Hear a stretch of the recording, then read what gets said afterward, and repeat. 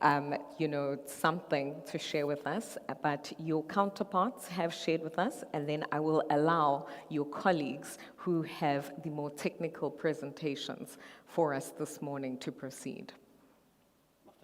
Please do.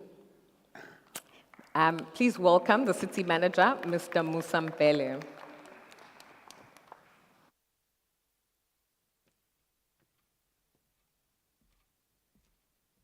Program Director, ladies and gentlemen, good morning to you. Only Lynette can do this to me because she's Nduli. So she can do it without any fear of implications or contradictions because she knows that I will forgive her. The speech that my team had prepared for me is what Lihle read. So now I'm left with nothing to say other than what Lihle said. But being in this space here, we are taught to always speak freely and share our minds. First of all, thank you very much for taking your time to become part of this important conference. In actual fact, seated there, I was thinking that we should probably have this conference on an ongoing basis at Thapelo, and we must probably even make it bigger and more international over time, purely because property development and management is at the center of our economic growth. When we measure the wealth of any company, any individual, or any country for that matter, we look at the property portfolio that they control. And you can be able to say whether a person is wealthy or not. Bearing in mind that we are creating the wealth first and foremost for ordinary South Africans, so that we have them able to pay for taxes, them being able to pay for rates and contribute to the cyclical growth of the country. This, unfortunately, without sounding like I'm playing politics, what I'm looking for is what do you as the practitioners put on the table as the clear, realistic transformation agenda of the sector. It's one thing to work in the sector. It's one thing to be a catalyst for transformation. And transformation means empowering those people who have not been yet empowered through this important sector of the economy.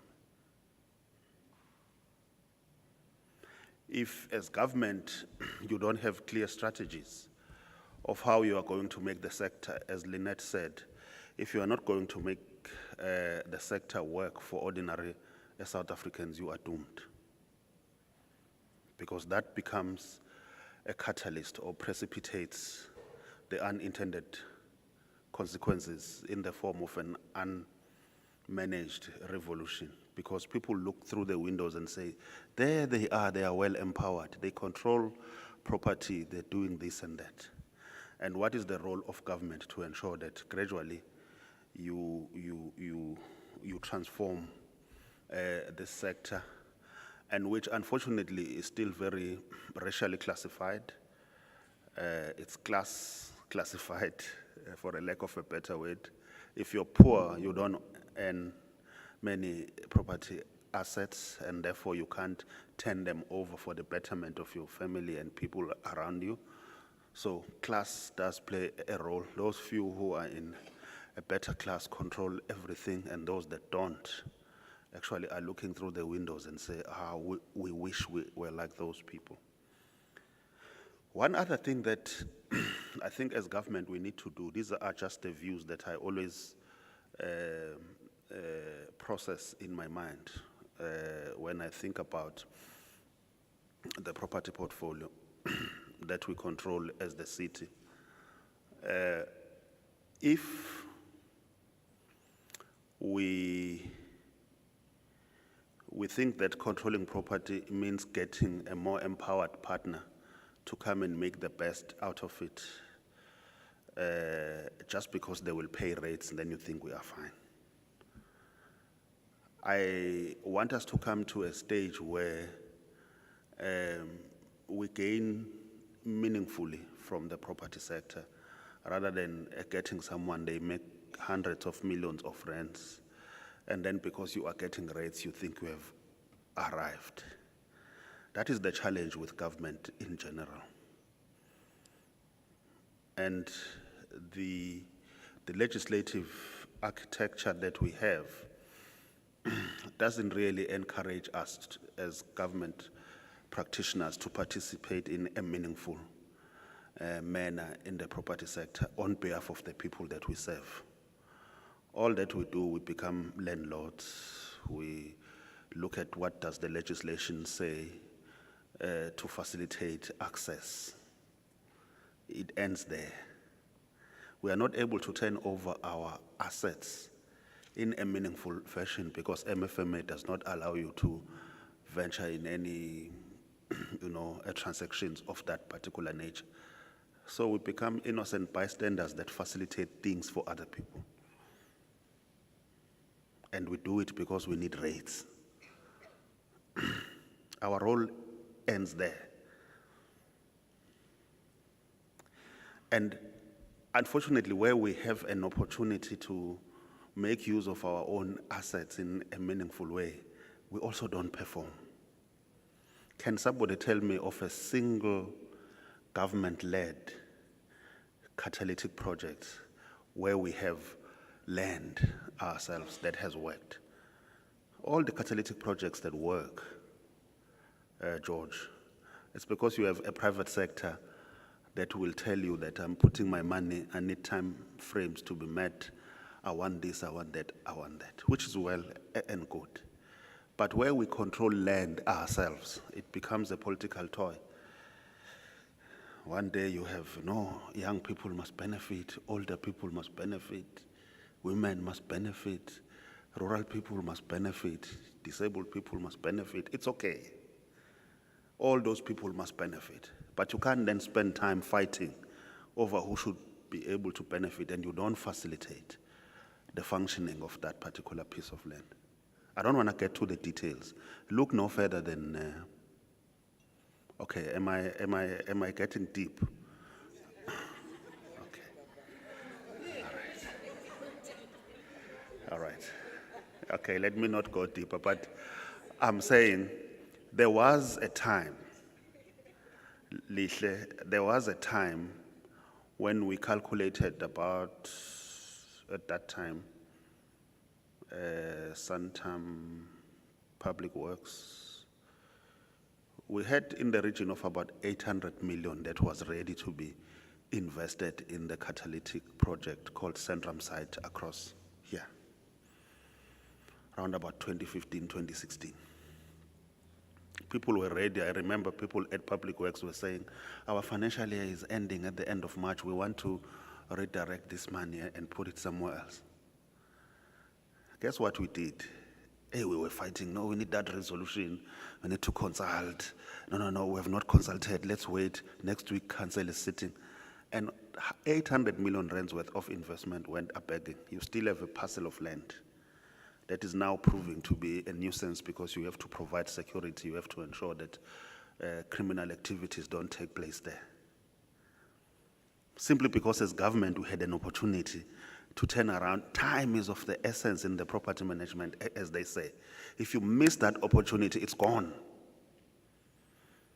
If you delay just because you think you have land and you have it forever, the investment now can be shifted at the press of a button and people go and put their money where it's conducive for them to do a business. That piece of land is still lying there fallow. We had planned an underground IRPTN station. The court was meant to be put there. Now they decided to go and revamp that one on Margaret Mngadi because we were not making the space available. The people who were in charge of the workshop, they wanted to expand the footprint. And then we started talking about super basement parking.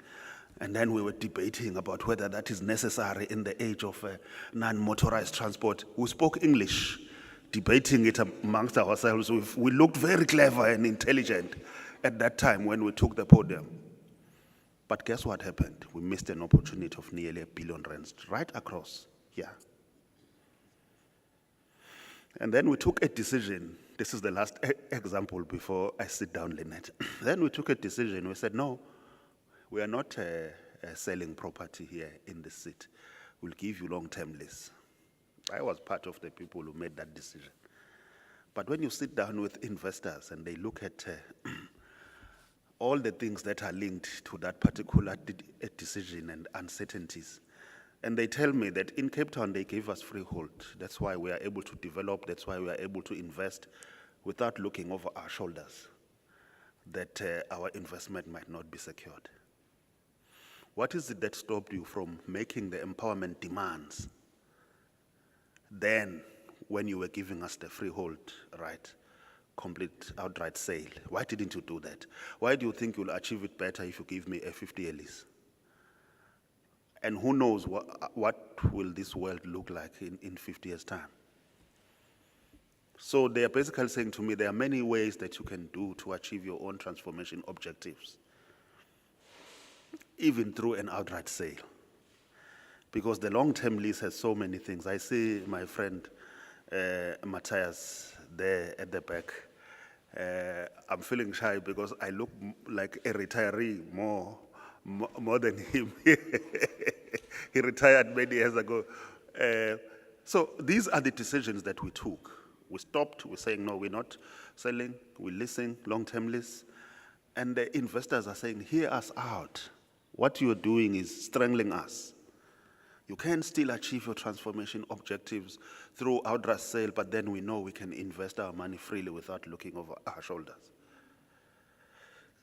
I'm sorry to say it, we should be more agile as practitioners in the property management space. Rather than being the fundis in the asset transfer regulations and the related laws, it's okay that it protects our interest.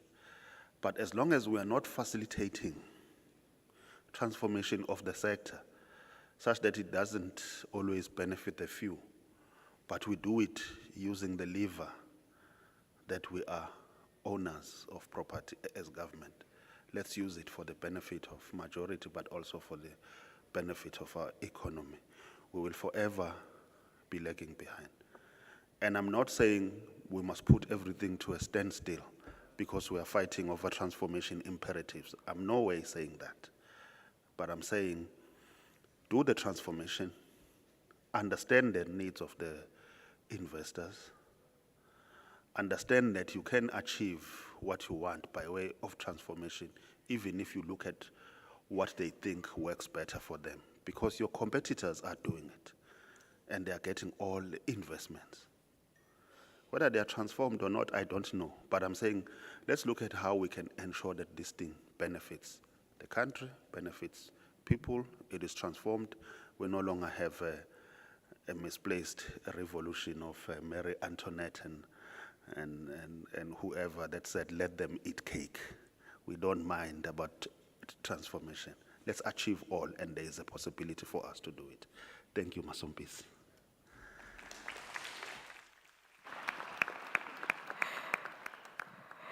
Thank you very much, Mpele. Ngizothi uMpele wakithi, because we do rely on you to keep Igiti, which is this city, and Durban, the lights on, water running, and certainly we look to your valuable inputs as well as part of today's program, but I'm happy that you're here. I know that, if you look through particularly the social media comments of eThekwini, we're a frustrated bunch, hey? We're a tough task and a crowd to keep happy. And for sometimes with reason, but sometimes it's also often because we also don't understand the context of what is happening around us and how that context goes on to affect us, right? And I certainly hope what we will also come back with as part of today's program, as you have asked us, is for us to share the frustrations, but also, if we have the context, I think what's also going to possibly come from this particular room, because there are just so many different codes and so many different, specialists in various fields, not just developers, not just investors, not just the financial institutions, but there are those in construction, there's the estate agents, there's the attorneys, there's the financiers, they're the builders, the contractors, the engineers, they're all here. You can see them here, the planners and the like. I know that so many of those solutions can also come from this floor, and that will come from understanding what's happening beneath the hood, in the engine room, where the fire strikes hot, and then ultimately, I guess, comes to burn us in different ways, whether it burns you as a metro or it burns us as the ratepayer. It's still a service we want to pay for. We're clearly all still in Durban when we can be anywhere else in the world, but let's get it right. And how we're going to get it right is together. So thank you very much to you. Ladies and gentlemen, at this point in time, I'm 10:32 on my watch, which I think is a good time for us to take a break, a quick comfort break. There are refreshments outside that have been laid out for you. It's going to be a short break so that we can get back into our program and the swing of our program. But our team will then just call you straight back in. We're going to take 15 minutes, ladies and gentlemen. So if I can have everybody kindly, comfortably seated back in the hall at 10:45 for us to immediately kick off with the more technical presentations and, of course, the panel discussions for the day. When we do come back as well, to those of you who are online, please keep using the hashtag PropCo24.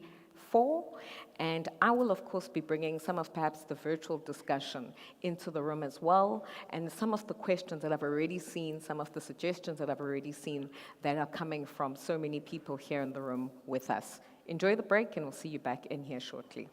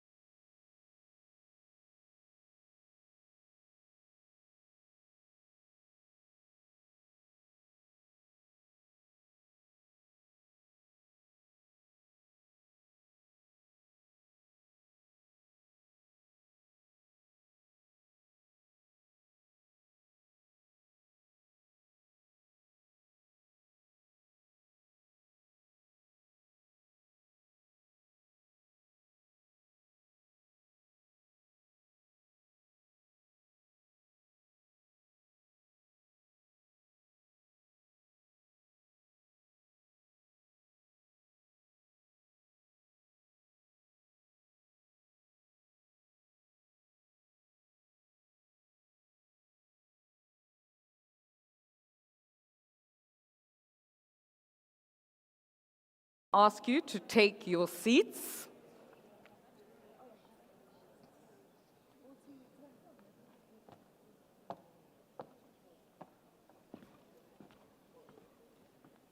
If I can also please just ask our ushers at the back to just ask those who may still be in the foyer and in the refreshment area to make their way back in.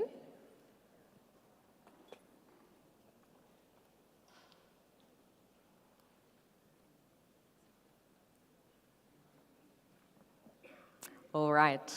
A warm welcome back to everybody at the Durban ICC hall with us today, as well as those of you who are catching the eThekwini Property Conference 2024 online.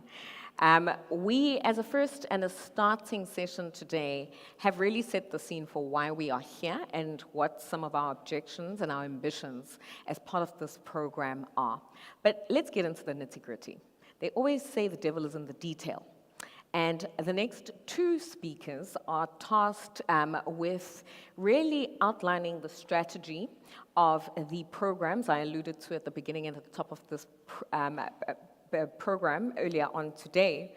But more importantly, they're also tasked with ensuring that there is widespread information, there is widespread participation, and we, of course, as participants within the context of that, are able to measure and evaluate what type of impact and results these programs are, in fact, delivering to the city, but also back at the ranch, as it were, to the returns as well as the profits that the businesses in the built environment and the property industry, financial institutions, and so many other stakeholders rely upon. So, at this point in time, ladies and gentlemen, I would like to welcome to the podium the head of real estate at eThekwini Municipality, Mr. Thapelo Mosimane. Thapelo, ladies and gentlemen, I've certainly known him for many years in the property industry. He's worked in various institutions, headed various projects, both from a capital but also from an operational perspective in this industry, and now serves as head of real estate in eThekwini. As I alluded earlier, real estate in eThekwini has, I think traditionally, and I should say this, property has always been viewed in so many instances as a goods and services type of business, running around with, making sure leases are signed, making sure permits are out there, the legalities, the compliance, the income and the rentals are done. But really, in this particular role, and in some of the programs and the vision that they have set as a unit, they're beginning to turn this around and starting to look at real estate as both a service, but also as a commercial investment platform and unit within the city's framework and its sister departments that then assists you and I in a better aligning ourselves, in better coordinating ourselves, but also in better understanding what it is that demand and supply are in a city as wide and with as a wide a demand of different and diverse needs a city such as eThekwini would have. And I'm going to let them today just unpack both their strategy, but perhaps more importantly, earlier on you heard the mayor starting to give results and different numbers were flying about, and you were probably wondering, what is this program about? How do I play a part? Who are these people who are benefiting from the opportunities that are being spoken about? Well, that's the purpose of today's conference, is to unpack that land release strategy and the program itself, and to make sure that over and above what they've already achieved in a first financial year of looking at this particular program, we can make sure that they have a bumper second round of results related to that program. A round of applause, please, for the head of real estate. Thank you, Lynette. Morning, colleagues. I would like to acknowledge my colleagues that are here. I see the Deputy Mayor was here and the CM. Can we please flight the presentation? Aha.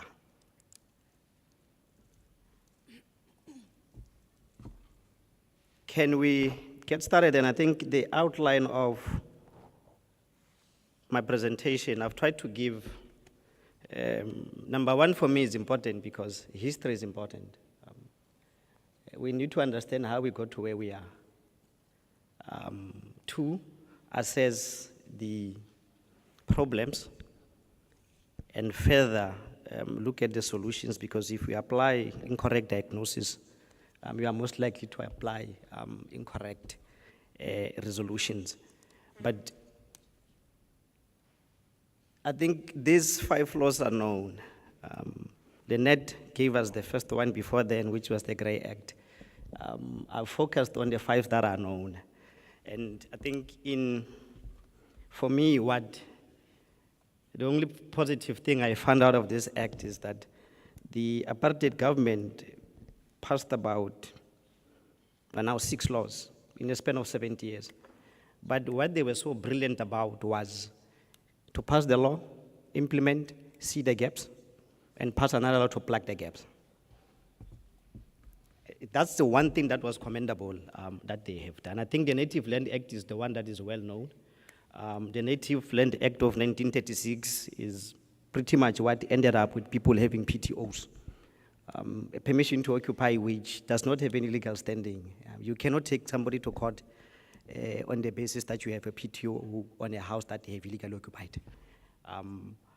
The Two Group Areas Act is a typical example of what I'm talking about. Implementing a law, seeing what it does, and then implementing another one too.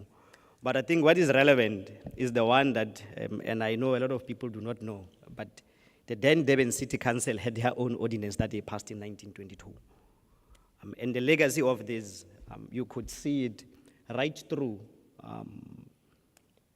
some of the cities' nodes, like the beachfront. Up until 2013, you did not have a single black generic tenant on the beachfront.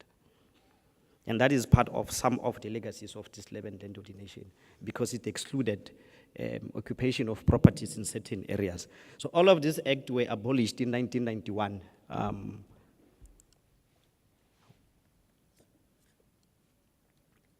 And the Constitution came in 1996.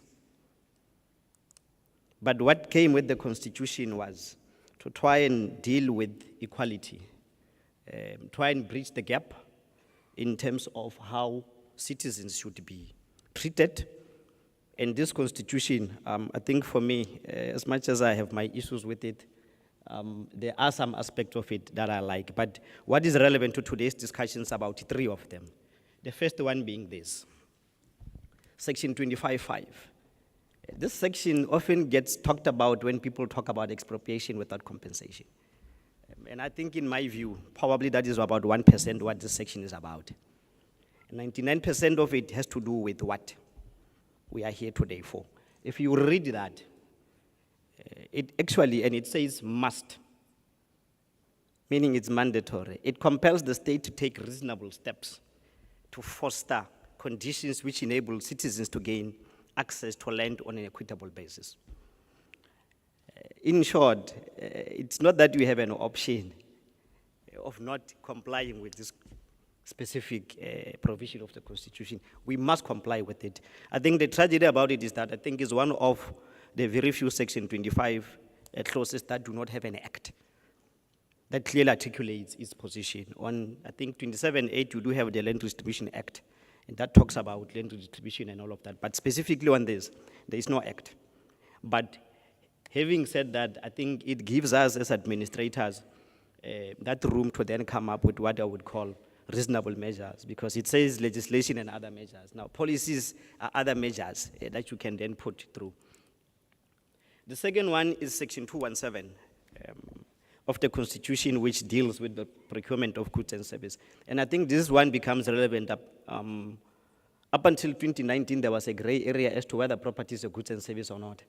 But there was a case involving AXA and Imperial, which actually ruled that when you are procuring whatever it is, even if it's an investor, it must comply with the Section 217 of the Constitution. I've highlighted F because it becomes relevant when the the presentation, when we get into the presentation. And to give effect to this specific section of the Constitution, you now have the Triple PFA Act of 2000. That's where your 80-20 comes from in terms of D&E and your 90-10. Now, as I said earlier on, you do not have a similar act specifically about Section 25.5, similar to what the Triple PFA does for Section 217. The next one is Schedule 5B of the Constitution then gives municipal functions. We have a three-legged government, national, provincial, as well as local. Schedule 5 outlines what those responsibilities are. And to then assist municipalities in fulfilling what is their constitutional mandate, specifically relating finance. We have now what was introduced in 2004, Municipal Finance Management Act. But the section that is relevant to today's discussion is Section 14.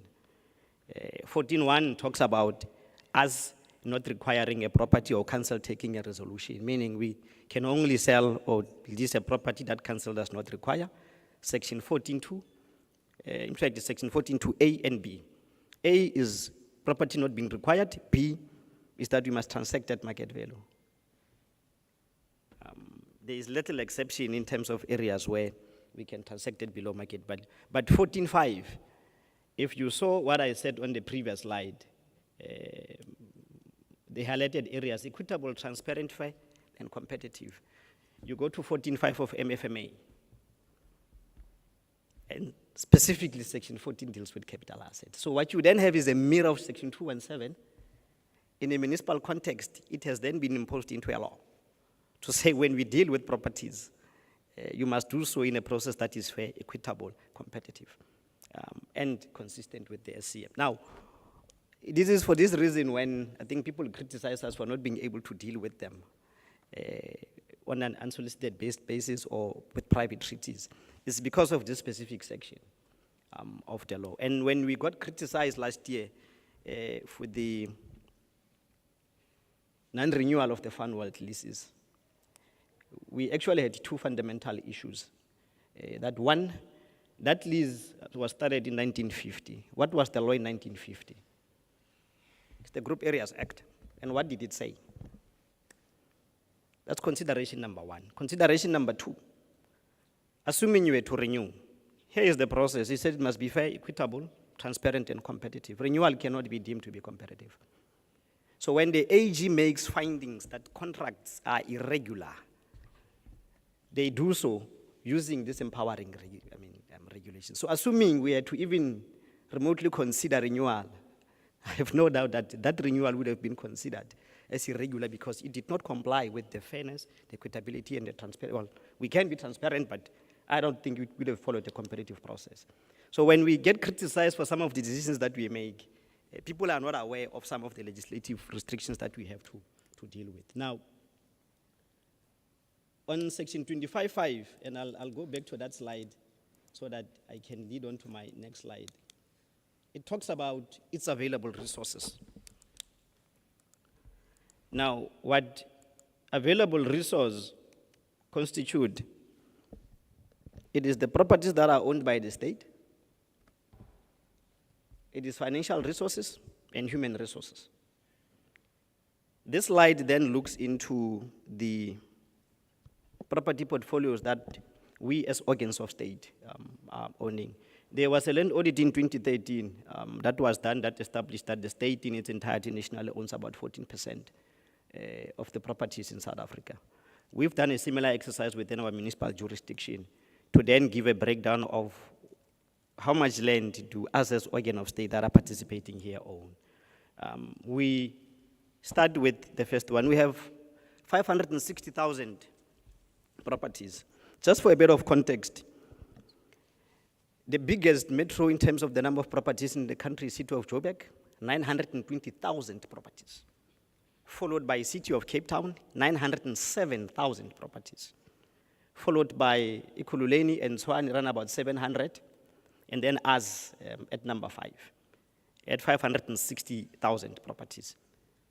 But the distinct difference between us and other metros is that we are 68% rural and 32% formal. As opposed to Joburg and Cape Town that are about 98% formal. Meaning households or properties in Cape Town And Joburg, 98% of them are on formally registered land where people have title deeds. Whereas in eThekwini, people have title deeds on only 32% of our municipal jurisdiction.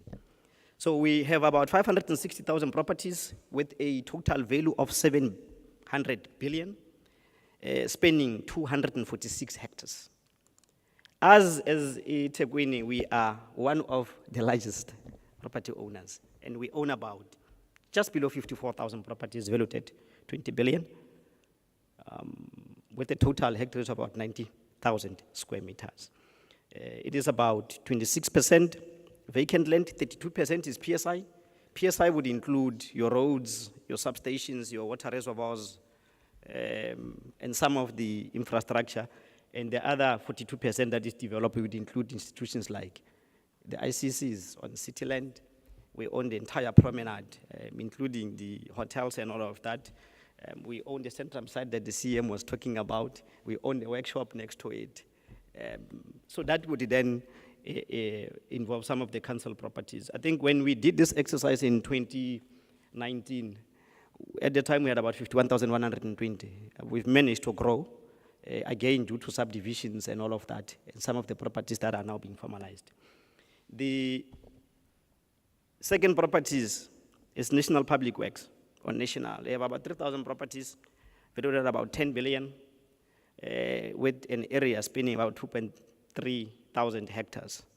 And I think the breakdown is given on that slide that it is 34% vacant land, 16% PSI, and 50% improved. The second biggest property owner after eThekwini is the province. And they have 12,062 properties with a value of about 6 billion, spanning 6.7 or 6,700 hectares. 13% of that is vacant land, 1% of it is is PSI, and about 86% of it is fully developed. You then have Transnet, and when I say Transnet, I mean the entire Transnet, because it has, I think, about 4 or 5 operating divisions. Yeah, 6.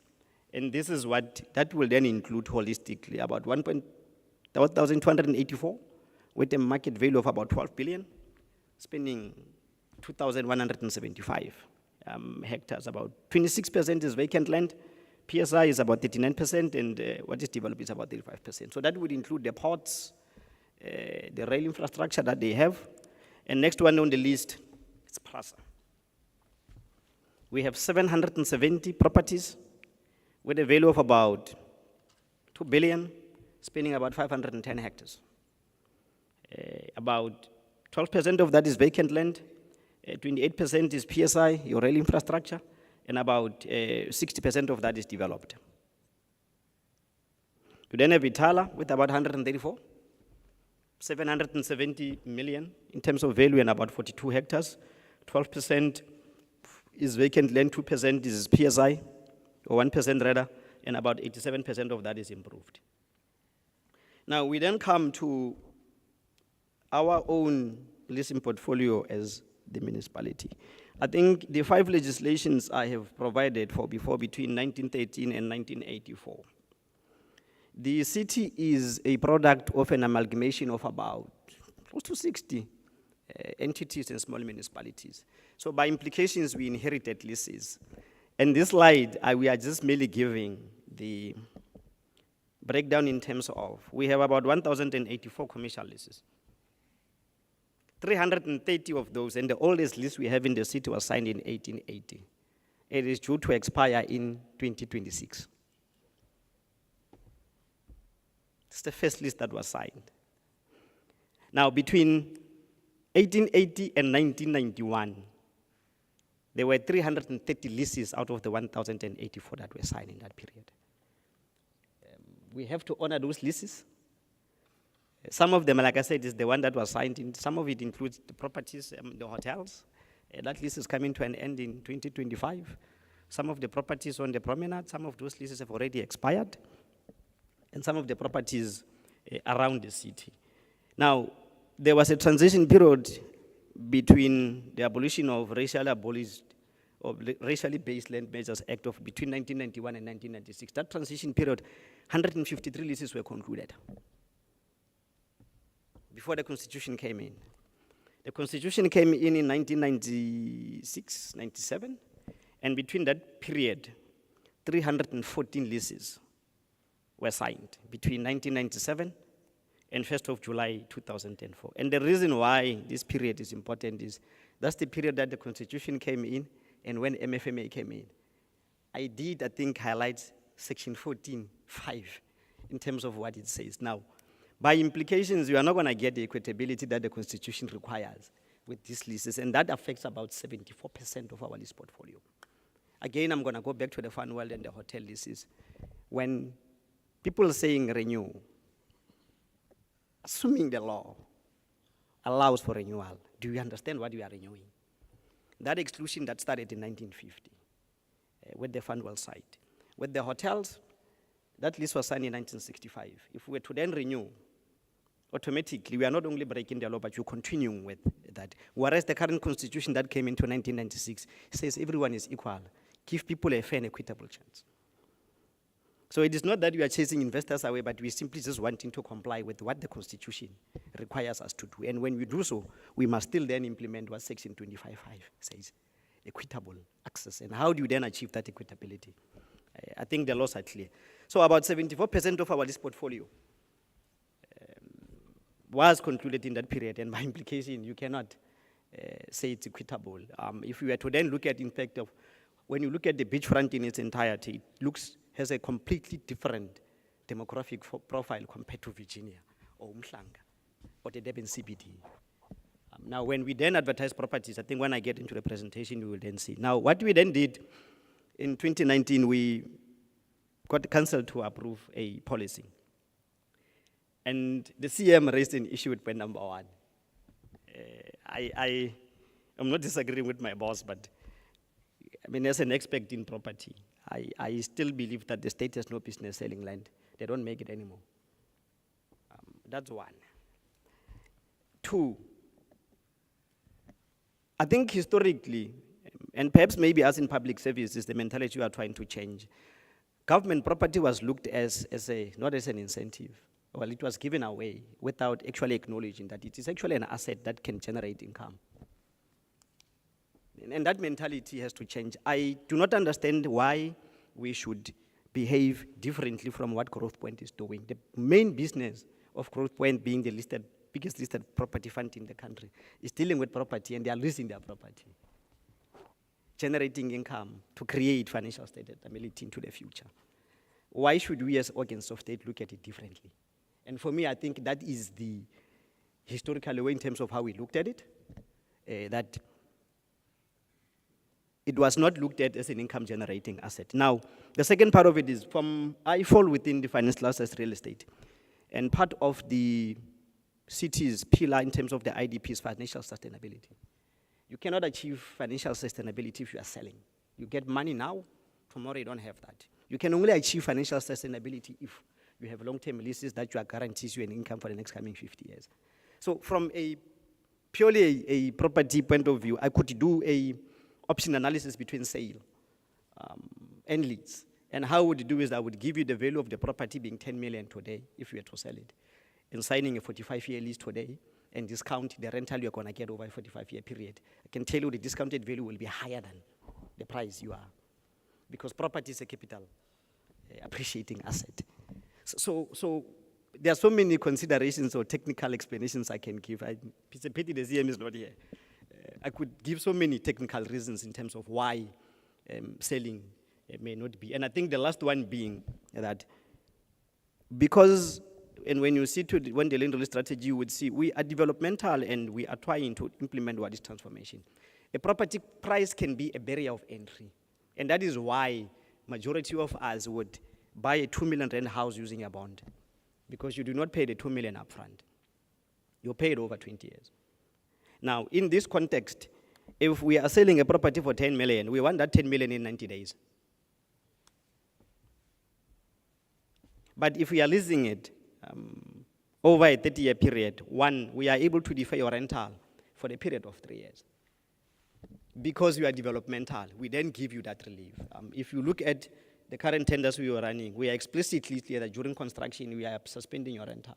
as part of the, we can't do that with a sale and give you 3 years to pay your purchase price. So I think I could argue this from so many angles, although we can create exceptions in terms of a sale. But I was just responding to what the CM was saying earlier. I want to say, for me, technically, I could give you 10 reasons why I would prefer a long-term lease over a sale. And I've just given some of it. Now, we do sell properties under exceptional circumstances, and those exceptions is on affordable housing, gap housing specifically, and on worship or NPOs or non-profit organizations. But we do so with restrictive conditions, and I think that's the exceptions.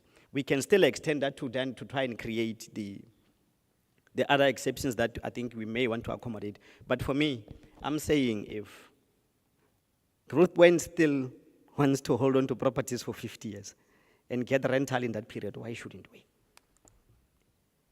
In 2021, we then introduced what we call the proactive land release strategy. I think the mayor did say that we took 4 years, by the way, to clear a site that is not required. And what happens in 4 years? You could actually start a development and get it operational in under 3. But that's how long it took. And the introduction of this policy was merely to try and move from the reactiveness of having to wait for someone to come and apply for a site and then start the process. We now know how many properties we own, in which ward, what are those property profiles that look like. So we're able to identify properties ourselves. And the second part of it was that we then you become very systematic in terms of how you then assemble that. For instance, we were able to release the entire beachfront in its entirety, because we were targeting that entire node, that node is due for a redevelopment. So because of that land assembly and being proactive, we are able to then target a specific node. We advertise the hotels before that lease expires next year in December. But because of that proactiveness, we are able to advertise it before then, and we should be able to conclude anything. I mean, all the transactions that are required to it before it expires. And that's what the proactiveness gives you. Now, we are able to then target specific areas. There's about 12 properties that are closing tomorrow, and some of the properties there are located in townships that do not have retail centers. And that speaks to that proactiveness in terms of identifying and being systematic about your assembly. And I think the last part of what we wanted to achieve with that policy was to stimulate that economic activity and use our property to drive the transformation and also develop priority corridors. Like I said, I think the beachfront is one of those corridors, but also a special transformation in terms of social housing as well as gap housing. I think SMAI will touch base on that in terms of what we are doing on the gap and social housing. That strategy was adopted in 2021, and we started implementing it then. Now, how we implement it is that we advertise, like the mayor said, properties on a quarterly basis. When we started, I think the first release was 5 properties. Last year, we were able to do 21 properties at one release. And that speaks to the ramping up in terms of what we've done. What we have released between 2021 and 2024 is in total about 45 properties. I'll talk about what the next list looks like. Now, when we then release land, in line with what Section 25.5 and the constitutional provisions talk about, this is how we then do it. An objective criteria, I'll go back, just bear with me to the first slide, or one of the first slides, just to give a bit of context. 21F of the PPPFA regulations has a specific section that allows you not to award to a tenderer that is not the highest point scorer. And in this municipality, our objective criteria is to give effect to Section 25.5 of the Constitution. So, obviously, you have to look at these things in terms of your 90-10 preference points. But we are saying price cannot be the only determining factor. Section 25.5 is equally as important as Section 25.5 or Section 217. So they are in the same Constitution, and we have to look at them in a balanced way. Now, in line with that, we then have, as part of the land release strategy, we adopted an objective criteria in terms of 21F. And how we implement it is through this. The requirement in law is that you must declare your objective criteria up front. So on page 5 of our tender documents, you're going to find this objective criteria. And how it reads, we would, for instance, we had a specific demographic profile for the properties on the beachfront that will tell you the current representation in terms of the leaseholders. And whichever group is underrepresented, that's the group that would then get preference. And how that works is, this condition is suspensive. You do your evaluation, have a list of your top 10 responsive in terms of their points and all of that. If the underrepresented group is number 10, you award to number 10 because of this objective criteria. But it is suspensive upon it being met, meaning there must be someone who meets this requirement. In the absence of anybody meeting this requirement, you then revert back to the 90-10, 80-20, and award to the highest point scorer. This is one of the most underutilized sections of the Triple PFA. We talk about the 80-20, 90-10, but hardly this. Now here we've adopted, as part of the land release strategy resolutions, that we will then have this standard in all our property documentation. So when the mayor talked about the kind of achievements we were able to do it because of this. The second part of it is, as much as we are trying to transform, we are also wanting to balance capability with transformation. And this is part of the mandatory requirement. The asset transfer regulations that are implemented in 2008 to assist in the implementation of MFMA requires that we must ensure that whoever we are giving a property to has the financial capability to safeguard, develop, and maintain that asset. But how we've crafted it is that we've said, if your development cost is 1 million, we don't want a bank guarantee, but you want an expression of interest. And an expression of interest is the same thing that a bank will give you as a pre-approval if you want to buy a house, but you are not sure. And they will say, we'll fund you for 500,000. Go and look for a house. An expression of interest to fund is exactly that. Now, if it's going to cost you $1 million, you're saying, at least have an expression of interest to say they will give you $1 million after you are successful. And we've deliberately said any letter that will be acceptable that comes from an institution registered with the Financial Conduct Authority. I think some of the presenters in the afternoon on the funding streams are not necessarily banks, but the advanced funding. And for us to then be able to be accommodative, we have to then craft it like that to make sure that at least we become as inclusive as we possibly can. Now, the Constitutional Court decision relating to the Triple PFA was about essentially two things. I know the media reported something else. The minister's powers to impose transformation agendas on organs of state. That's what that case that AfriForum brought was about, the minister's powers. Section 2172, I think 3, actually empowers organs of state to come up with their own empowerment policies. And within eThekwini, we do have our own empowerment policy. I've articulated the property one, but we then need to read that in conjunction with the SCM policy. When as at 2023, we then introduced what you call priority or preference goals. And we've adopted 2. So if a tender is assessed on 80-20, those ownership goals, those preference goals are broken up into 2. If it's 90-10, the 10 points is split into 5 for ownership, and the second one would then get the other 5. If it's 80-20, it's 10-10. And when you see this, you will realize that 0 points are allocated to property, to entities that are less than 51% black-owned. The second aspect of it, because we are a municipality, and this one, I'll come back to this, deals with empowering our local-based businesses. And you would see that we then give the other 50% in terms of points based on the location of a company. So if you are within an eThekwini municipal jurisdiction, you would get the full 10 points. If you are within KZN, you would get 5 points, and if you are in the rest of the country, you would get. But when you go to townships, we twist it a little bit. The properties in Kwamashu, we would give maximum points for businesses that are located within that. If it's within Kwamashu, they would get the point. eThekwini becomes that, and KZN. And these are the legal advantages that we are trying to make sure that we do, to a certain degree, give legal advantages to our locally based businesses. Now, We essentially have two kinds of properties, high value and low value, and the distinction is below 10 million is high value. I mean, it's low value. Above 10 million is high value. And the process for a high value means we have to go to council twice. We must do what you call public participation, where we notify the public that we are transacting on a public asset. But below 10 million, we don't have to do that. And our consideration in terms of this period is below 10 million, we do straight 30-year leases. We do not require development experience when we advertise these properties, because these are the properties what you are trying to get people in the industry using. But the above 10 million, we require experience. Because by their very nature, if the value is above 10 million, it is likely big, capital costs are higher.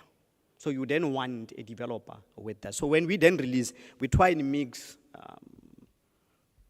the low value and the high value. Like I said, on the low value, we don't insist on development experience, but we then insist on having concrete plans in terms of your mandatory requirements and all of that. And we are using that being purely developmental to say, if you want to get foot in the door, you start with the low values. High values are for then experienced developers, so that at least we can cater for an element of the market. As indicated, we release our properties on a quarterly basis, and about 12 properties that are closing tomorrow, we are due for a release by 30th of April. And we intend on releasing 28 properties, measuring about 7.8 hectares. 27 of those are low values. 1 is a high value. 11 are located in townships. The Kwamashu, Umlazi, Claremont. 10 are zoned commercial. We do have about 9 that are vacant land that could be developed for cellular base station, because again, that's another segment of property that is most likely, most of the time, overlooked and seen as if it does not have potential returns. About 4 of those are industrial, and I think 1 is special use, 1 is mixed use, and 1 is a public open space. We do this, like I said, every quarter. The mayor did say the target for the calendar year is 100. We're starting with that. Within this calendar year, we would have, with this financial year, our financial year ends in June, we would have released in excess of almost 50 properties in one financial year. We've never done that before.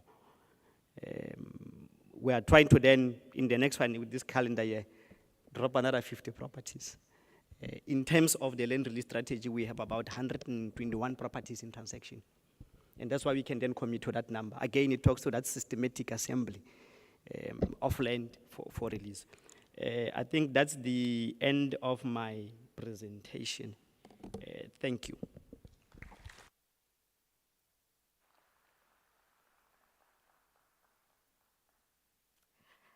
Thank you very much to the head of real estate for his presentation this morning. Very technical, very detailed, as I said earlier on. And that, of course, ladies and gentlemen, is where the devil lies. But I think if I can welcome Smangele, who is, Smangele Moloi, ladies and gentlemen, is the deputy head for, it's no longer human settlements, it's now formal settlements. So I must remember that. No, it's not human settlements in eThekwini, it's formal settlements. Ladies and gentlemen, I think what you will also appreciate as you listen to the presentations that they are making today is that, the city of Durban also has experienced professionals who are making sure that they're balancing the urgency of what needs to be done in terms of development with policy, creating programs as well as strategy. But they really need us to also understand what their back end looks like in order for us to meaningfully participate.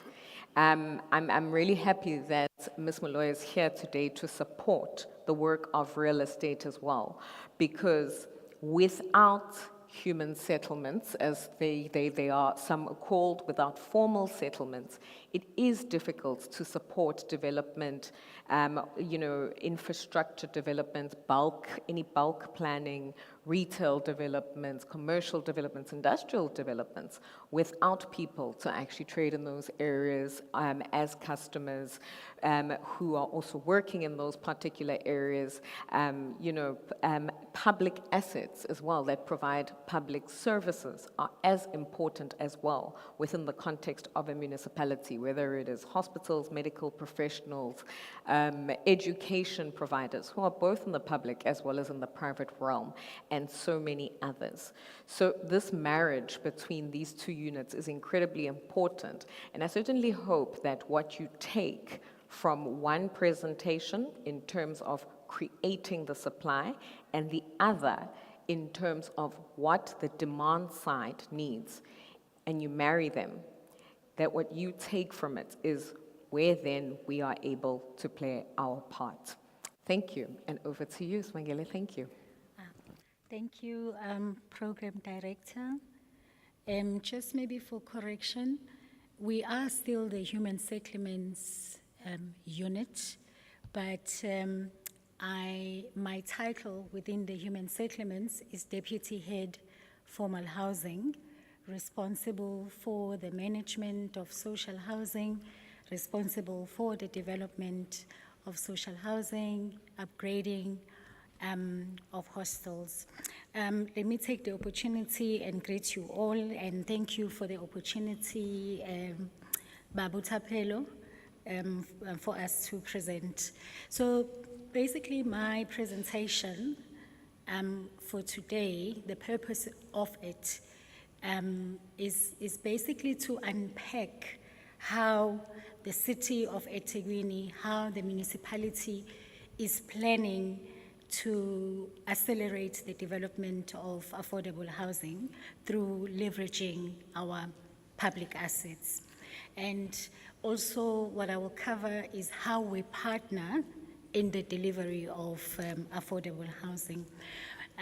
But also most important, I want to say, and I think this is something that you will understand as I go through the presentation, that we as the city of eThekwini are open for business when it comes to the delivery of affordable housing. And the partnership that we strike between ourselves as the city of eThekwini and yourselves as property practitioners, property developers, is really based on sound business principles.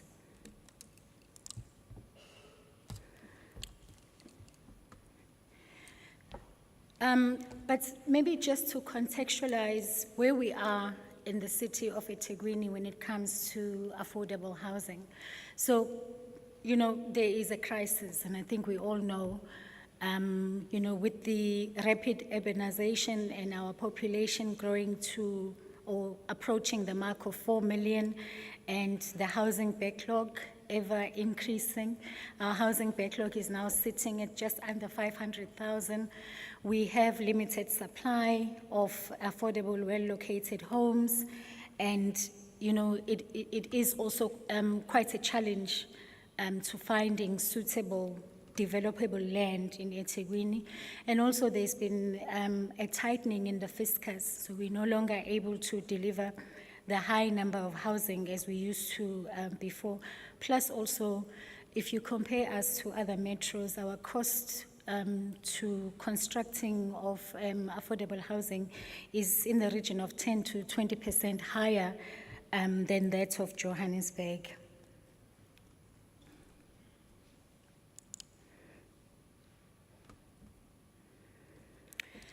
So what are the affordable housing interventions in eThekwini municipality?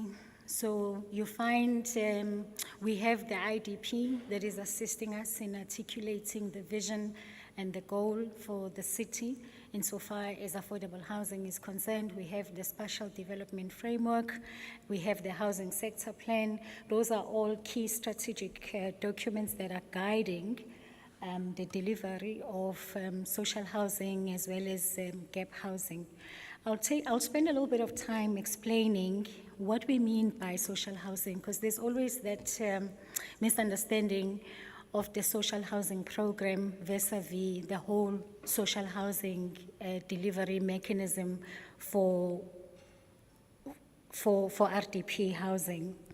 So social housing as a program is actually implemented by private sector. The private sector that you can be as well one day if you follow the processes. So social housing in its nature, it's rental housing, and it is managed and administrated by private sector in a form of accredited social housing institutions. We basically target the working class, people that can be able to afford to pay for rentals and also be able to pay for utilities.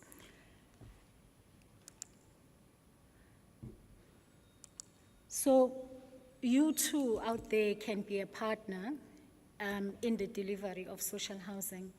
So my colleague later on from the SHRA, which is the Social Housing Regulatory Authority, will unpack a little bit how you get accredited to become a social housing delivery agent. But yes, the process is out there. You can also find it in the websites.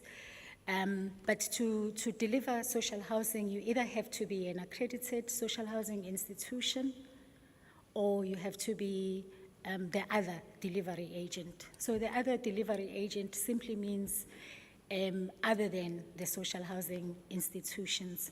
So in that case, where you are an ODA, what happens there is that your project actually gets accredited as opposed to the entity being accredited. Obviously, to become accredited, it's a Section 21 company, and obviously you undergo the accreditation process with the SHRA. So within the social housing program, there is a distinct role that the municipality has to play. The municipality is essentially responsible for giving preferential access to land and buildings, for giving infrastructure for social housing developments, both to accredited social housing institutions as well as ODAs. So that's what we exist for. So we don't actually do the implementation. You won't find a municipality doing the actual construction of social housing, but it's actually done through ODAs, which are private entities, or accredited social housing institutions, which are also private entities.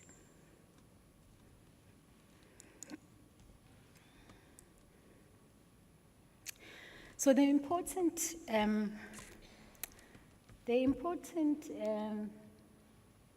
factor with social housing and the important role that the municipality plays is the identification of restructuring zones. The restructuring zones are particularly important because they are areas of high impact. So when we do the planning through the SDF, when we do the planning through the housing sector plan, within that process, we identify restructuring zones. And restructuring zones, they assist us on 3 counts insofar as the government mandate is concerned. The restructuring zones will assist us in achieving spatial integration. In other words, we bring beneficiaries to areas where otherwise they are excluded by virtue of market economics. We achieve social integration. We also want to achieve economic integration. So we bring people closer to economic opportunities. So that's a very important exercise for the municipality. So there are various role players within the social housing program. Particularly, we have the SHRA and the province, and they are responsible for the funding of the social housing. So at a municipality level, we will give you land, we will give you old dilapidated buildings, and we'll also give you infrastructure where it is required. But for the funding of the top structure, you then have to approach the SHRA. The SHRA currently has a grant for social housing of up to 428,000 per unit that is available for social housing. And also the SHRA then also does the regulation, so they will monitor the implementation, and also post-development, they will also monitor the management and the affairs of the social housing institution and also the ODA. But this social housing development grant is not sufficient to achieve full construction costs. You still have to borrow an element of debt funding insofar as the construction of social housing. It generally is about 30% of the total development costs. And I say it's a soft loan because you paid over 20 to 30 years. And for those of us that have been in the commercial space, you know that commercial loans maximum is about 10 years. So this is quite a generous loan period for a 30% exposure on your construction costs. So the next slide is showing the restructuring zones of eThekwini. So what does that mean? So we will identify land for packaging of social housing projects, and then we will make these land parcels available to private sector in a form of accredited social housing institutions. However, if you're not an accredited social housing institution and you happen to have a land parcel that is located within the restructuring zones, we are also still able to work with you on your own land parcels, so long as it is located in the restructuring zones. So these are the restructuring zones in eThekwini. So the inner city is a restructuring zone. The South Durban Basin is the restructuring zone. Areas like Merebank, the old airport, those are your restructuring zones in the South Durban Basin. We have the Springfield River Horse Valley as a restructuring zone. We have Pinetown, Cato Manor, KwaMashu, and Bridge City. So that's the remainder of the restructuring zones. So again, just to emphasize, if you are an accredited SHI, we make land available to you through a bidding process. If you are an ODA or a normal private company, but you happen to own land within the restructuring zone, so too can you participate in the delivery of social housing.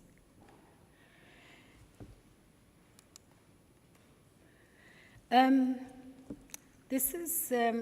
next slide is showing the housing opportunities that have been created and basically where we're planning to go in terms of creating these affordable housing opportunities.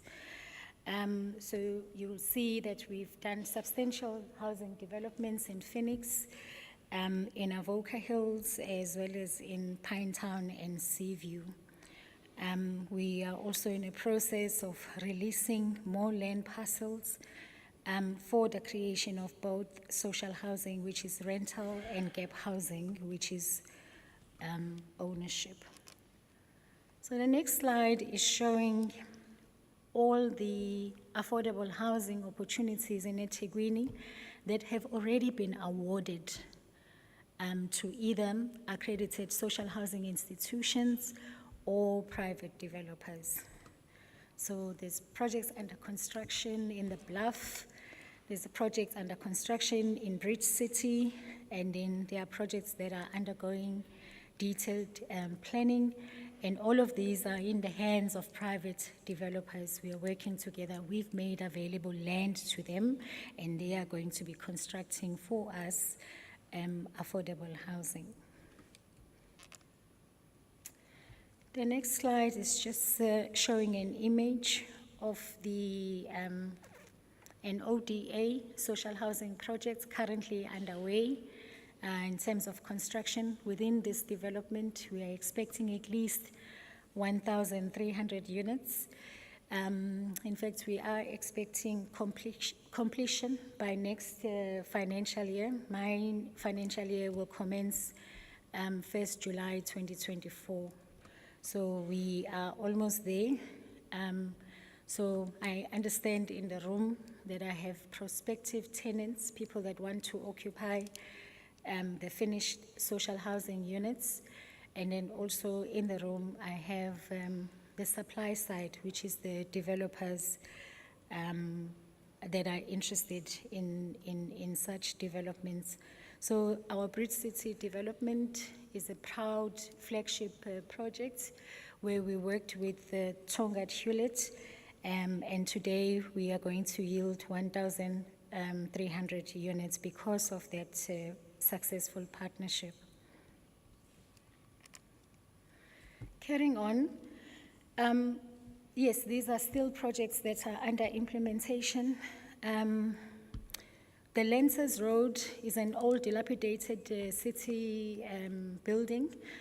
This is just to practicalize, so we are no longer theorizing and saying that we're going to partner with private sector, but it's just to show you where we've already partnered with private sector. So we had an old dilapidated building that we awarded to an SHI, and they're currently busy repurposing it for social housing. Likewise, in Playfair. So we're expecting in the next 3 to 5 years about 5,000 housing opportunities.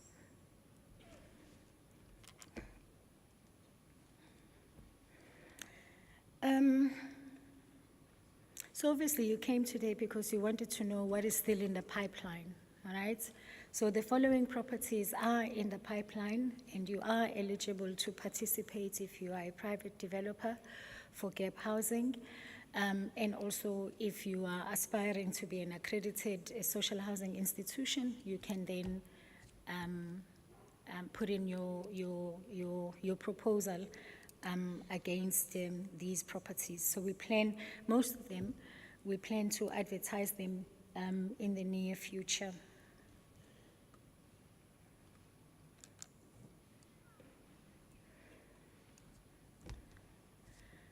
So just to give an example of a site that we will package internally, ready for advertising to private developers.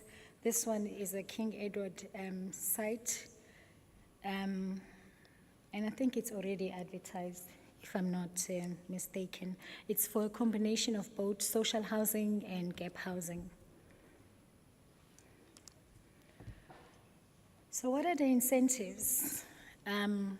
Other than just the fact that we make available land to private developers, but the land is also discounted.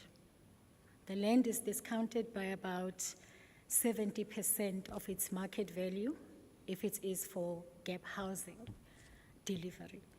And then if it is for social housing, we release the land over a long-term 50-year lease, and we also discount the lease premiums. We discount the lease premiums by 90% of the market premium value.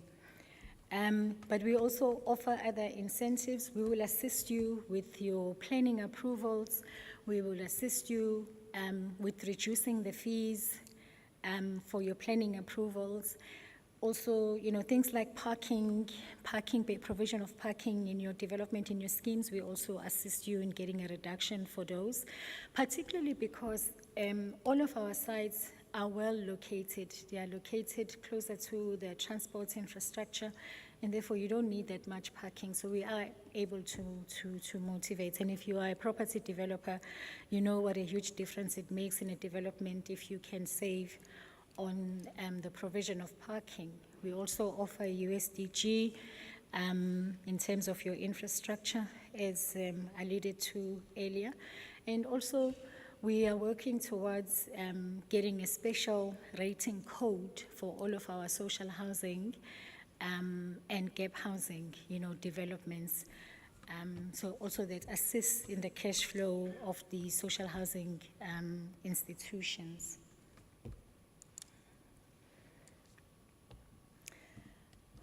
With the gap housing, there is already a government program that is aimed at providing assistance to beneficiaries for gap housing. I think our program director, Mrs. Lynette, mentioned the UFLISP earlier on, which is a finance-linked subsidy instrument that is geared towards the demand side of the affordable housing. So for any development or for any house that's out there that is on the market, as a qualifying beneficiary, you can access a subsidy as much as 169,000, and the least subsidy that you can access is about 38,000, which is always very useful as a first-time homeowner, especially with your conveyancing costs. It will assist you in that regard. So that's the supply side. But on the demand, that's the demand side. But on the supply side, as a city, we've come in with an intervention where we assist private developers to be able to accelerate the delivery of affordable housing. The next slide is showing some of the properties that have been set aside in terms of the MFMA. Also, again, they are going to be released to private developers for the development of affordable housing, gap housing. So, ladies and gentlemen, that brings me to the end of the presentation. So you've seen the sites, the land parcels that are available for both gap housing and social housing. Gap housing, you don't have to be an accredited social housing institution. You can just be a private company interested in developing affordable housing. For social housing, because there are grants, state grants, then you have to be an accredited social housing institution. If not, your project has to be accredited, and that's how you can be able to access the grants that are available for social housing. That brings me to the end. Thank you very much.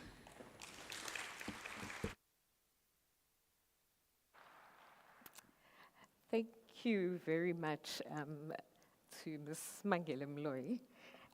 And thank you for defining what exactly the role of formal housing is within the department and breaking down through your presentation firstly, where the opportunities lie, ladies and gentlemen, but also I think, and most importantly, is really showing us the different segments and how you have categorized them in order for us just to better understand what the lay of the is.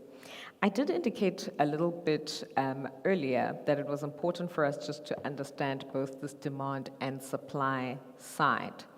But before we break for lunch, I would like to bring on the next speaker, Ms. Balesa Ryan, who today represents the DBSA. The DBSA, ladies and gentlemen, as many of you will know, is the Development Bank of Southern Africa. The DBSA's mandate is very, very wide, but I'll give Balesa the opportunity to tell us about their work, because the DBSA's work is also not just restricted to South Africa, it's actually a Pan-African fund as well. Balesa, ladies and gentlemen, is a professional who has worked in multiple roles, culminating in her current one, and I know it's a role that she's very, very passionate about, as the head, looking at health, education, as well as social housing in particular, on behalf of the Development Bank's mandate in the group today. And like I pointed out earlier, settlements as well as commercial development, industrial development, heavily rely on who is this consumer of this space, but also within the context of that, the same consumer, the citizen, the business operator, the one who supplies so much, also has public goods that they need to consume. Many of us in the room don't come in isolation, we come from families. Young children are involved who need education. Many of us are perhaps in adult education in one way or the other. Health services, nothing has perhaps highlighted that more than the recent pandemic. Just in terms of the nature and type and the advancements in health services that we specifically require. And of course, the categorization of housing, which you heard more about as Ms. Mloy gave her presentation a little bit earlier. So with Palesa now on stage, it's demand, it's supply, but also now specialized funding and specialized instruments now to address some of these needs, but also I think from a public goods perspective, which, ladies and gentlemen, also remains a business imperative. We can use business for sustainable good. Please give a very warm round of applause for Ms. Palesa Maloy. Thank you for that very generous introduction, Lynette. And Imzwile, when the put what Palesa Mulugo, so Lynette and I go back to varsity days, and the Mulugo is my maiden surname. If I could please have the presentation flighted. Wonderful, thank you. I want to first start by thanking Tapelo for inviting me to represent the DBSA at the inaugural conference at eThekwini. I'm a Durban girl, so it's very nice to be back eKhaya, and importantly, it would be quite a privilege to be part of funding a project here at home. So like Ulinet has already eloquently mentioned, I head up social infrastructure for the DBSA. Specifically under social infrastructure, we look at funding projects in housing. That's across the social housing continuum right up to affordable housing. We look at student housing, and under education, we look at funding at a primary school level, secondary level, and tertiary, for both public as well as private schools. And under healthcare, we look at your hospitals as well as your primary healthcare facilities. And again, I think it really became key what the importance of social infrastructure is, and that really was highlighted during the global pandemic that we had not too long ago. So just to give you a snapshot of who DBSA is, we are a state-owned entity wholly owned by the national government. We report to National Treasury.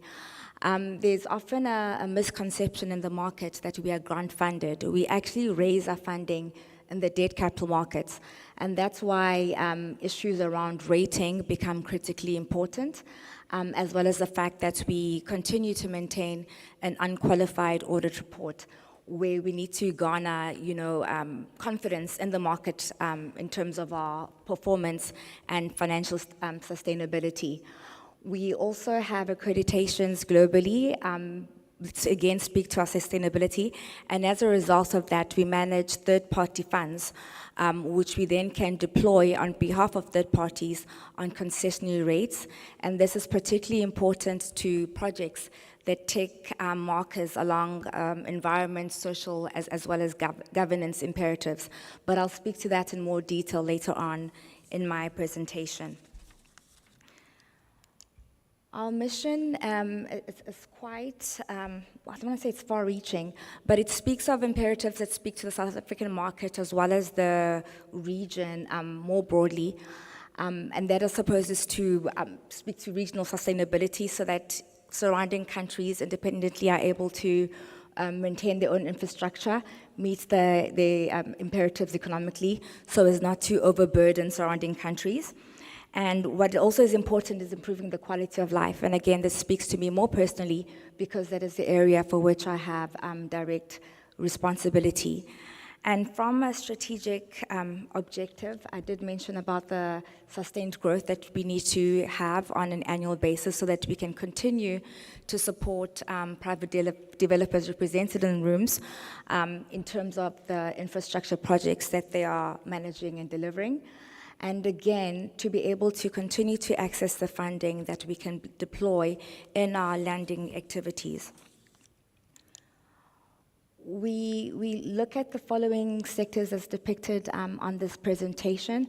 The top three fall under what we call economic infrastructure. That would be your energy projects, that's the generation, the transmission, as well as the storage. We also support transport and logistics infrastructure and ICT. And I've already spoken already to what we do under social infrastructure. We also look at water and sanitation projects, which are also represented by exposures that the bank has to water boards across the country. As far as funding goes, I think where DBSA differentiates itself quite well against other funders in the market is that holistic, integrated approach that we take when we consider funding. Where most funders typically sit within the finance pillar, we're able to walk the infrastructure journey with our clients from the planning perspective. And for example, in the planning, we find that our public sector clients under municipalities, particularly those that aren't as sophisticated as eThekwini, do leverage a lot of the expertise that we deploy in that area. We also have a part of the bank called the Project Preparation Development Support Unit, which assists project sponsors with getting their projects to a level where they are bankable, so that we then can step in, representing the financing arm of the bank, to provide the necessary funding required to get the projects across the line. Under our infrastructure delivery division, which is the bank's implementing agent arm, we provide support to the government, where we assist with, an example would be a program called SAFE, that's Sanitation Adequate for Education, where for the Department of Basic Education, we assist with the eradication of pit latrines. We've also supported the national and provincial departments of health with refurbishing existing hospital projects, one as well as building new hospitals, one being the hospital Limpopo, which should be operational soon.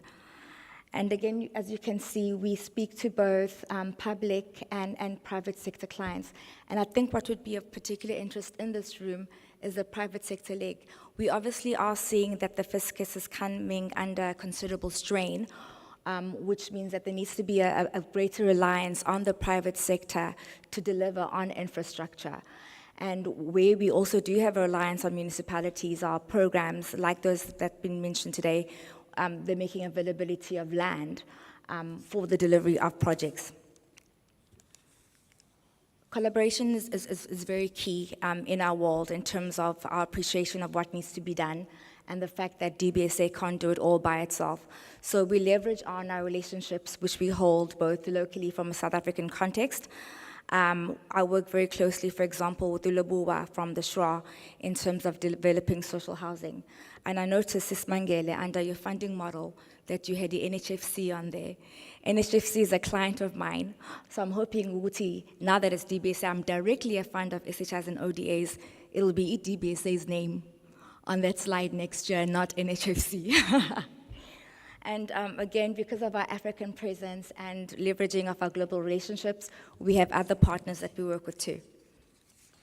I've kept this slide, but I won't dwell on it too much, but if you look at our exposure, particularly on the SA side, we have had a large exposure to municipalities, but the bank, via one of its strategic initiatives, being the municipality integrated program, is again looking more to private sector to deliver, as we find that municipalities are sometimes beleaguered by challenges of governance, as well as balance sheets not being able to absorb increased levels of debt requirement. That then again at a board level speaks to our geographical footprint, both from the countries that we can lend into and those where we are currently represented. So those are the sector opportunities which I've already spoken about, but a little bit more detail. I won't dwell too much on that. This is often, I think, the slide that has the most interesting from a funding perspective. So as I've mentioned previously, we have what we call a project preparation facility, which is in essence a recoverable grant that DBSA makes available to project sponsors. This is typically applicable for clients who have put in some feasibility work towards a project and need that last mile financial assistance to get it to bankability, we would, on a risk-sharing basis with the sponsors as DBSA, come in 50-50. And what's great about this is that even if you have already incurred costs up to date and you're able to demonstrate via receipts or proof of payments, as it were, that you say have already spent R1 million and project preparation required is say 2 million, we then can come up with the balance of that. And from a risk transfer perspective, if the project is found to not be bankable, you don't have to pay us back for our portion of participation. But if it is, we then would want to participate on the funding side, which is then how we recover the amount that we have spent on the project.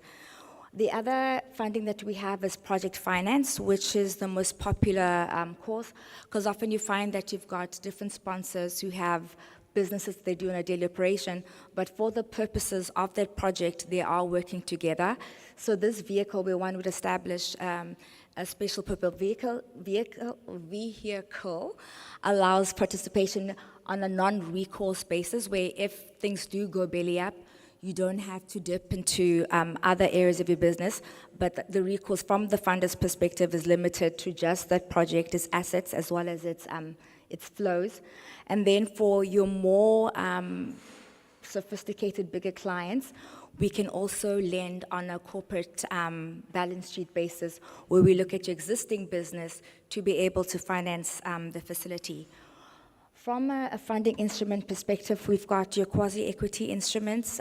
This would be a mezzanine finance quasi-equity, and clients typically would look to these ones. They tend to be higher in price, but we can be more lenient in terms of how they're structured based on the ratios that one is looking to achieve, as well as to crowd in other funders.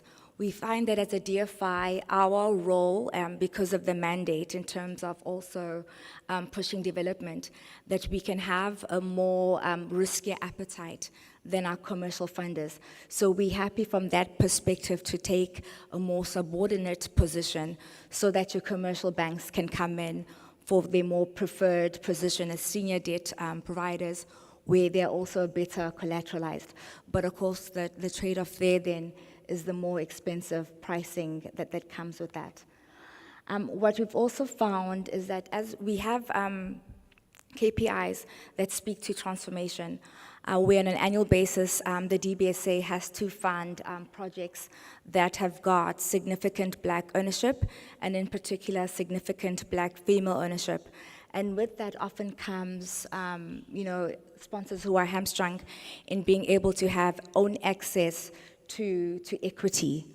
And so the DBSA last year in November, via its board credit and investment committee, got approval to, one, start taking direct equity positions on projects with our sponsors to help bridge that funding gap, as well as to participate on a limited partner perspective, where you have funds who come in to provide equity financing for infrastructure.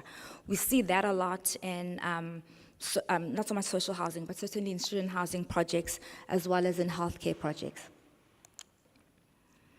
So the challenges, I share the same sentiment as Utabelo in terms of sustainability. And I think banks have come a long way, in evolution, where if you look at that first infographic, I talk about access to land as opposed to ownership of land. As long as the rights, as well as the responsibilities that accrue to whatever that lease agreement in place is, are clear and definite for us as funders, we're happy to take a view on funding projects that are lease-based as opposed to direct ownership. And again, from our SOE partners, because again, we see ourselves as sister entities in this instance, it also allows for those third income streams into perpetuity, which bodes well for own parties. I've spoken about the own equity challenge and how we are looking to resolve for that. Again, when we speak about sustainability, what has been frustrating is the slow adoption from a South African perspective of new technologies in ABT. I actually had the privilege of being here last year in April under the auspices of the Human Settlements Department, looking to respond to the floods and hoping to come up with quick housing using ABT. But there still is resistance around structures like that. We've seen better adoption when it comes to schools as well as clinics and hospitals. I think because there isn't that emotional attachment that comes with home ownership and associated brick and mortar. From a market risk, we see this challenge across the board from a housing perspective, because you would think that with the housing backlogs that we see, I mean, Sis Mangele mentioned 500,000 eThekwini alone, and often when you speak to SHIs and ODAs, they talk about these long waiting lists of people looking for housing. But by the time you look at the qualifying earning potential of people and how much they are indebted and the expenses that they have to pay, by the time you get to actually who qualifies, we still have SHIs that sit at about 70% occupancy rates, where you would have expected that these, so the need is oversubscribed, but in terms of people being able to qualify from a monthly affordability basis, it's still a challenge. We also have issues around the availability of bulk services when we have people presenting projects to us. So it presents a challenge in terms of how do we come up with more innovative structures where private sector can develop that kind of infrastructure and then pass it on to the ultimate end user. And again, municipal approvals in terms of site development plans continue to be a challenge as an example. So I'll go through this quite quickly. But at a high level, and again, when I think of the opportunities that are available from the land release program, I certainly think that all the infrastructure that sits within our business unit would qualify. And so I wanted to, at a high level, speak to how we consider our business in healthcare. Again, because of the transformation imperative, we are looking at supporting Black operators within this space. We look to triple P opportunities because we appreciate that while government, for the most part, is deliverer of healthcare services as much as 80% of the population, there's a lot of capacity and capability that sits in private sector that one can leverage of. I did mention that our infrastructure delivery division is an implementing agent of the national and provincial departments of health. So again, the departments tend to be hamstrung by their budget allocation for the year, but if one takes a view on those allocations of a medium term, on the financing arm represented by my team, we can say, we can give you, for example, R1 billion today, and we'll look to annual allocations over a 5-year period, if they're 200 million, to get that money in. We actually were able to do that successfully with the Provincial Department of Human Settlements in the Northern Cape to deliver social housing units. And in fact, that project is busy under disbursement right now. What we're seeing from a trend perspective as well is an uptick in day hospitals. So again, when you consider applicants for the land that's being appraised, I think it's mindful to see what the trends are as people provide you with proposals for projects that are potentially viable from the supply side, from a funding perspective.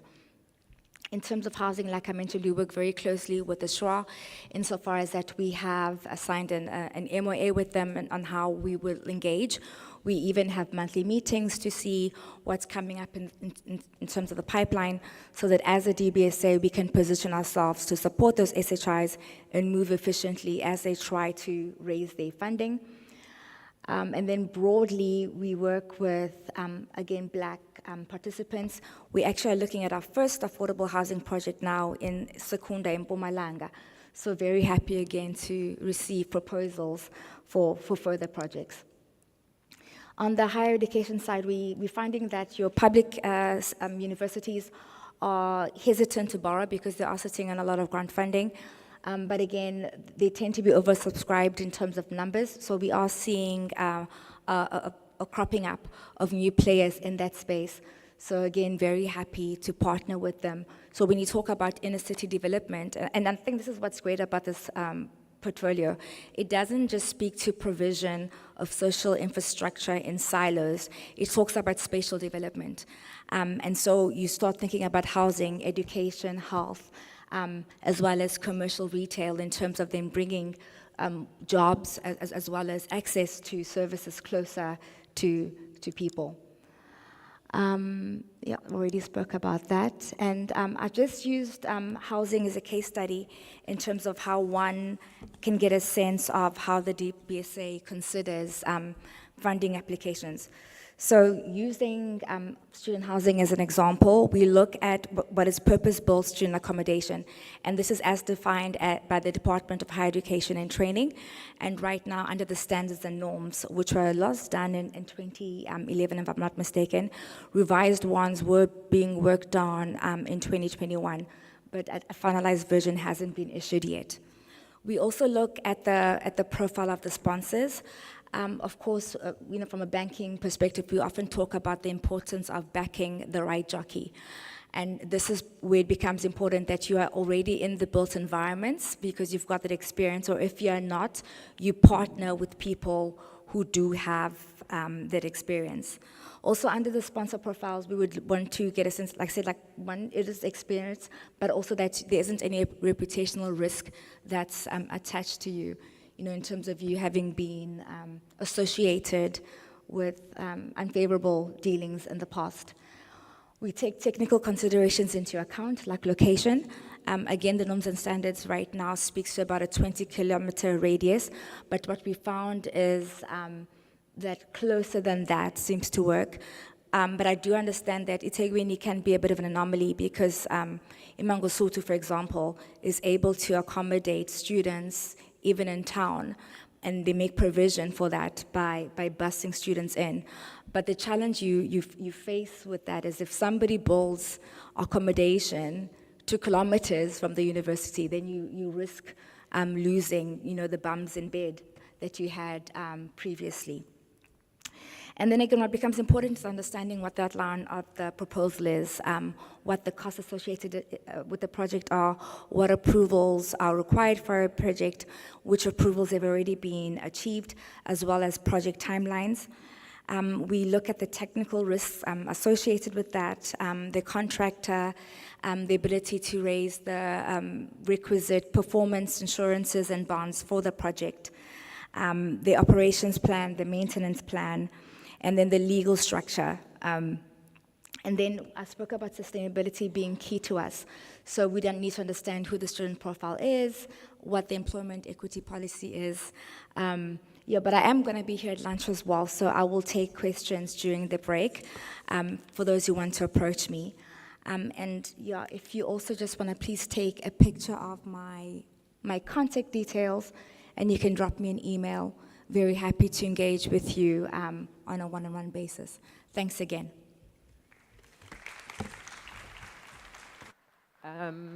Palesa, please stay where you are. And if I can please invite back to the stage Thapelo and Simangele. I'd like just to be able to do a quick Q&A before we break with yourselves. And whilst we have Palesa here with us as well,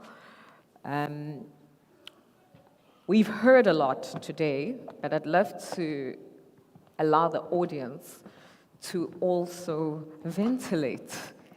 Please come closer, Sister Sma. We've heard a lot today, and I certainly hope that with lunch you will also have the opportunity, ladies and gentlemen, to digest a lot of the detail that the speakers on either side of me have presented to us today. When I kicked off with this session, I did indicate that the devil is in the type and nature of the detail that you've seen on the screen. It seems like quite a lot to take in, but as I simplified it, I saw demand, I saw supply, and I saw implementation as a cycle and a partnership that was important for all of us just to appreciate what's happening in those spaces in order for us to then specifically look at, based on the opportunity that we have or the opportunity we have in mind and we want to approach, who do we come to and approach first within the thinking behind what it is that we're ultimately coming to build, but also what do they specifically take into account Oh, what do they take into account in their back end? And what it is that, particularly from a process and from a governance perspective, we take into account from partnering with these three ends of this cycle. So I really just wanted also to highlight and maybe ask the first questions from a demand and a supply side. Balesa's presentation mentioned that they have a division that looks at economic infrastructure and before they get to the social.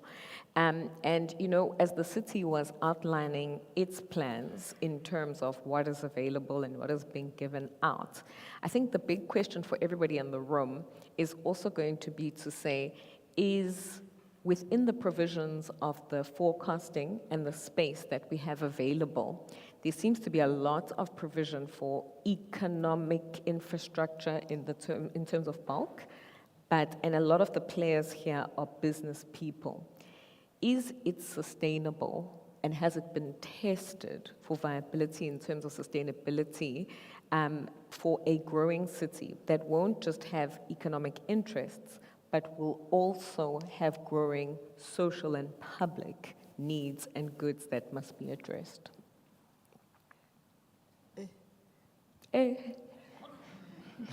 Morena, It's a planning question, I think, more than anything. When township approvals are granted, in terms of creating space for both residential together with the supporting social facilities, I think I've been here for the past 6 years. I think the only township I know that was approved is Marken Assist Miss Konobia. And whether or not when that was done, I'm pretty sure there was some element of reservation for social facilities to be built on those areas. But I think for me, it's a planning issue. It's my issue in terms of how townships are developed and whether or not you then create space for that. I do know in terms of public open spaces, the previous ratio vis-a-vis the current in terms of the number of public open spaces you must have within a settlement. And also because it's a debate when we have to release certain parcels of land that are zoned public open space. That's the debate that we would have, whether is the ratio oversubscribed or is it undersubscribed, so therefore they cannot agree or disagree to then release such land. But I think it's more of a planning issue, which I assume the DCM is a town planner and the CM, they are both not here. Yeah. Yeah, but I think they are best suited to answer that question. All right. And I think as a follow-on question then against the backdrop of that response, there's obviously not just real estate and housing from a demand and supply side, but there's obviously a number of other players within the municipality. And, when Balesa was putting up her slides today, she was also just, particularly one related to risks and the challenges.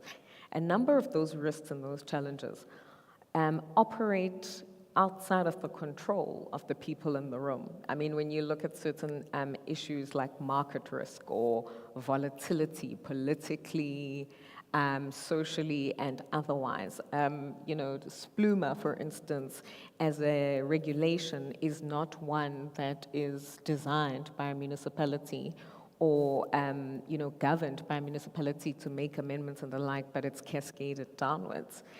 To what extent do those, to what extent are those external factors affecting our ability as potential players in the space to access funding and to develop projects? And to what extent do those external risks, right, get addressed within this public realm? And I say public realm from a public stakeholder realm, the DFIs, the DBSAs, the metros, etc. Because I do feel as though if I can't control something like the availability of water, of electricity, if I can't control market risk and some sort of volatility, but I have a great business idea and a development project that could hit the ground, that's not something I can account for and put into my viability and manage away, as it were, in the numbers or even in practice. So what happens then in that particular instance? And Palis, I mean, you can tackle the question as well because, you know, you talk about bankable. Okay. I was trying to pass that hot potato on to you. No, Yeah. I think, Lynette, I mean, that's one is a good question, but it's a heavy loaded question because it actually is the question. And I think government has tried to get a way around that by coming up with structures like the Infrastructure Fund comes to mind, as well as the establishment of Infrastructure South Africa. The challenge though still remains that unless your project is highlighted at that national level, or it falls within an area that is equally touched by those Yeah. projects, you do still tend to fall, you know, in my opinion, through the cracks. Because if you do approach a funder like myself, where I can't rely on my colleagues, for example, who sit within the municipality space to Yes. speak to their clients in munis to try and unlock the challenge, then I'm similarly hamstrung and I can't move. And, you know, Smangile, you can pass on the mic, right?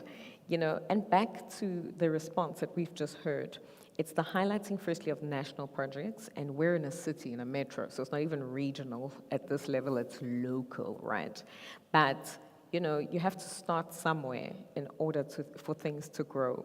The second thing, obviously, is, you know, the likes of the funders who are with us here today are looking for bankable projects. And I think, you know, particularly when you have a developmental objective and agenda, and you have to provide social goods, not too many of the funders are also quite sure how to play in the social goods space, because it obviously means that the margins and the profits and the returns, etc., you know, and obviously just the forecasting of that into the future is both unpredictable, but is also not the very best that they could be doing in the open market, right? How do you help your counterparts, you know, from a financial perspective, using the instruments available to you, to still then take an interest in social good, even though social good may not necessarily bring them the immediacy of profitability, which is, it's a swings and roundabouts, right? Which is still important to create growth, but also it's important on the other side that, you know, we're able to live together in this space. Interestingly, for social housing and Can you just bring the mic to you? To me. It's on. There we go. okay, for social housing and gap housing, it basically works on economies of scale. Yes. And we've worked on a minimum number of units that a developer has to produce for the scheme to be viable. And that minimum number is 300. So we try to assist in that space by identifying land parcels that are substantial enough to be able to give us that yield. Okay, so the number is 300, 300. Units Yeah. as a base level to base, start. yeah. Okay. So that's number one. And obviously, the second, you know, biggest incentive that we are providing in the space of affordable housing is that where we are discounting, you know, the cost of the land to the developer. For gap housing, we are discounting as much as 30%. And then obviously for social housing, the lease rentals are discounted up to 90%. Okay. So that assists with the financial viability of those schemes. But insofar as the external factors, yeah, it's a very difficult space, let me be honest. I mean, in eThekwini, recently we have the surgence of business forums. Yes. And those are quite interruptive. I don't think so yet in eThekwini we can say, yes, we now have a model in dealing with such, but we are actively involved in these developments to assist at that level with the business forums. So I think, I recently also in eThekwini, it's a pity our eThekwini water and sanitation guys are not here, Yeah. But recently, the infrastructure, the capacity in terms of the wastewater treatment works has come under serious scrutiny in the recent past, and it's taking longer to Yes. approve developments. Plus, also, it's costing developers more because they are now having to consider the alternative Subsidizing. options, which are taking away profits from an already tight margin business opportunity. Yeah. So the city is actively looking at strategies of upgrading, the infrastructure so that we can land these business opportunities. But for now, it's currently a problem, I must admit. Okay. Melissa touched on sustainability, Tsapelo. And Durban, if you're a resident in Durban, hey, climate resilience. Durban's been hamstrung, like it's almost like the pilot project about climate change in the country, right? And Melissa spoke about slow adoption of new ways of being, alternatives, and looking at alternatives in terms of that. It's both a massive problem, but it's also a future opportunity because we don't have a choice but to adjust to these new patterns.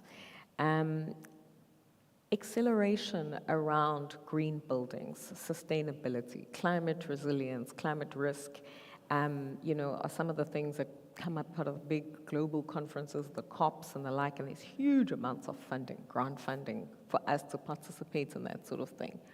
Are those the type of investments as well, and considerations of those type of investments something that is coming up on your radar, or an inclusion and something you would look at, in terms of what, within the context of the program that you have now, are those certain of the things we must also consider?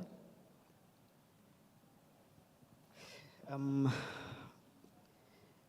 the issues of the environment, I think as the city, we're probably the leading city in terms of the management of public open spaces. Hence, we have a DEMOS program. And then from a land assembly point of view, we do not touch anything that is declared as a DEMOS. It's a general rule. Even when it looks viable, even 1% of it, we do not touch it. And that's why you would see a typical example on the promenade. You would see this quite a large strip that is not developed. That was part of the, I think, the EIA that was granted for the extension of the promenade, that you do not touch that area. Yes. So I think that we respect from the onset. There are other instances where we look at these public open spaces, and I think there we are guided by Spluma. Yes.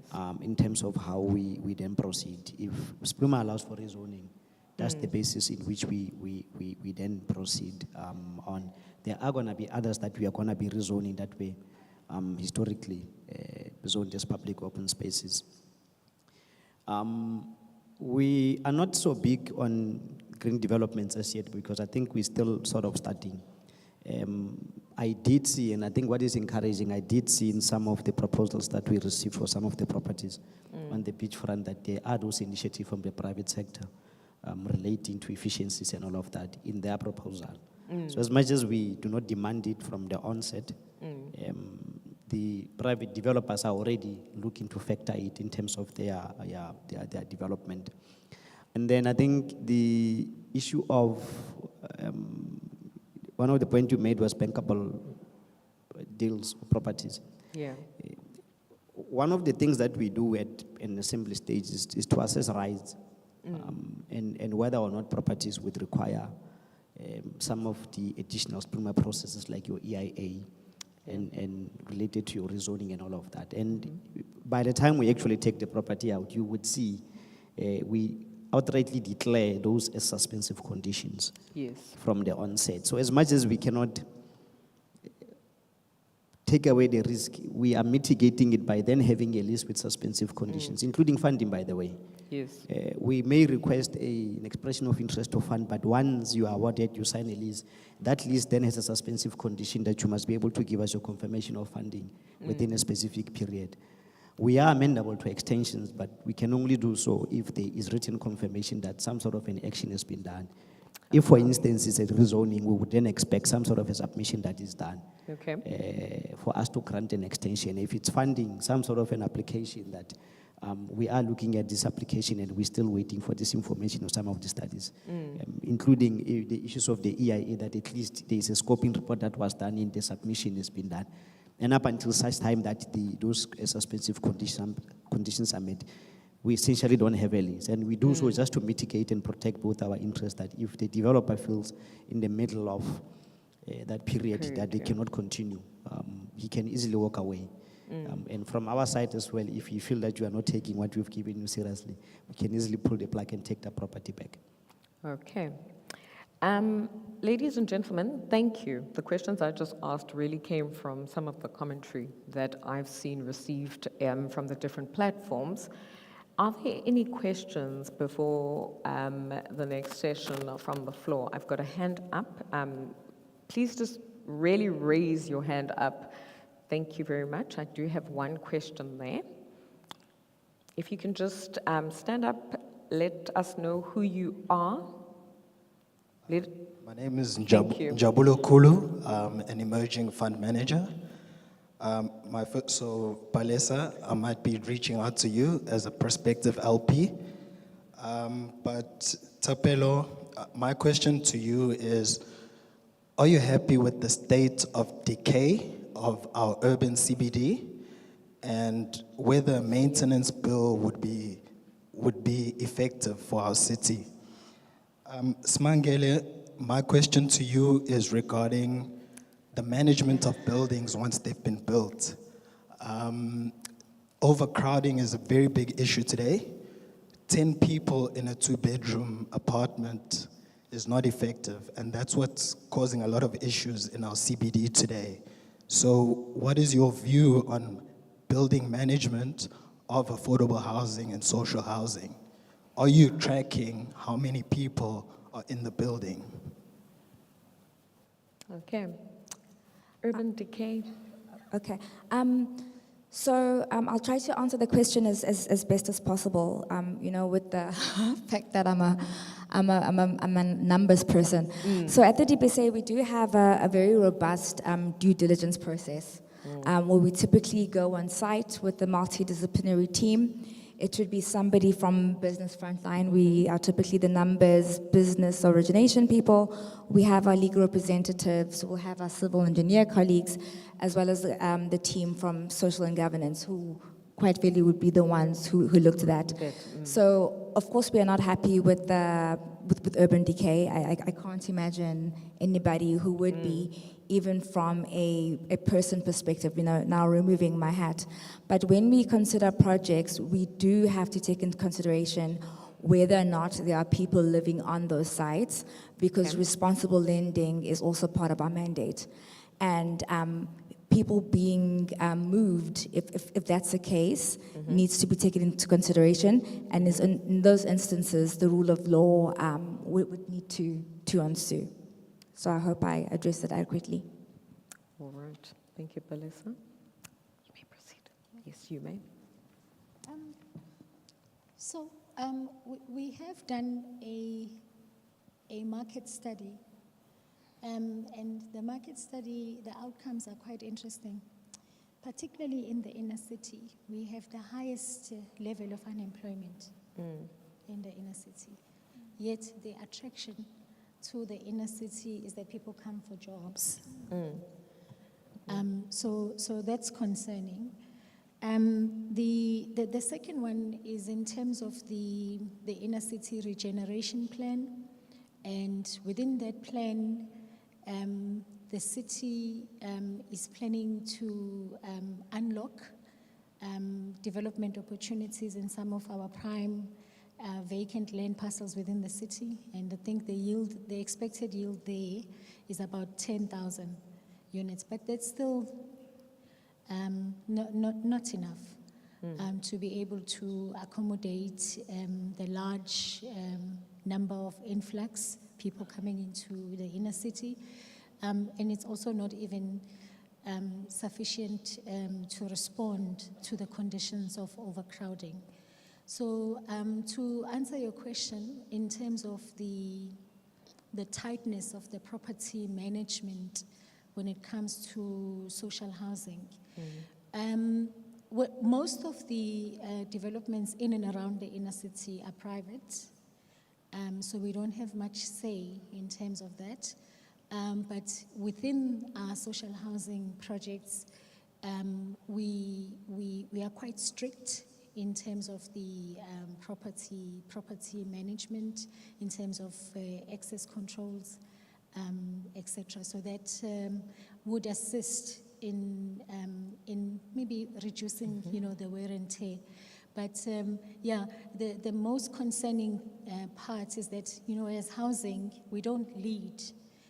But investment is supposed to lead, job creation is supposed to lead, so that even if we then bring on stream the 10,000 units, the people are actually going to afford to pay their rentals. But the current status quo is quite sad. The outcome of the market study is suggesting that people in the inner city actually require free housing, actually require RDP because they are unemployed. But we actually don't have space for RDP. We have to build high-rise, and we have to build housing for the economically active in the inner cities. All right. Thank you. Do I have another question? I can only, ladies and gentlemen, take one more question from the floor. I'll take from.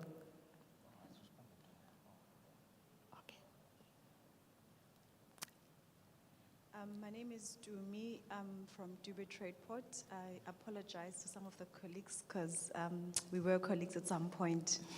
But my first question would be related to you, Thapelo.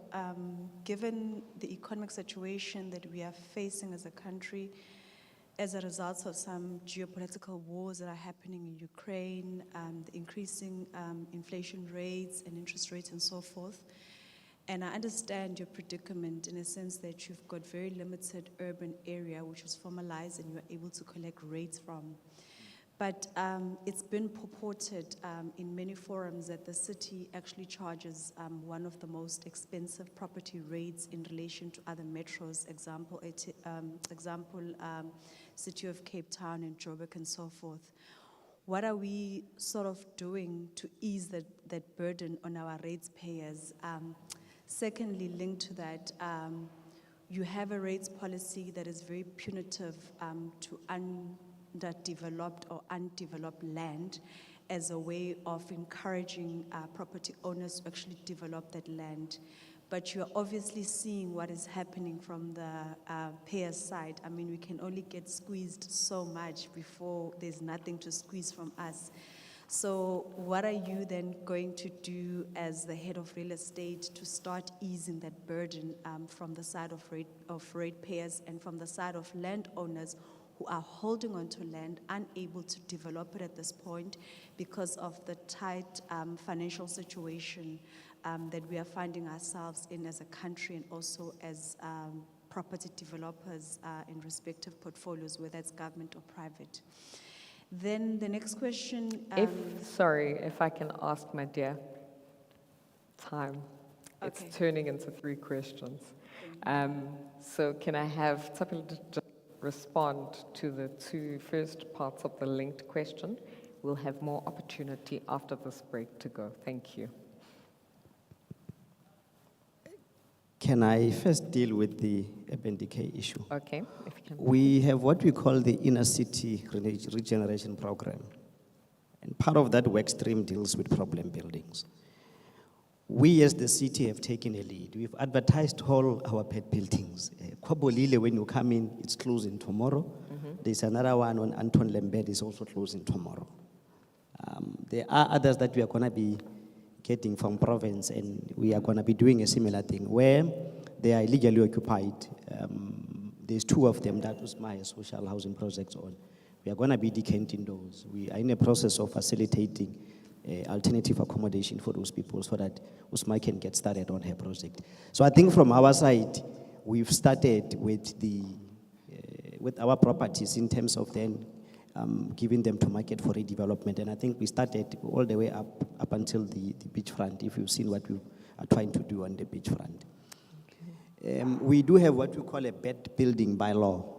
And I think when the CM spoke, or the CM Economic Development spoke on behalf of the CM, did touch base about that bed building program in terms of how we are dealing with some. I think about 16 of them have already been renovated by private owners because we put them on terms. There are others that we are gonna be foreclosing and taking them over. And we will then do the same process that we are doing on the rent lease strategy. I think probably there's about 3 that we've earmarked. But we are now holding town talks where the city manager is clearly articulating some of the issues relating to the inner city in general. Like I said, it has about 14 work streams. One of them deals specifically with urban decay and bed buildings. To respond to Dumi's question,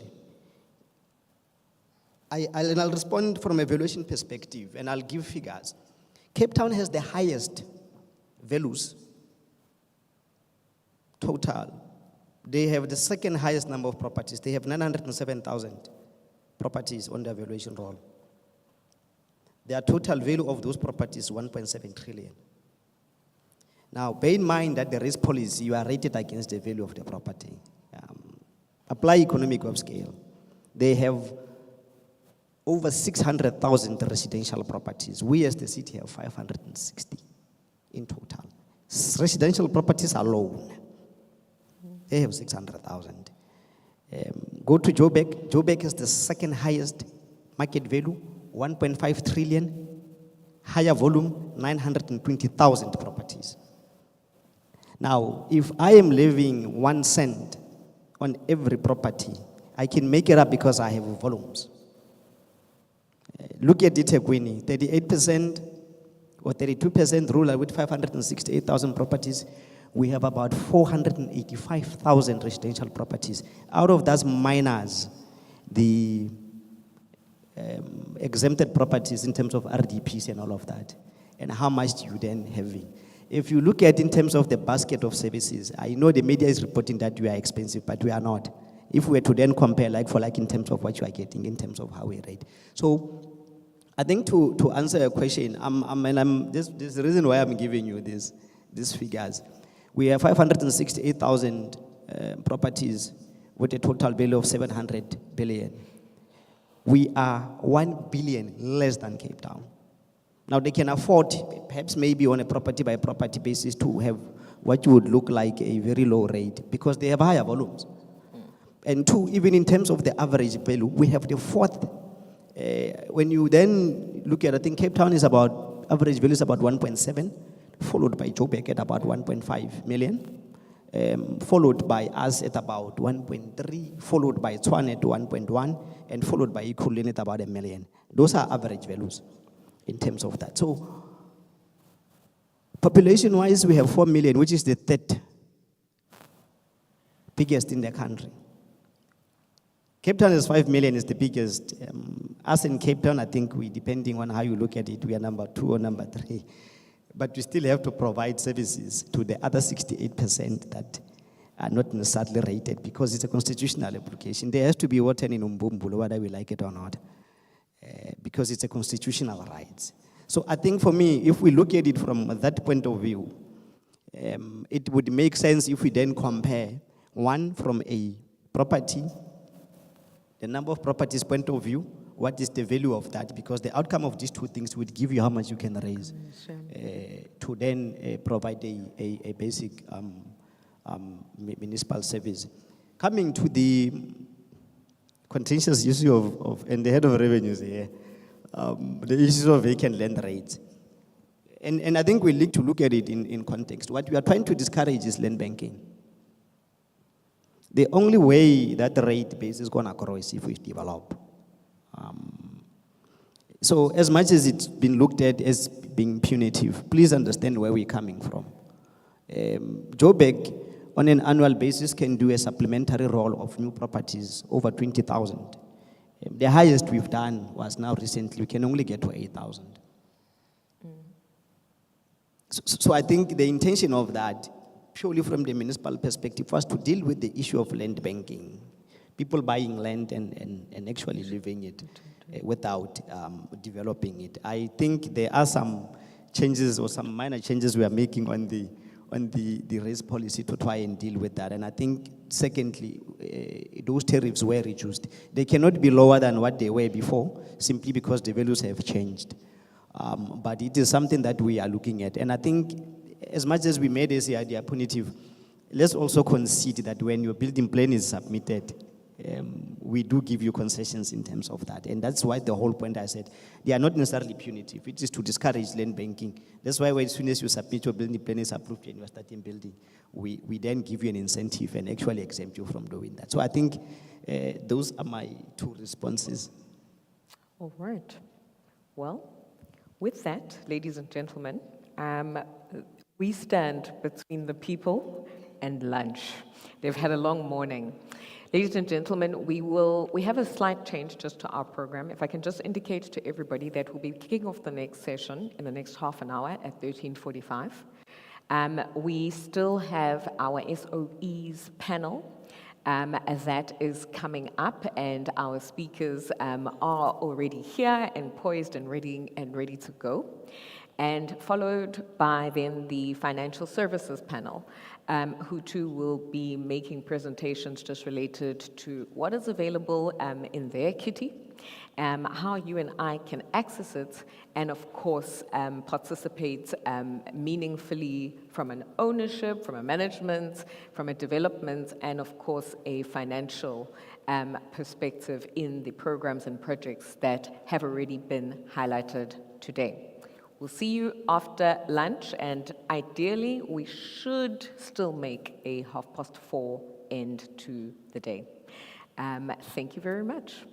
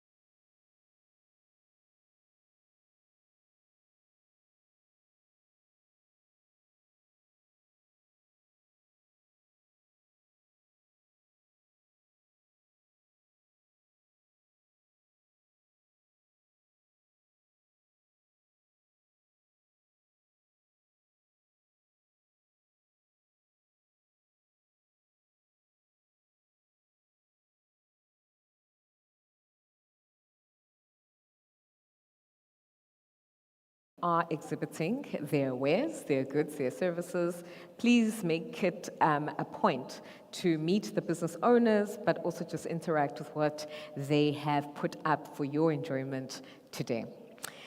As we now kick off the second part of our program, and thank you again to our speakers in particular for their patience with us today, between the media interviews and live radio in the morning, our tech issues a little bit earlier on, and lunch, we are here, and as I promised to everybody, we will still make it home on time this afternoon, but without compromising the importance of sharing the knowledge that they have prepared for us, and without compromising, of course, our participation and inputs to the rest of this program. Without further ado, this next session is really going to focus on our state-owned entities. Before this, we looked at the technicalities of what eThekwini is putting out on offer, who needs it, and of course, how you and I can begin to engage with the instruments to become part of their programs. Now, let's have a conversation with the country's biggest landlords, who in the main are in the state system, who in the main are also the entities that so many of us, you know, whether we consciously or unconsciously realize it, interact with on a daily basis. We're going to kick off this particular session, though, with, I call them the facilities management division of the country, the Department of Public Works. We were expecting a representative this afternoon from the National Department, and they have sent their apologies, and they were going to speak on an element related to the national program and how they are, of course, working with both the region and their local counterparts, being eThekwini. But be that as it may, they have sent a very capable, the regional department, shall I say, of Public Works, KZN Public Works, has sent a very capable representative this afternoon. Are you ready to go, Roxana? Miss Roxana Azoram, I hope, Roxana, I've pronounced it correctly, works in the KZN Department of Public Works, and in their immovable Asset Management Division, she specifically looks at their disposals. So this is really, you know, her field of speciality, her field of interest. And she's also going to give you an insight. Earlier on, when we, of course, started this program, we indicated that there were multiple levels of interaction and policy related specifically to property, its different asset classes and categorization. And of course, the opportunities, again, ladies and gentlemen, as you have seen, are tiered, but they are also very reliant on a correlation of different skills, but also the cooperation of quite a number of stakeholders. So Roxana is going to give us an insight into her world and what it is that the facility managers of the nation in the immovable asset department are currently working on, and of course, how they seek our partnership in assisting them to maintain as well as improve many of the state resources that you and I utilize on a daily basis. Please give her a very warm round of applause. Thank you, Program Director. Greetings to all, protocol observed. I'm sure everybody is quite eager to hear me speak, being the major landlord, as the Program Director has alluded to. And I must say that I am delivering this presentation on behalf of my Chief Director, but I'm actually quite happy that I'm the person that's here today because I deal directly with the disposal of state land for the province, and eThekwini being one of our largest areas of focus. And I think that it's important to realize that the timing, the actual timing of this conference is actually very, very critical. As Public Works, it is a time where we are actually focusing on the disposal of state land. So it couldn't have come at a better time so that everyone is aware of what we are doing and what our approach is in terms of dealing with all our state land as a province. I'd like to just move on now to my presentation. Isn't this working? Is there any reason why this is not working?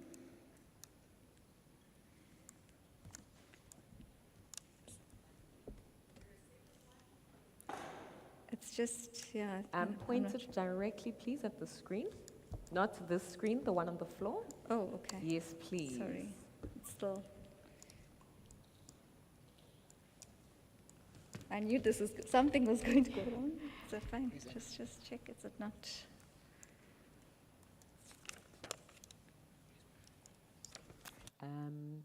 Do we have the second click? It's on the podium. Okay, thank you. All right, can we ask the tech desk to please just click Ms. Asaram's presentation through? Thank you. Please take her through to the first one. Thanks. Basically, I'd just like to start with the purpose of my presentation. And the presentation is basically to share with the public the strategies, initiatives, and the disposal of provincial properties within eThekwini, as well as create awareness of the opportunities for economic growth, as well as transformation of the property sector.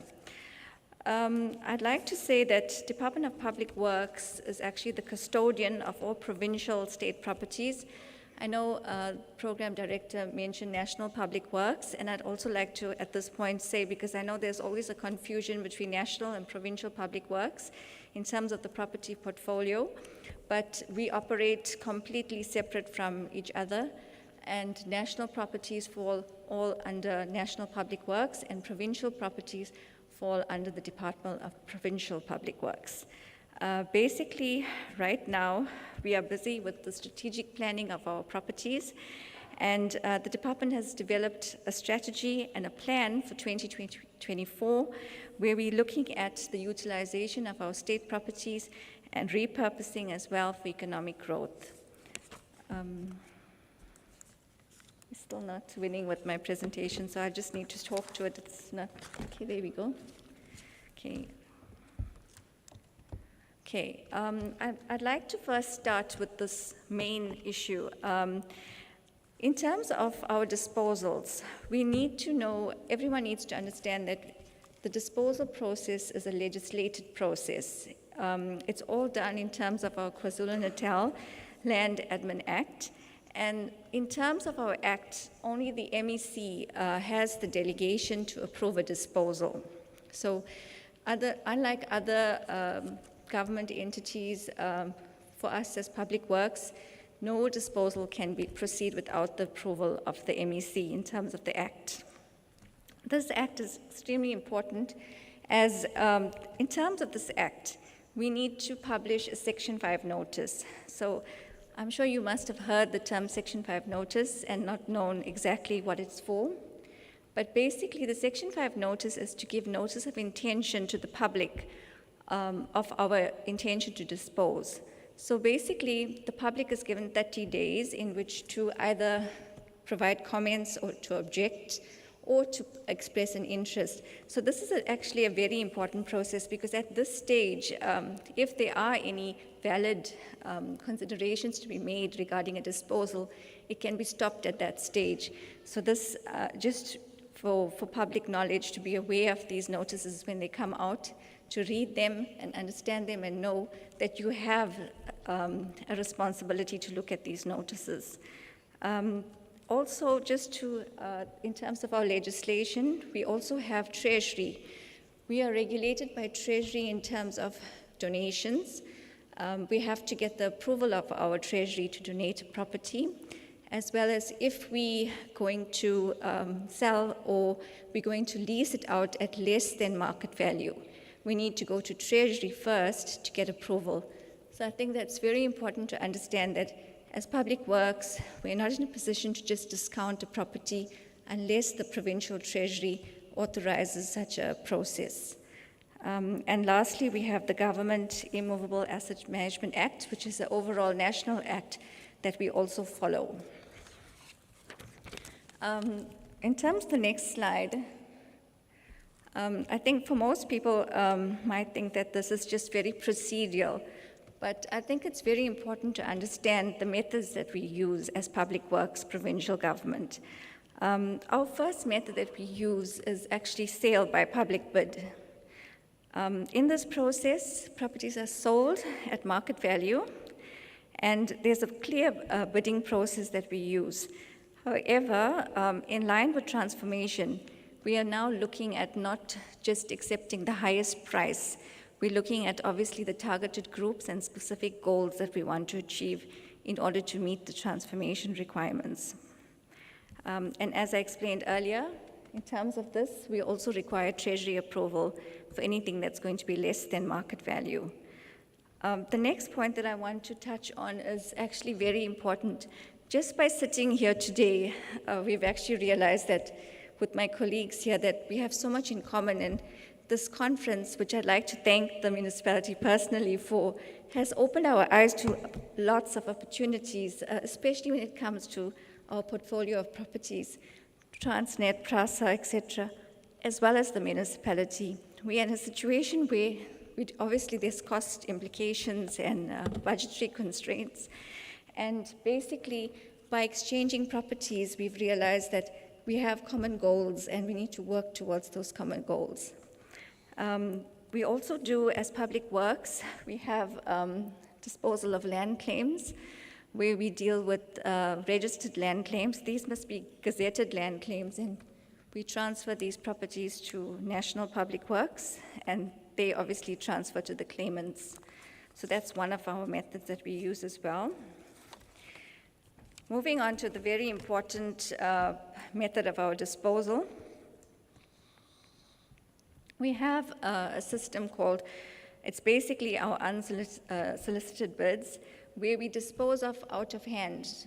So for those of you who don't know what that is, we basically can dispose of properties to an individual or to a nonprofit organization as well, where you are welcome to submit an application, and then we will look at it in terms of considering your proposals. We have had a lot of success stories in terms of our donations, where we've actually donated properties to organizations where they've developed it into a center for autism, and also a lot of youth skill centers as well. So we're looking at a lot of socio-economic impact that we want to make as Public Works. Then we're looking at also transfers between the different spheres of government. We closely work with the municipality. We've established good relationships, and we also form part of their committees, which I think is a very important step in the right direction as Public Works, because we are able to now donate properties to the municipality where it's much needed for the communities as well. So I think that has been a great milestone for us as Public Works. I'd like to move on to the next slide. Okay. This is also a very, very important slide that I need to focus on in terms of our strategy. We've recently approved a disposal strategy, and it's basically this strategy is going to now assist us in achieving our goals. The strategy improves, it aims to improve on the immovable assets.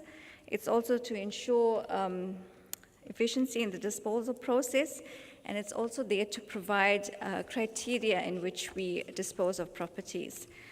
I'd like to move on to this slide. This is basically the focus of me being here today.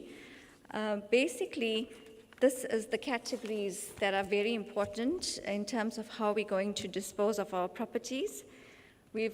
I'm going to actually spend a little more time on this than any other slide, because this is what is critical for everyone to note. The disposal of buildings, which is our category 1, we have found that we have many unutilized buildings throughout the province, which we now need to strategize on. Some of these buildings are not in a very good condition. Some of them have been illegally occupied in some instances. So our key focus as Public Works now is to really tap into these properties and make sure that we repurpose them, and where we know that we can't use them for government, this is where the opportunities come in terms of disposal. Disposal is normally our last step. So basically, if there is no provincial need, no municipal need for this property, or no national need, then we're definitely going to look to the public and the private sector in terms of disposal. The category 2 is the disposal of unutilized land. This is actually our key focus as well. We've actually identified 98 properties, vacant properties, which we want to dispose. So we're basically at a stage of identification. That's why I've not provided the list at this conference. I have identified them, and now we're just making sure that no other sphere of government wants these 98 properties before we advertise it. So it's just something to look forward to, and it's something that you need to be aware of, and we will advertise in the relevant media. So there are lots of opportunities in terms of the 98. And then we have category 3, which is also a very important category. We've identified about 31 prime sites in eThekwini as well, where we want to go on long-term leases. It's work in progress, so basically we are now trying to find the best way in which to deal with these prime sites, and that too would also be advertised through the media as well. Our category 6 is what we have now, which is almost 100 cases where we've already received approval from the MEC to dispose. These are cases that have been where obviously to municipalities, different spheres of government. So those properties, we focus on just finalizing them, and basically it will be cleared from our asset register. Moving on to the next category, which is the land claims, which I've touched on earlier. And then we have category 8, which is the disposal of state houses. I know this is quite a sensitive topic. We have a lot of state houses in the province which no longer serve the purpose of being used for government purposes. So we're looking strategically to look at actually disposing of these state houses as well. And that's also opportunities in which people can bid for these houses. And then the last category is our category 9, which is the properties that we reallocate to various departments. So basically, when I mentioned the 98 properties, what will happen here is that we will offer these 98 properties to the various governments like Department of Health, Social Development, etc.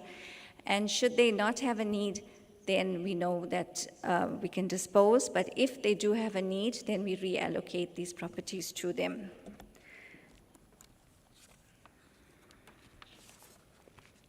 Okay, I'd like to go through now our transformation targets for 2024. We're basically now looking at transformation in a very robust way.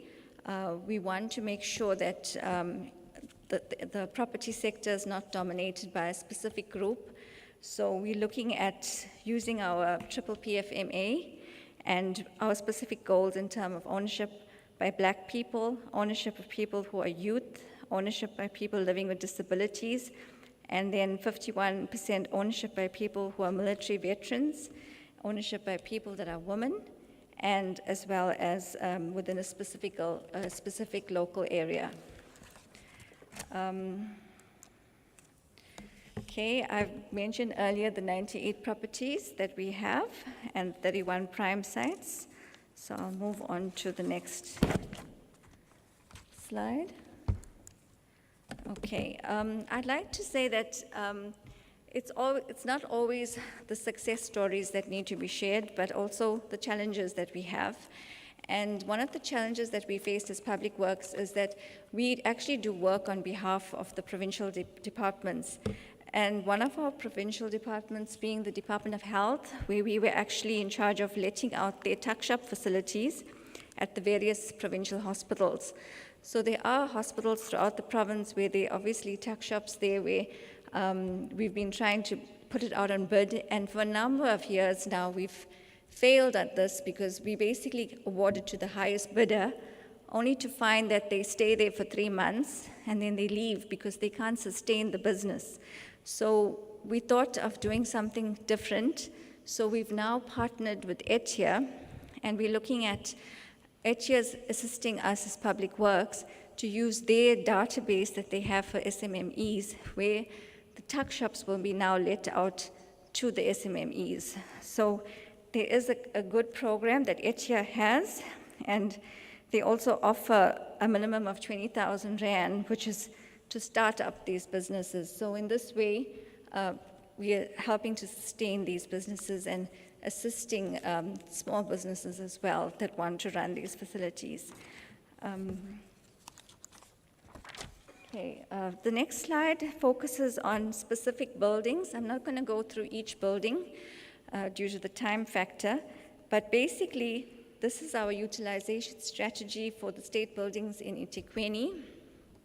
The key one being that we want to make sure that these unutilized buildings are strategically utilized. We have been in discussions with the municipality as well for utilizations of some of our buildings, and this process is ongoing.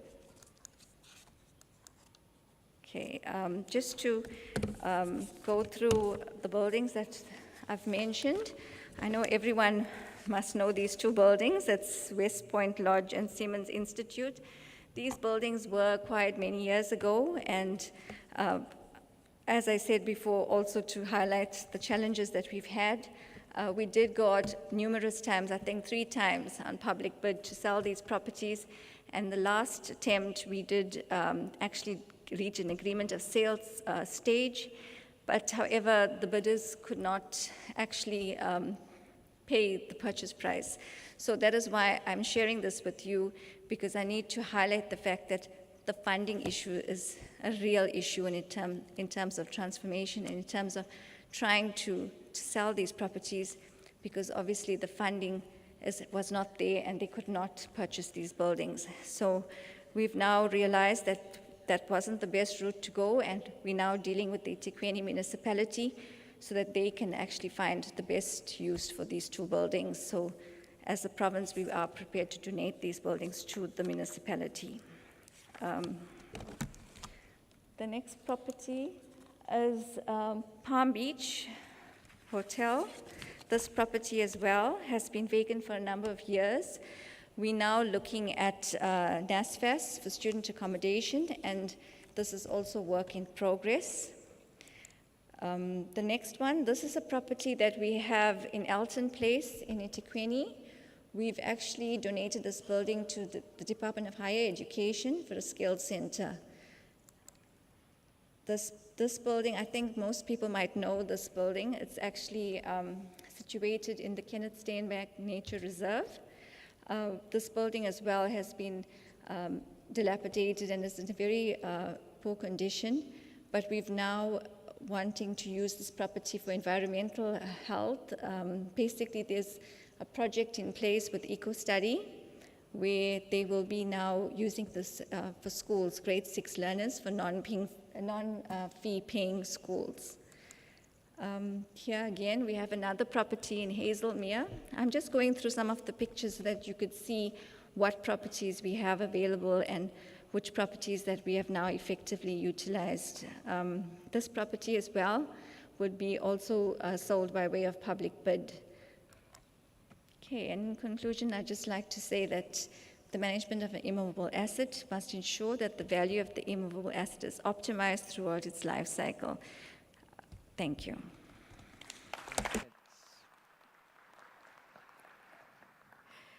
Thank you so much, Rukshana. Firstly, for stepping in and representing Vish, but more importantly, just also for giving us, I think, a graphic representation of some of the properties you are now looking at disposing. I think one of the big things that many members of the audience will probably see in the disposal of a lot of the assets is that they need a lot of work.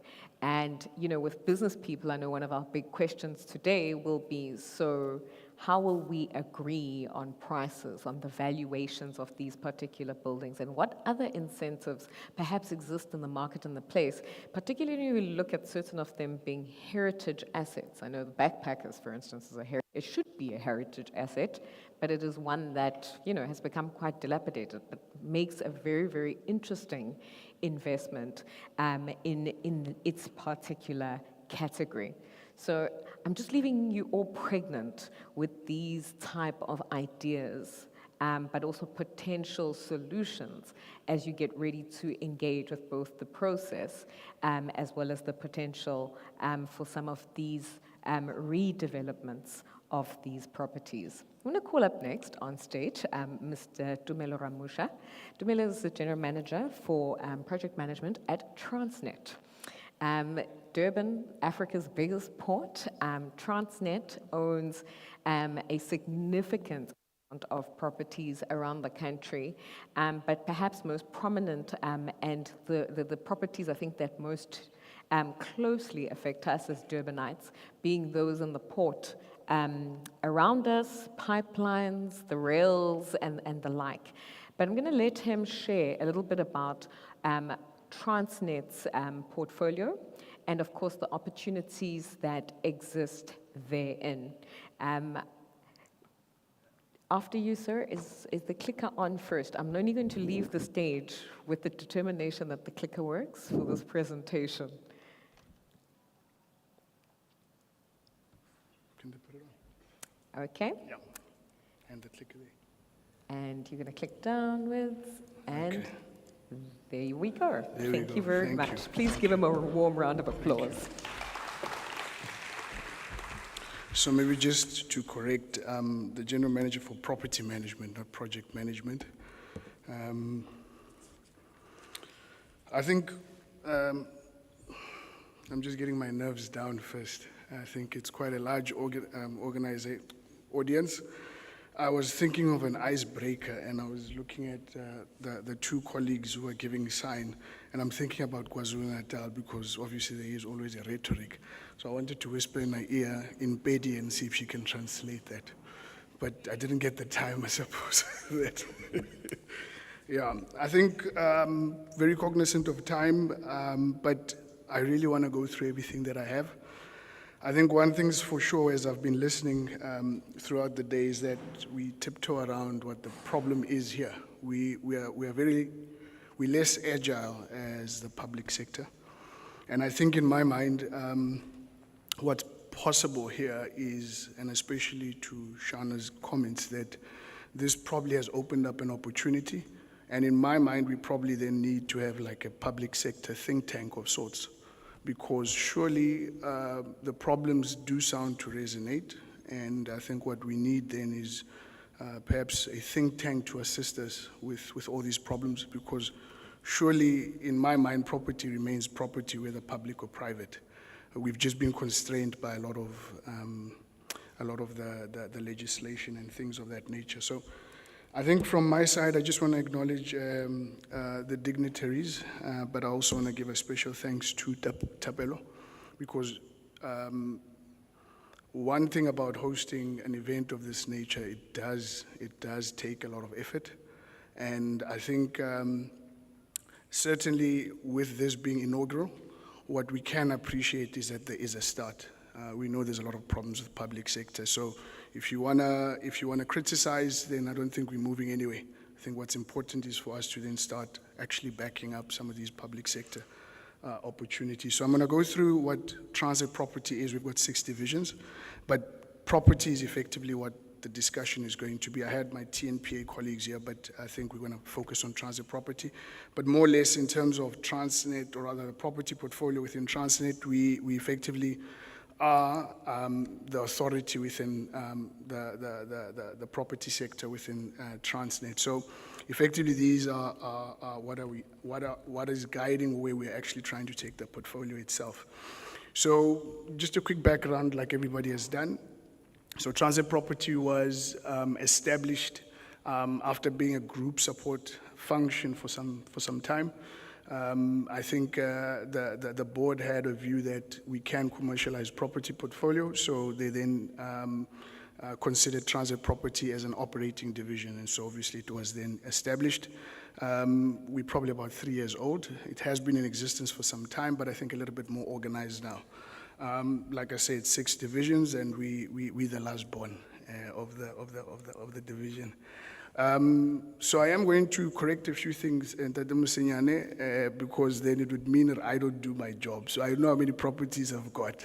But I think one thing that you've highlighted is just the stark need for us to actually get our properties out there. Firstly, before we advertise, before we speak about what kind of ventures we can look at, do you actually know what kind of portfolio you've got? And I think that's a very big question. At least I know that it's crossed the entire country. It's a mammoth task. So the last part of my presentation will then speak to how I'm going to then sort out this big portfolio that we look after. Just a quick overview. I mean, I'm certain that the slides are going to be made available so that can then be consumed. This just then, for those who don't know, Transnet Freight Rail, there's the 6 or 7 corridors that actually effectively give direction to Transnet Freight Rail as a business. For Tegwini, for example, then it would be the container corridor that basically, along with the northeast corridor as well, that basically makes its way through to the province. Just a quick EXCO structure from our side. Maybe just at this juncture, what I'll also highlight is that I think you had mentioned, Thapelo, that you guys have got a developmental mandate, so does Transnet, but for Transnet Property, additionally, we are meant to commercialize the portfolio. So we are going to use principles that are going to make the portfolio a lot more accessible.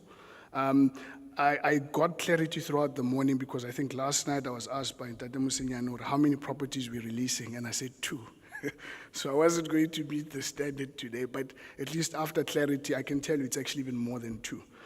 The one thing I would want, as soon as we're done, perhaps we'll share the details with Thapelo, in the sense that it may be also useful that we channel some of the properties that we are taking out to the market, or they're available. So we will have a few structures that we're going to go through, but I do think that we'll be able to even give you what we'll call a vacancy list, so that it can be distributed. But that is our EXCO structure. So property management, which I lead, looks after operations, and then we've got asset management led by Mr. Mishek Piri, which is asset management, not immovable asset management, how it's classified. In fact, how we are structuring ourselves is going to be a little bit more reflective of the private sector than the public sector, but understanding what our governance frameworks are. Just a quick overview of our capabilities. So in the 2 years that we've been building the business, we've been making sure that firstly, we understand what are we selling. Very simply, we're selling space. In terms of operations and asset management would be with the asset itself. But in terms of property management, these are the 4 core capabilities. But I think for me, what's very interesting for what I'm going to be talking about just a little bit down on my slides is the last pillar, which is energy and sustainability. My team there is made up of about 16 people, and there's research engineers in there that look after electrical, civil, and water. And then I've got a utilities department in there, so there's a few slides, probably water and electricity, we know how much we're paying. So in other words, we needed to organize our data, organize our portfolio, understand our financial performance before we can start looking at innovation. But I think we're there now, which we'll go through. So here's our portfolio effectively. Nationally, just over 7,000 properties. It's ridiculous to think that you can get to all those properties, and that's why you get dilapidation, that's why you get illegal occupation, that's why you find that some of your assets and infrastructure and equipment are probably in a bad state because you don't monitor them. But again, realistically, we can't employ the entire country. So we also then need to leverage what we can to be able to then manage this portfolio. It's broken up into 5 regions. KZN is the flavor of the day. Okay, and we've got about 1,300 properties. So again, coming back to what I was saying, out of the 1,300 properties, yes, 1,600, no? Yeah, 1,600. Surely there are those that have already been occupied, and then the balance is what we'll then call release, how you guys term it. But for us, why I'm trying to classify it differently is because, like I said, we've got a commercial entity. So effectively, we do have properties that we need to go out to the market because there's some sort of conflict of interest with perhaps that process will allow to then get the best bidder. We've come up with another process, which I was sitting with our auditors yesterday, and I think it will be approved possibly in the next 2 weeks, We came up with another method called Swiss Challenge. We adopted it from the Scandinavian system, whereby it's a procurement system that's much more shorter. It deals with unsolicited bids. So we did a lot of our research in terms of what does the Constitution say, what does PFMA say. And you know what is interesting, that sometimes PFMA is used in the wrong way. You don't want to do your job because of PFMA, but if you don't do your job, you're actually in PFMA. So I think it's just also the perspective. So we need it, and I think it's an ongoing process to actually understand what this legislation was meant to do, why is it there, and how do we use it? And I think maybe the key question here that I think I've been hearing a lot of people speak about, but not actually addressing, is that we do then have a problem with our legislation. And if we're not going to tackle it, then we're going to find a way to work within a system that doesn't work for us. And you keep on doing the same thing, you can't expect different results. Got a lot of land. What we have already is about 90 million hectares that we've got recorded. But the beauty about this portfolio is that as we are unpiling and unpacking, we find a property there, find land there. I'm very excited about my portfolio because it just keeps on giving me different dimensions that I see. I think I just wanted to also show how we've been tracking our portfolio. So we're getting a good sense of what our portfolio looks like. We've got a lot of development opportunities. I just closed 2 deals probably last week, one for 1.3 billion and the other one for 178 million. 25-year leases. It's going to be containerized type of clients, and effectively they're one of the biggest shipping companies in the country. So there's a lot of ways that we've been looking at how do we untap our property. The discussion today, it sounded like a lot of development leases, but we've got commercial leases, we've got land leases. What I do also understand is that because Transnet was not responsive with a number of things, there's a lot of opportunities that have flown by. And I can tell you now that transformation is a big agenda, but I think we want to ensure that our processes and governance are aligned so that whoever we do business with, somehow at some point it does actually filter through to what we are trying to achieve. And again, I'm indicating that we've got a commercial mandate, because obviously I then get a number of calls. People in the different departments will tell you that, but we are all government. I say, but yes, we are all government, but I have to look after my balance sheet. I have to look after my income statement. When they're taking out Transnet to hang, that discussion about how we are all government doesn't come to the party. So I'm very clear about things like that, that we should be able to then have even discussions, whether with public sector or private sector, where we as Transnet get the best value for our assets. I'm not going to go through all of this. I mean, it will be present in the slides if it's going to be distributed. Just a quick one on asset disposal. So we've got about 6 categories of asset classes. So if you look at the green is where we want to dispose. So we're just waiting for one more approval from DPE, but what we're also looking at is disposal by auction. If you have read, obviously, some of the legislation, it's a no-no, I get Prataps? Yeah, but we're going to try to change that so that we can be able to take stuff out. We do have an imperative, because out of the 7,000 properties, about 5,000 of those are residential property. And I mean, for many of you here who would know Transnet better than myself, you would know that it had that mandate to provide housing to employees and things of that nature. That's why we've got hostels, that's why we've got residential property. Hostels, I'm getting out of that space. You get a call once in a while, they say they've shot 2 people. I'm like, this is not what I want to manage. And I think I look at my hostel in Umlazi, respectfully, sir. It cost me 4 million rands a month. It's a lot of money. And you know, we've got pending discussions. Yeah, no, it's fine. I think we'll have coffee, sir. Yeah, in the spirit of the conference, right? Yeah. So I've got 18 hostels across the country. Ilanga, Langa, Umlazi Hostel, Kazeni, are my biggest. Langlaagte, not so much. But those are opportunities from a low-cost housing. In fact, the interesting thing about property is that there's so many opportunities. You just first need to target it to the economic sector. And once you do that, then you then build everything behind it. But I suppose we'll get it right in time. So those are the 3 spaces that we want to get out of. Residential is a mess to manage. We don't want to be in that space. We want to make serious money. So Residential is not something that we're in, and that's why our mandate, I'm very clear, is commercial. It's not human settlements, and it's, yes, it's developmental, but very much commercial as such. So we've got vacant land, those are development opportunities. There's waterfront opportunities that we're busy with a few developers. The good thing is that we're getting a lot of interest from a lot of private developers. So from your legacy resorts to Growth Points, has been mentioned, Atterbury, a lot of the unlisted private players are very interested. Last week, I had a presentation from a very big developer in the Polokwane side, a place where a lot of people from KwaZulu-Natal don't visit. Not Limpopo, Limpopo, that side. Yeah, that side, there's a province in South Africa called Limpopo, and there's Pedi-speaking people in there.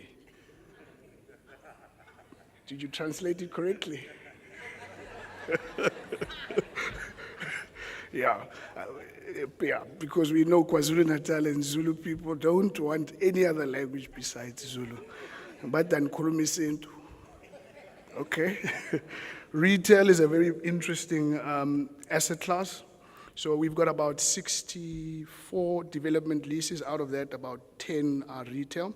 We've got about 5 of our own and about 2 that just came back.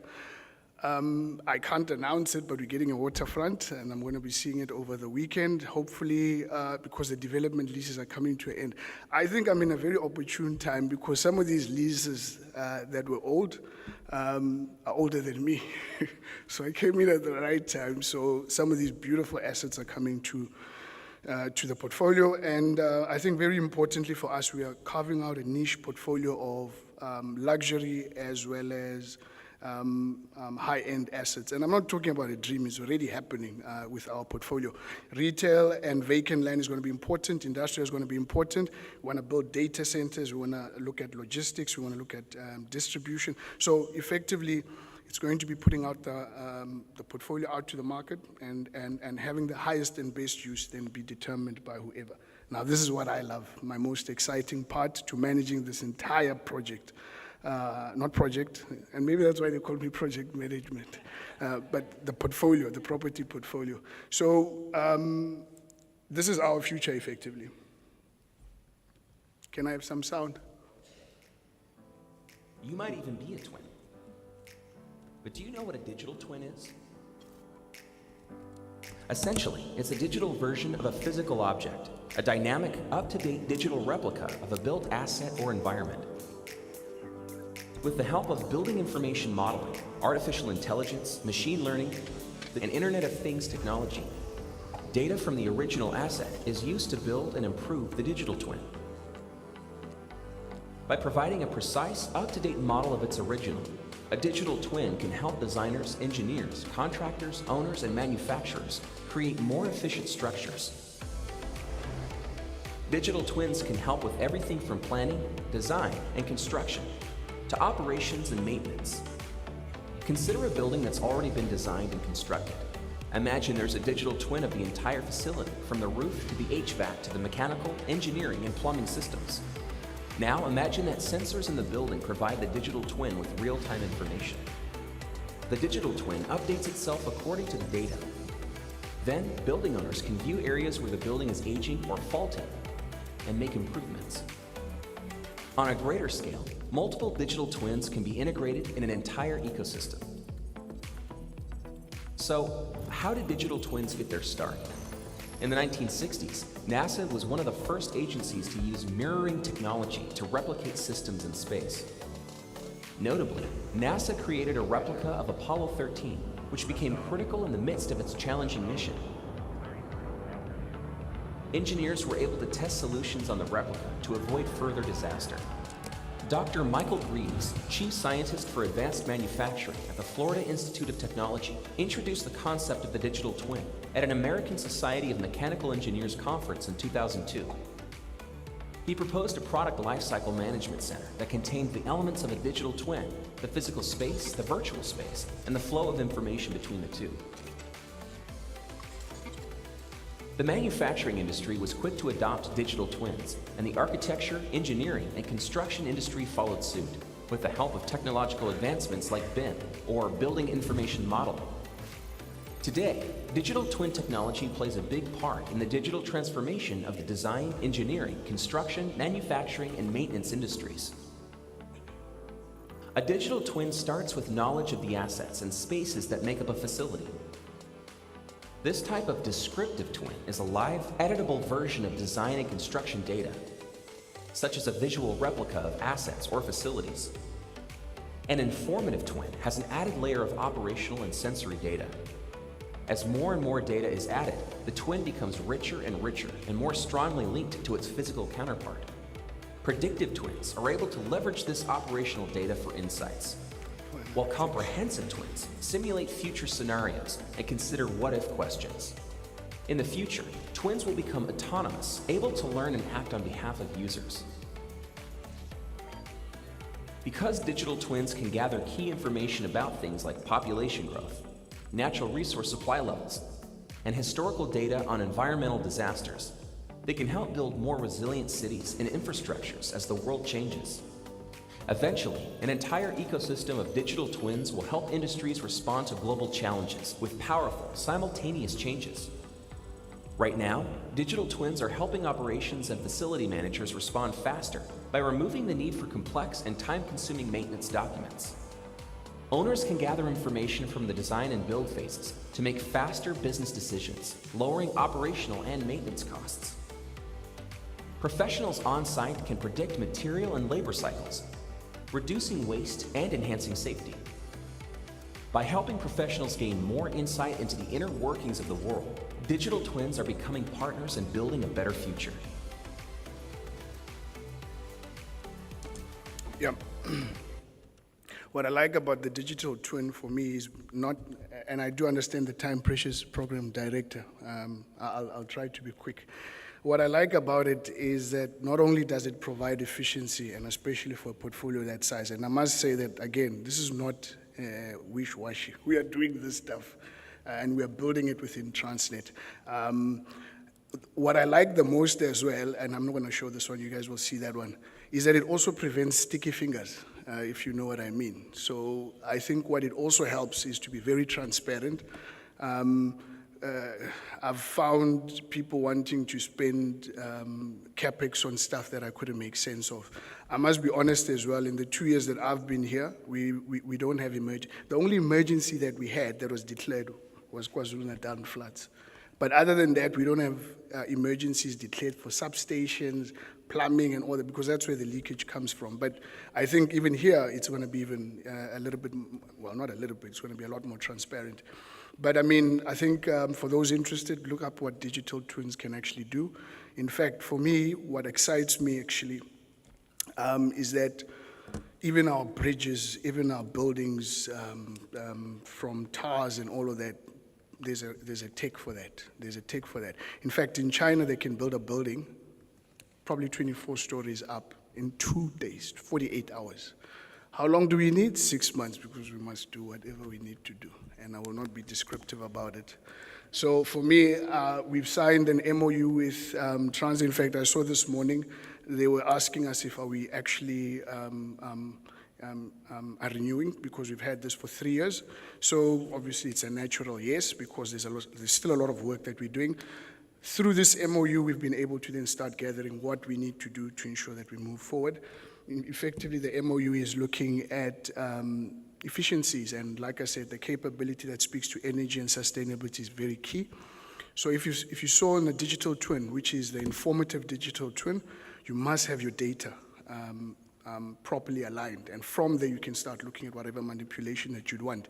So in our sense, getting a proper understanding of our portfolio is very key. It's not a wasteful exercise, because then it gives us the impetus to move forward. So the MOU has been very critical. The low-hanging fruits for us is actually utilities. You'll see in the slide, we pay 600 million rands for electricity annually, about 500 million rands on water. Collectively for Transnet, we pay 2 billion rands on electricity. That's a lot of money. So we need to find ways within this ecosystem to make ourselves more sufficient. In fact, Transit Property, we actually want to also apply for a NERSA license to then sell electricity. Why? Because we're going to charge all of the transit divisions money. So we don't need money from outside, we'll also generate it internally. The low-hanging fruit for us is going to be first energy optimization. It's a very low-hanging fruit. We're busy. One tender of ours closed probably about a month ago, where we are rolling out smart meters. I don't know, for the property owners, you would also understand that EPC is on its way next year. So if you're not doing anything now, you probably have missed out. So effectively for us, we are rolling out some of these meters that are going to assist. We're also going to overlay 3D scanning. Our geospatial team just actually got their 3D scanning machines. I mean, they just walk around and take 3D layers of a property. You lay that with your smart meters, you infuse sensors, and before you know it, I get a very quick understanding of where a burst pipe is. I'm not going to go through all this detail. The other thing I must tell you, Program Director, I don't have the word, but I always use it for now. I've got verbal diarrhea. So it means that I am able to talk for some time. So I'm going to be very brief. So here's another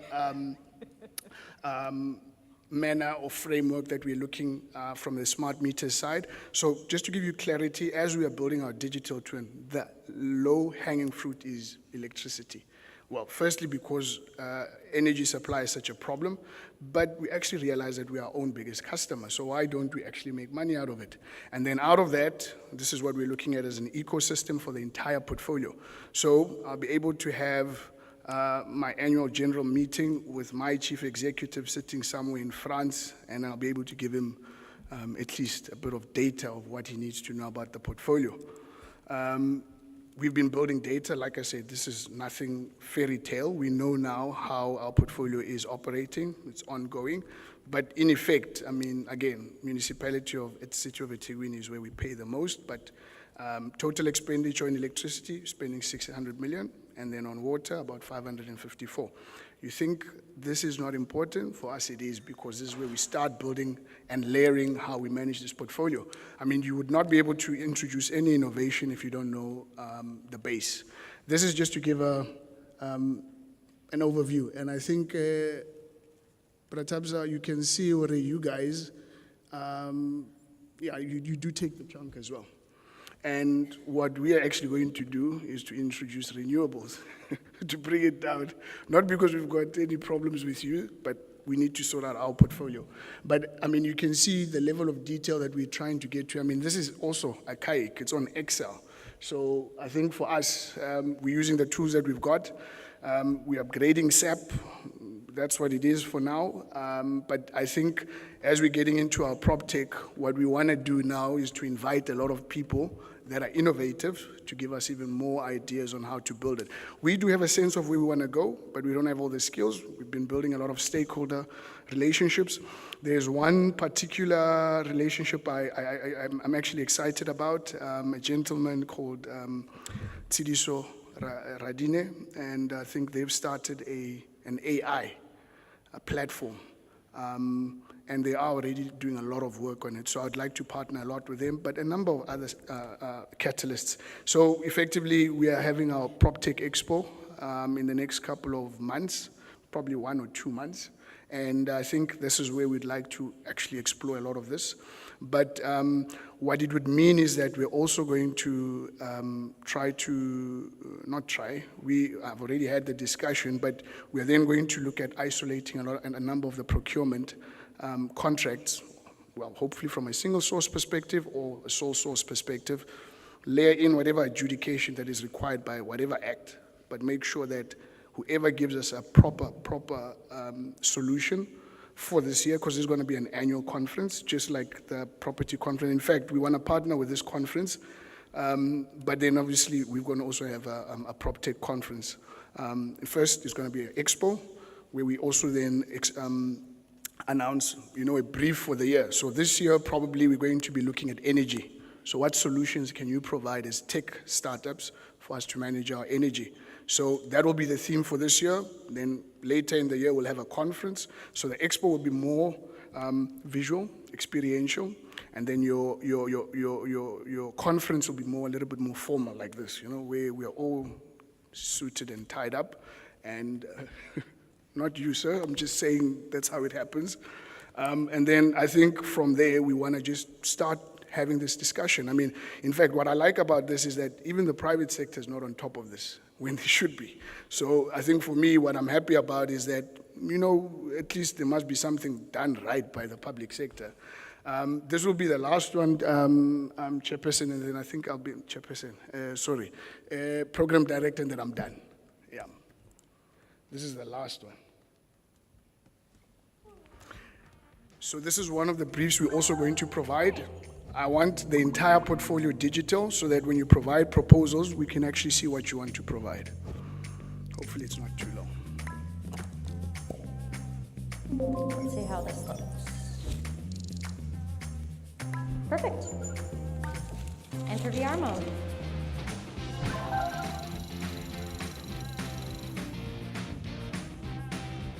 Find me resale in Vancouver, a one-bedroom that's available right now. There are 543 listings available in this area. Let's check out this one. What should I wear? Here are a few options.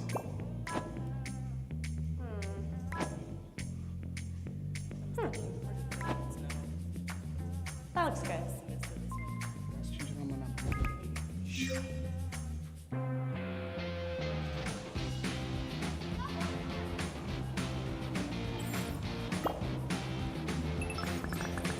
So again, for me, we can be developing smart cities. Cyril did speak, the president did speak about smart cities. It's possible. I mean, it's not something that is out there that we need to reinvent. We are not applying. I think a lot of people spoke about how we've got a lot of legislation and ideas, but we don't implement. So these are the things that are there. We don't have to go reinvent them. Hello, Olivia. Welcome to the Hooper. Hello. This loft is just over 1,000 square feet, and it has 2 bathrooms. It was completely renovated in 2017. Check it out. Oh, I love this kitchen. Call Dad, Josh, and Emily. Wow, this place is fantastic. Are you sure you can afford it though? Nice loft. When's the housewarming party? Yeah, when is it? Hey, that real estate agent is cute. Okay, that's too much. Bye.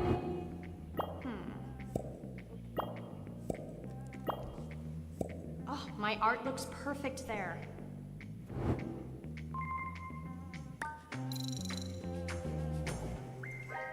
Oh, hi. Hi. Moving in? Yeah, just moved in today. Well, welcome to the neighborhood. I'm Mark. I'm Olivia.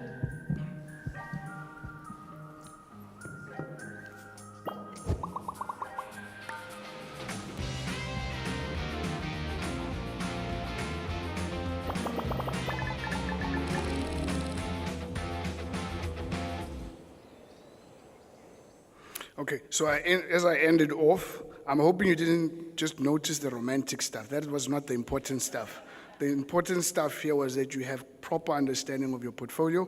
When you looked at that virtual reality perspective, maybe in 3-4 years' time, effectively we should be able to see Transnet's property portfolio digitally.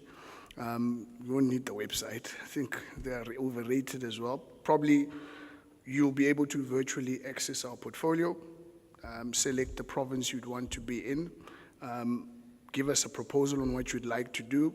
Probably we'll have, through these tech startups, an opportunity to then have almost like a template that as you put in your data to give us a sense of what you want to do, and it will build up your shopping center, your multi-use development, or your resort, or even your residential property portfolio. You should be able to then visit the property, you should be able to interact with it, you should be able to see what kind of infrastructure is being developed, what kind of assets, so you want to be able to limit a lot of unnecessary wastage of time, effort, so that you can be able to then manage your portfolio much more effectively. I think in terms of Transnet property, we are basically perhaps the next frontier for the private sector, because private sector doesn't have a lot of bulk. I think Tapelo said it, and I was chuckling alone. He said that they're not. What are they doing? They're no longer making land. Yeah, so that's effectively, I think, for me, a very interesting part that private sector, just like Africa, needs to wake up. And once we do, we're probably going to be the thought leaders in property. Thank you.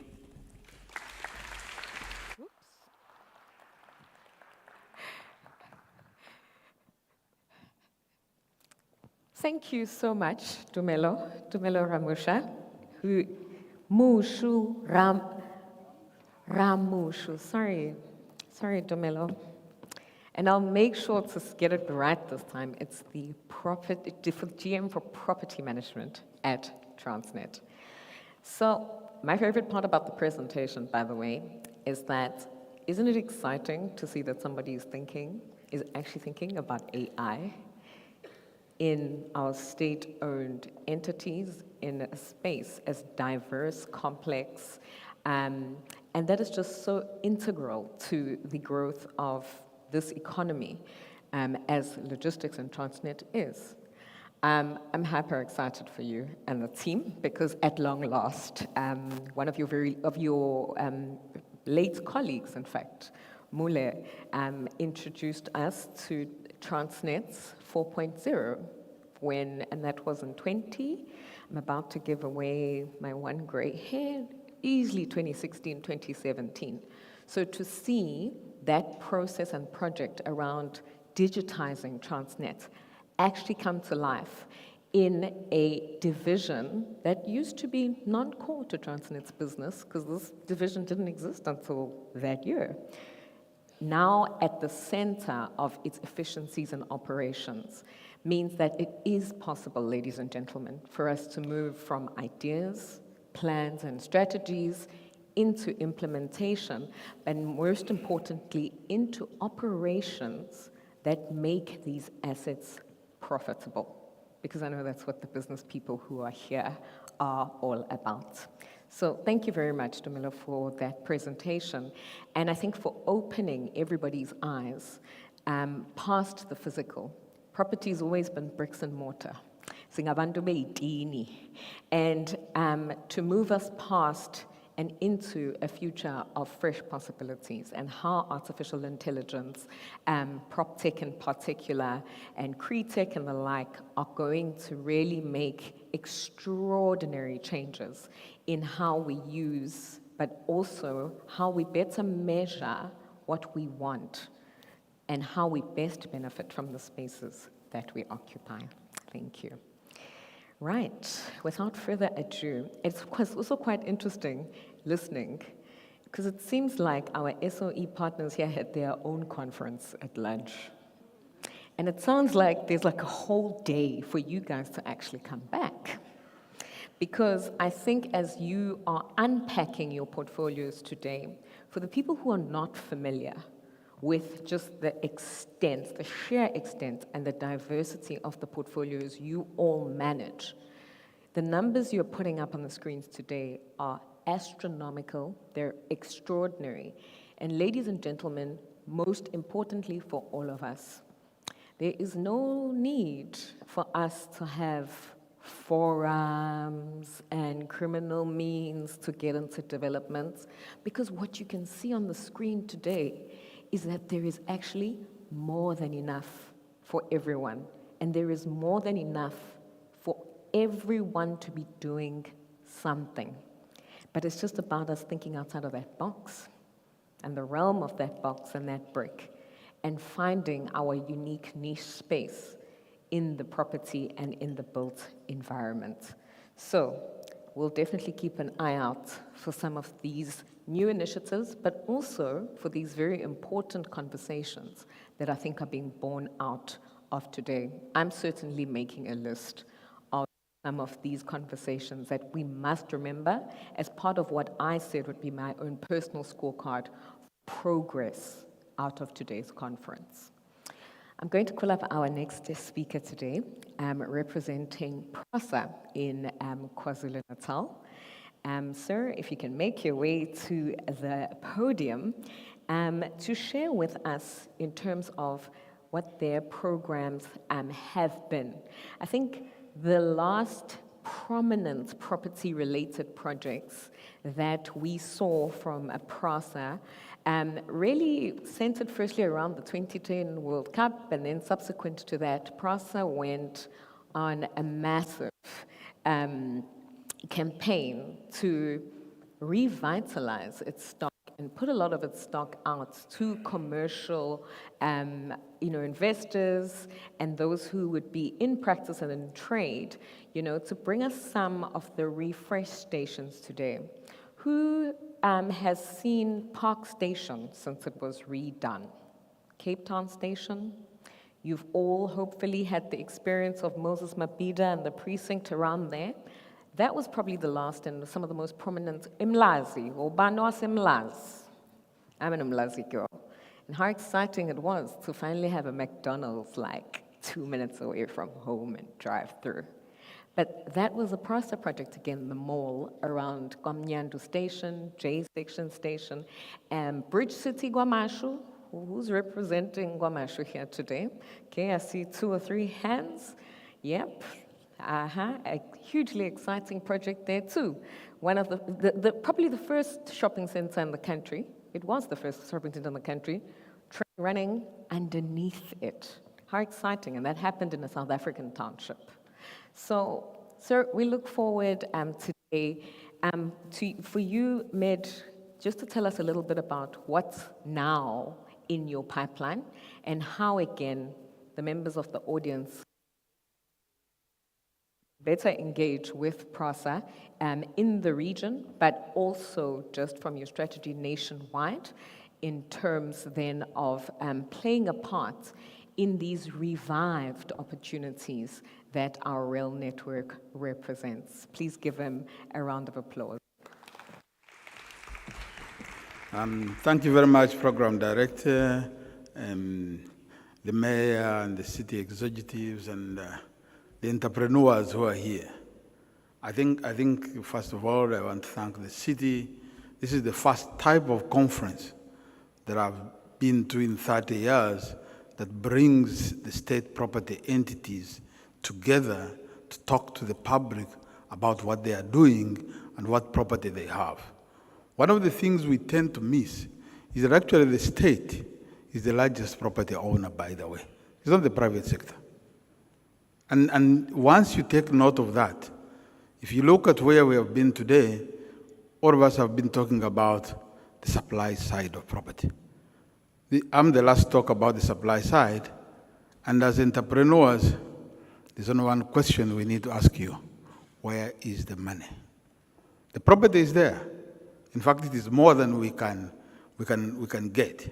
But where is the money? And that's where the next presenters will actually give you the answer. We are just teasing you with what we have. But if you don't have money, that's just a teaser. How many of you have actually been on PRASA's new trains? Let me see hands up. How many? No one. Now, what you are missing out is that the future of Durban, of Cape Town, of Gauteng is actually rare. Why is it rare? The cities are growing bigger, can afford to have new roads. There will be immense congestion on the roads, and the only answer left is going to be rail. So the area you get into the future and understand rail in terms of passenger transport, then you are walking into the future. So at PRASA, we don't talk of real estate. We talk of railways estate, which is a very complex estate that you actually need to understand, because that's where the future is, and that's where you're going to spend the rest of your time. Now, since you haven't been to our new trains, I'll give you a brief introduction of who we are in PRASA.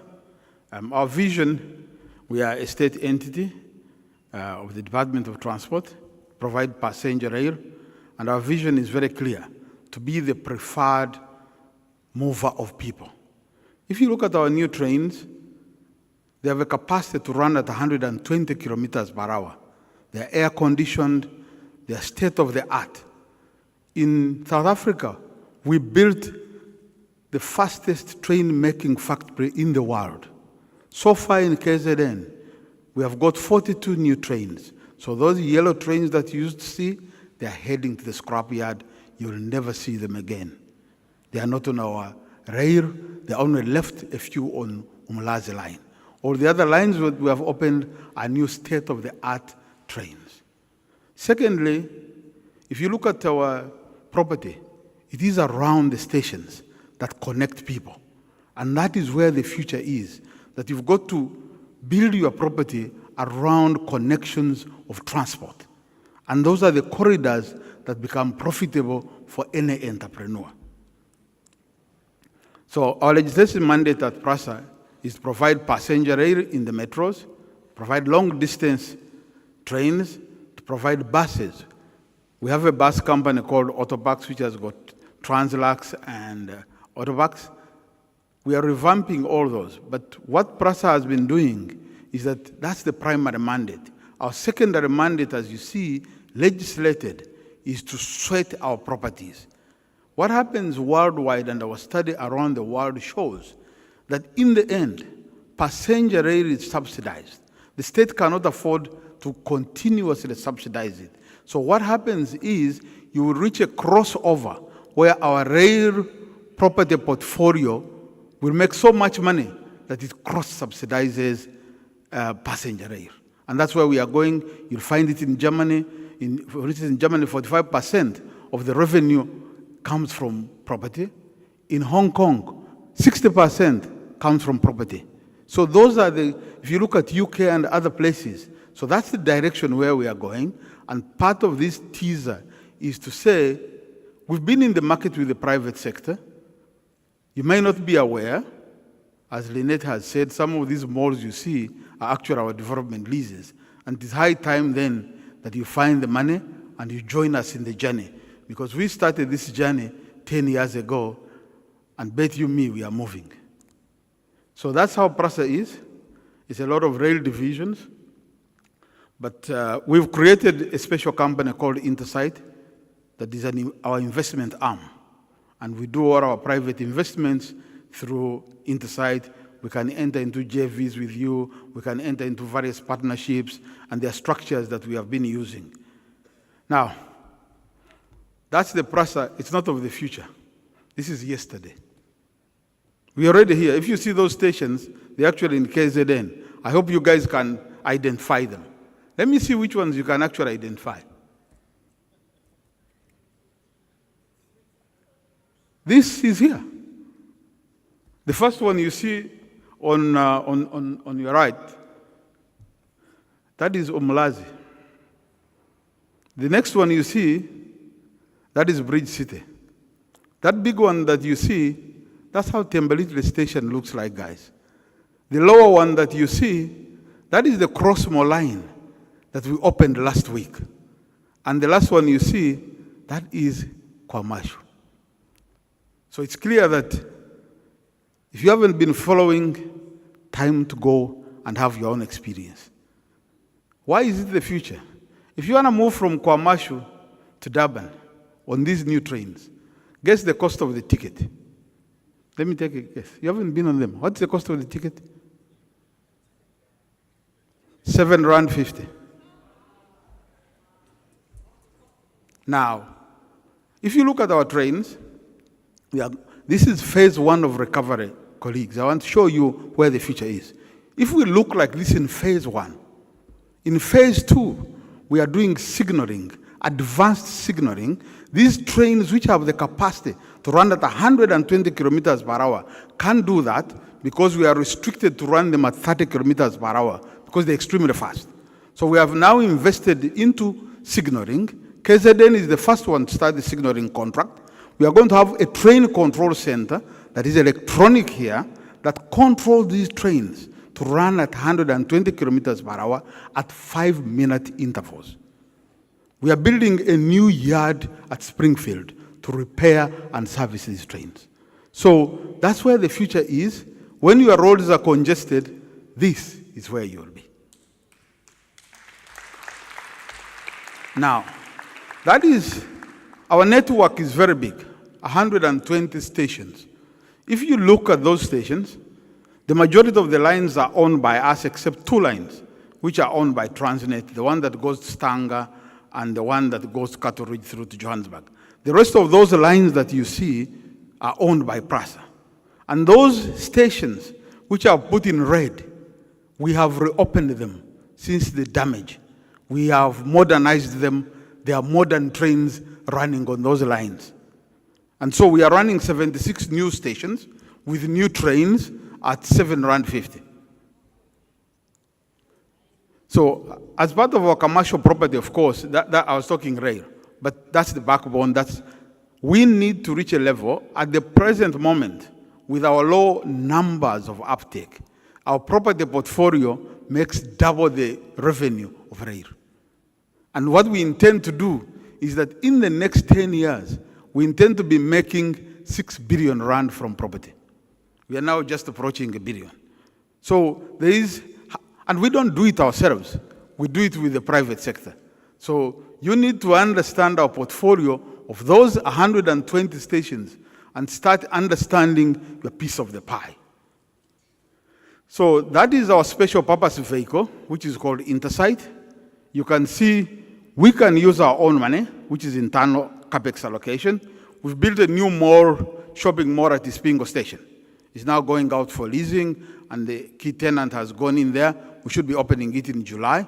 We spent 280 million of our money. It is above the track mall at Ispingo. We also do equity funding. So in some of this stuff I'll show you, we can participate with you to provide you our share of equity, and we share in the profits. And obviously the last one is to look at long-term debt, and the banks are here and other structures who will show you the money. Now, that first mall you saw, Komnyando Station, it's a development lease on our land. You can see behind there is the train station. Now that mall was developed in 2015, and it is right at the station. It is pumping.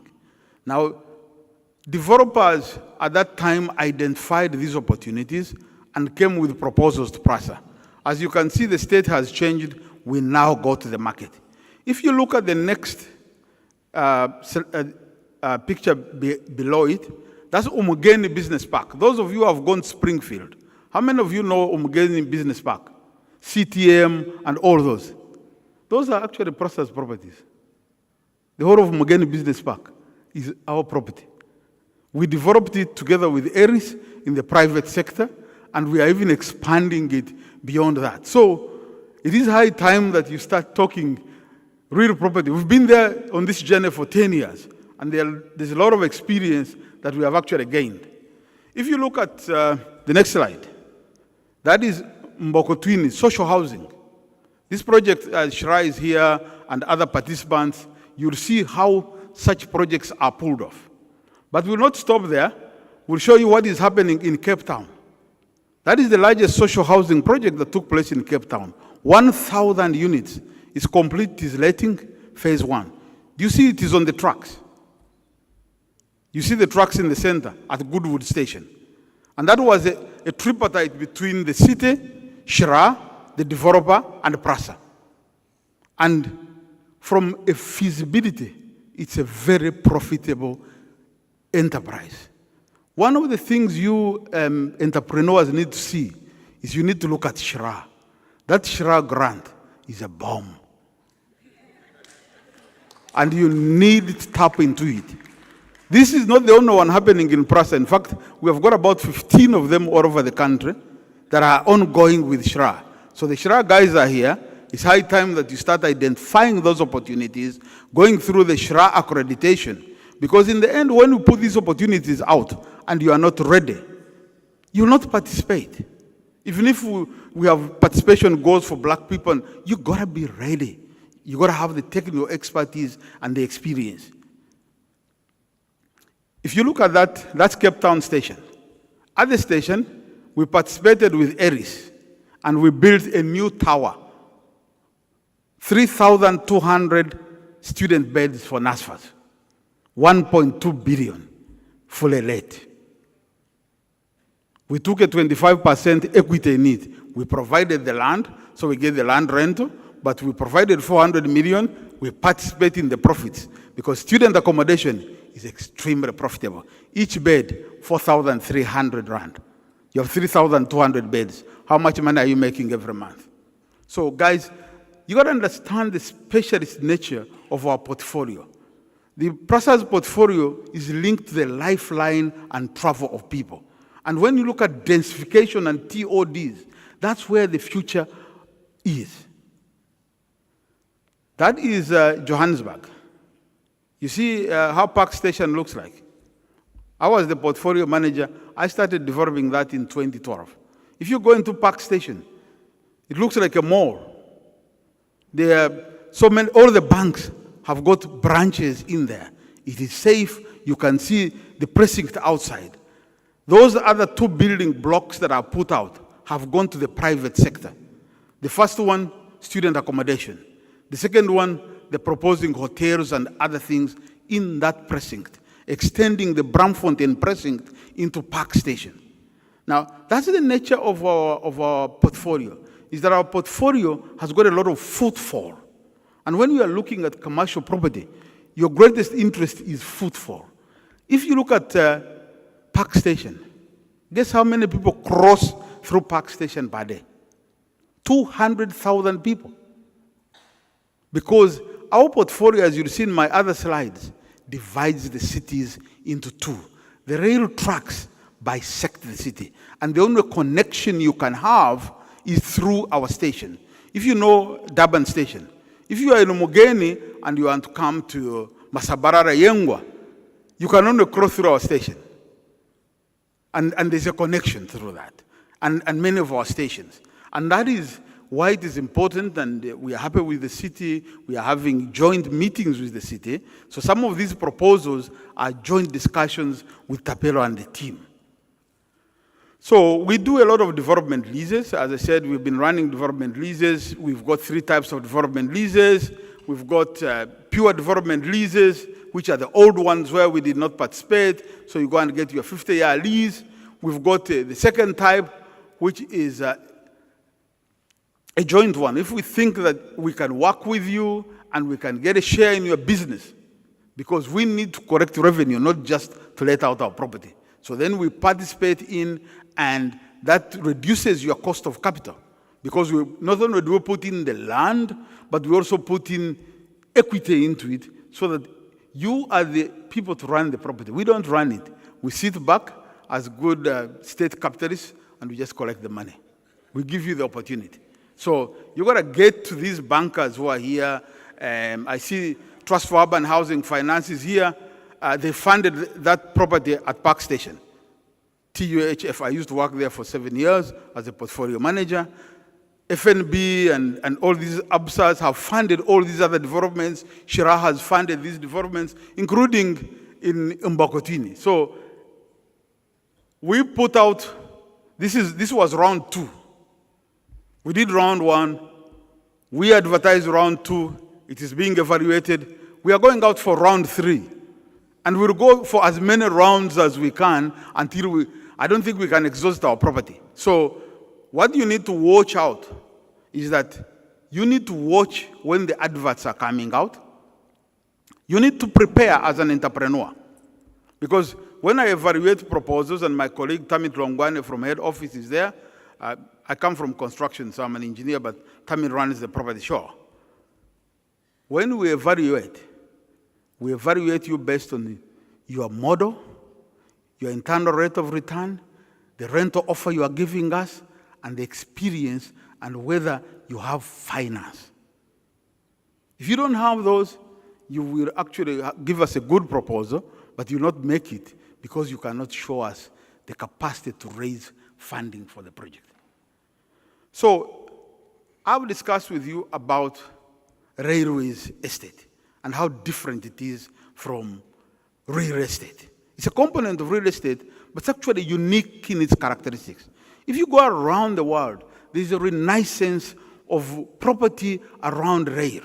How many of you have gone to Paris? You went to see the Eiffel Tower.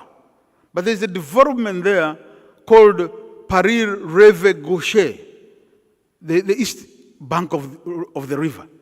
It used to be like what it is like in Durban, which I'll show you.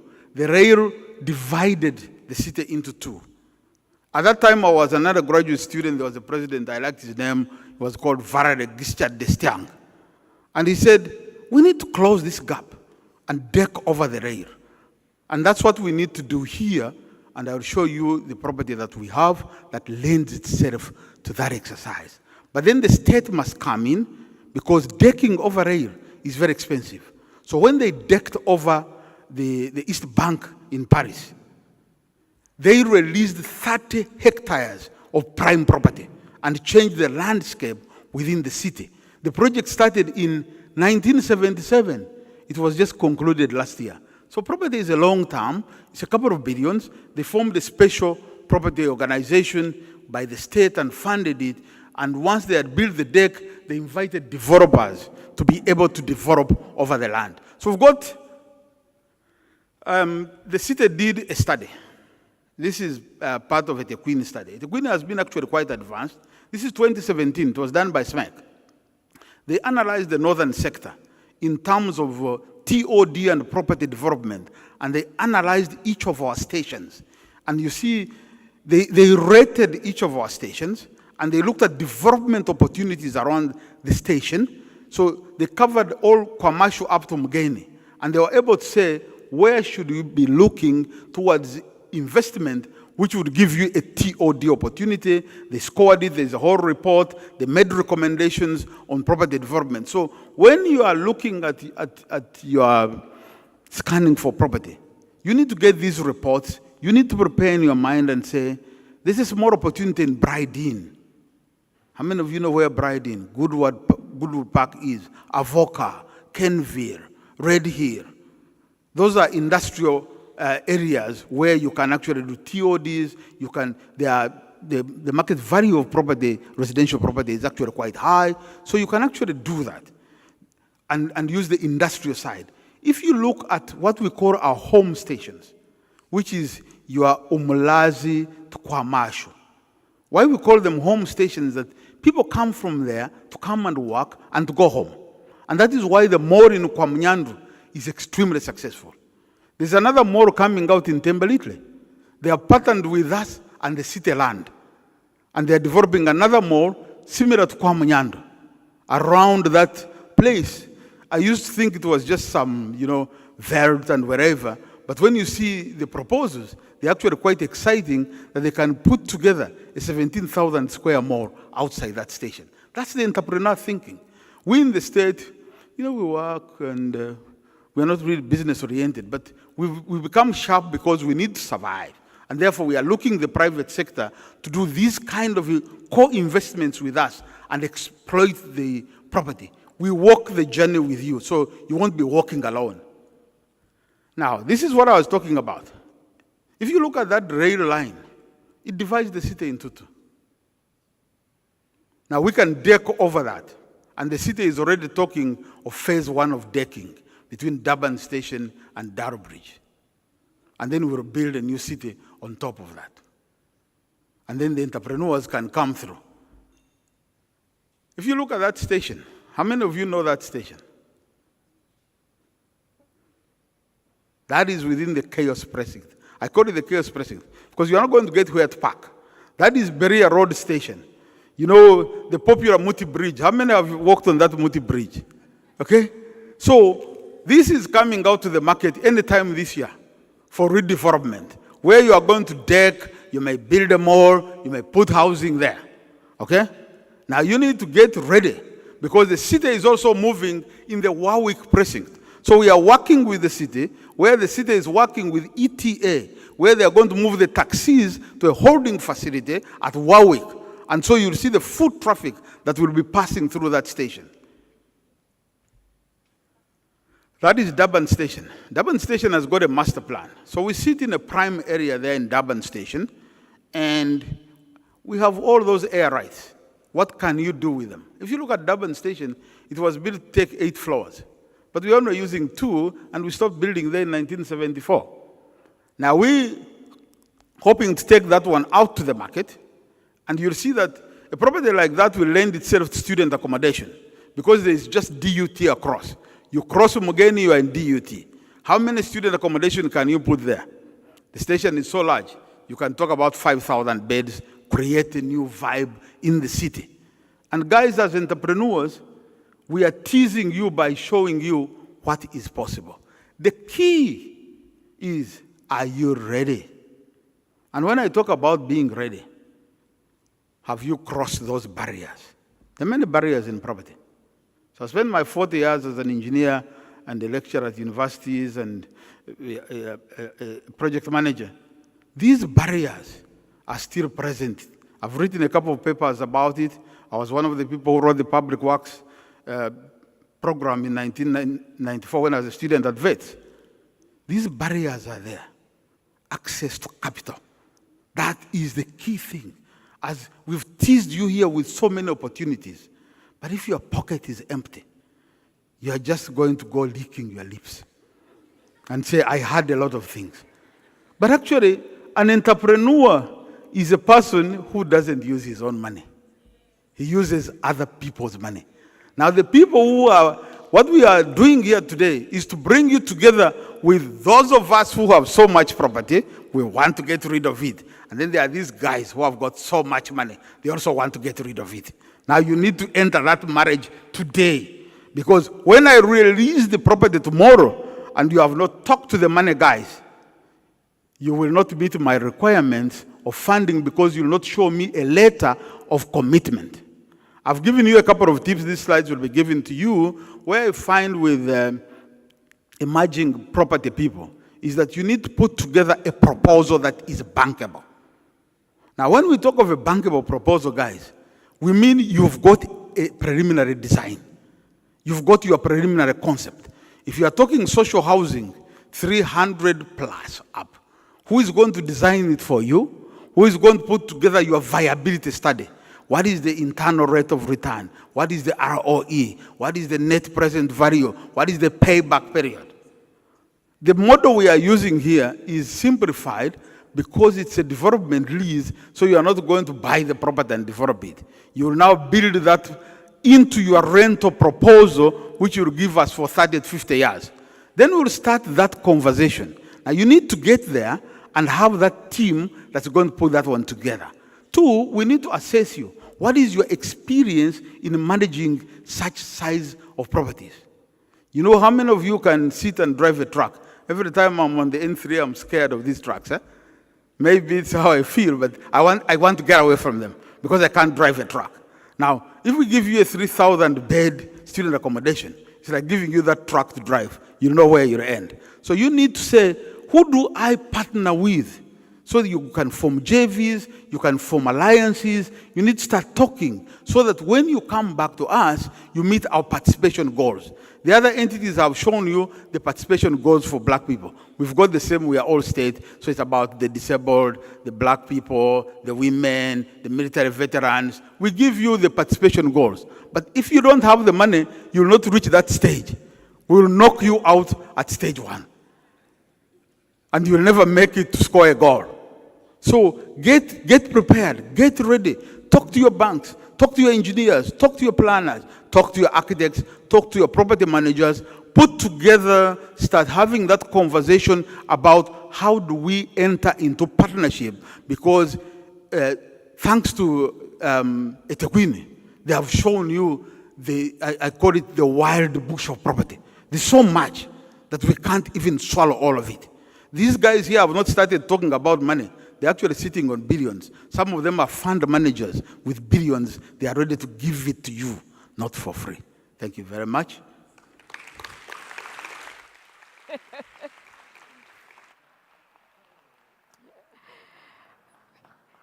Thank you so much, Med, for that presentation. Sure, Med, I was having a thought there as you were talking about you were a student in varsity in 1994.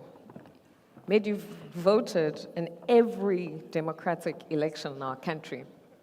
So when he speaks about this experience barrier, ladies and gentlemen, as he's put it to us, that's a gentleman who means it. So we've got to trust and take his word for what he's worked through, what he's seen. And then, of course, if we say we don't have the experience, how do we bridge those gaps? I loved what you said there, that the dream is free, né? But it's affording the price of actually attaining it and make it reality. And that's going to be paid for in some way. And I think, ladies and gentlemen, here's the thing. There's going to be many obstacles. And I always say to people, property is a long game. There's going to be so much in it. But the bigger picture is, how do you think your way around and through problems and not just stop at the obstacles? So, moving on, let's have our final presentation from Ithala this afternoon. Mr. Armstrong Malope, who's the acting property executive at Ithala. Let me just tell you, ladies and gentlemen, a number of you have asked us for the presentations. We will release a link with the presentations at the end of today. We will do that for you because we certainly know there was a lot that you've read into on screen. Once Armstrong is done telling us about Ithala and the role that they play in this particular space and how, of course, you can engage better with them around their projects, what we're going to do with the final section of today is go straight into the panel discussion. And again, as I had promised, I'll try to work us to the close of business, but we're going to go straight into the panel discussion so that we're immediately asking those burning questions that we all have now around finance, the financial instruments that are available to us, whose doors we need to be knocking on, and of course, what we need to bring with when we get there in order to better participate in these programs. Thank you, sir. Mr. Armstrong Malope from Ithala, please give him a very warm round of applause. Good afternoon, everyone. Thanks, Program Director. I will be sharing with you our property portfolio as Ithala, but as you may all know, our property portfolio is also linked to other two revenue-generating streams, which is the implementing agent, mainly construction work, as well as the business finance, which is the loan section, up to 50 million. So it also finds application in this conversation today because, as we all know, there's a need for support of SMMEs and those that are new entrants in the property space. So we are available for such as well. Ithala plays a very critical role and does contribute in the transformation agenda of the property sector in KZN. Maybe I should first indicate that there's a bit of confusion in terms of Ithala Bank and Ithala, which is us. Ithala, which is us, is shortly known as IDFC, which stands for Ithala Development Finance Corporation. And there's Ithala Bank, which is not a bank, but operates as a bank through an exemption. There are issues, but that is 100% owned by us, so it's our subsidiary. We operate separately, but everything in terms of accounting comes back to our books. It's just, that's one of our subsidiaries.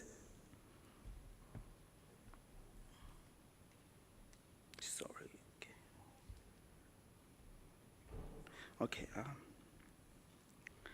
Today, the 4th of April 2024, marks yet another important milestone in the history of KZN property sector. Just to remind delegates, on the 17th of February 2024, Ithala was one of those who had an opportunity to witness the successful launch of the KZN Black Property Sector Association. I hope they are in the room. This very strategic engagement session serves as confirmation that the local economic development agenda is taken very seriously by eThekwini Metro. Once again, thank you for the invite to eThekwini Metro for the opportunity to give IDFC, which is Ithala, to come and share information about the organization's expansive property portfolio. Since the dawn of our freedom, a lot has been achieved to bridge the socio-economic divide in our communities. However, the spectra of inequality dominating the property sector remains one of the most glaring impediments to South Africa's goal of national unity, equality, and social cohesion, as espoused in our Constitution. This is not only unjust, but it inhibits South Africa's ability to achieve its full economic potential. The ongoing need to redress the historic economic and social inequalities requires stakeholder involvement in the property sector to establish meaningful collaborations, as well, whilst ensuring compliance with a number of regulatory frameworks. Ladies and gentlemen, allow me to share some wise words from our late President of the Republic, Dr. Nelson Mandela, and I quote, "What counts in life is not the mere fact that we have lived. It is what difference we have made to the lives of others that will determine the significance of the life we lead." Again, open quote, "As long as many of our people still live in utter poverty, as long as children still live under plastic covers and under the bridges, as long as many of our people are still without jobs, no South African should rest and wallow in the joy of freedom." The above quotes are a direct confirmation that the people need good health, a place to live, access to education, nutrition, social connections, respect, peace, human rights, a healthy environment, happiness, but more importantly, a shelter, or should I say, a place to call home.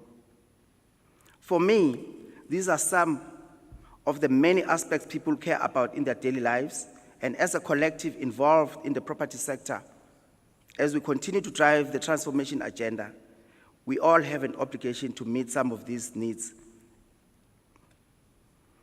Therefore, one cannot overemphasize the need for bolstering an inclusive growth and development within the property sector, in KZN in particular.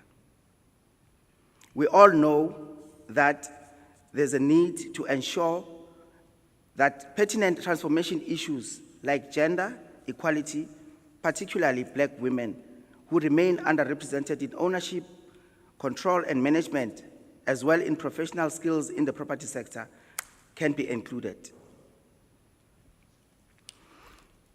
Again, as a player in the property sector, Ithala is alive to its obligation in promoting the growth of sustainable SMME enterprises as well as cooperatives. In my view, the property sector has not fully transformed its financial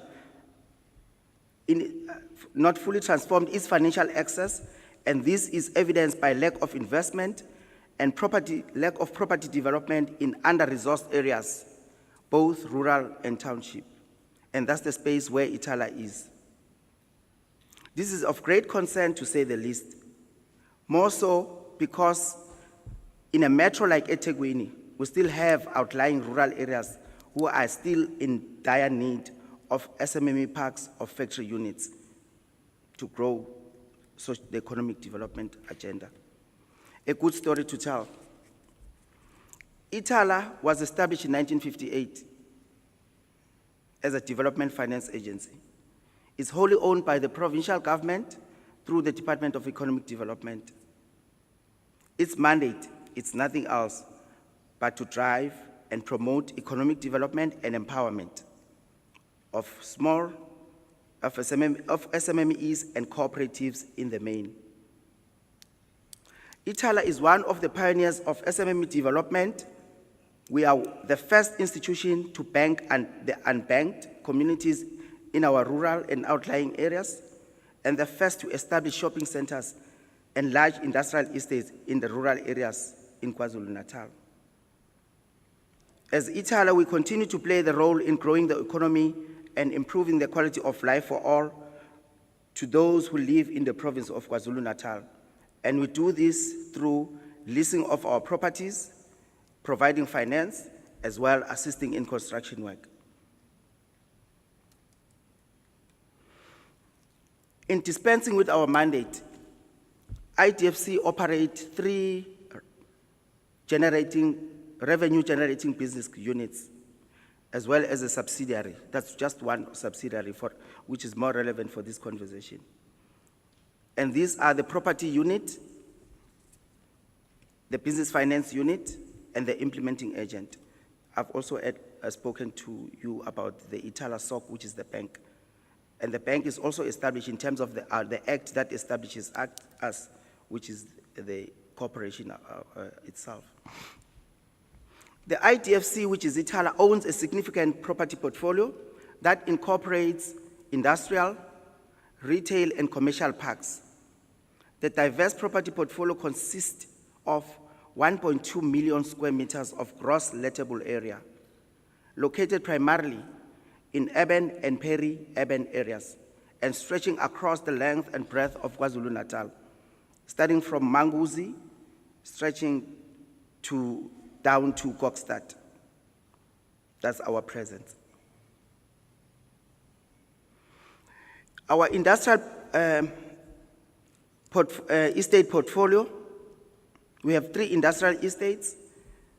The first one referred to as Isitebe, which is around the Stenga area, Emandeni, with a gross lettable area of over around 600,000 square meters in a 414-hectare space, which is a great location as far as we are concerned for businesses, which is a good space because it's in between Richards Bay and Durban. The next one, which is an industrial estate, maybe before I move to the next one of the most prominent tenants in these estates include, most of you would recall Whirlpool, but now we have KFC. That's where they conduct their business to make their fridges and other related products. But also there's a company called Knitwear International. The clothes that you buy at Woolworths, they're made in our industrial estate, which is Esitebe. The second estate is Ezazakeni Industrial Estate, which is also quite sizable. All the estates, they still have vacant land and is available for leasing on long-term basis. Ezakeni, some of the prominent tenants there is DeFi. You're familiar with DeFi? And we just managed to get new players as tenants from Mauritius. They've taken quite a number of sizable factories for clothing and textile as well.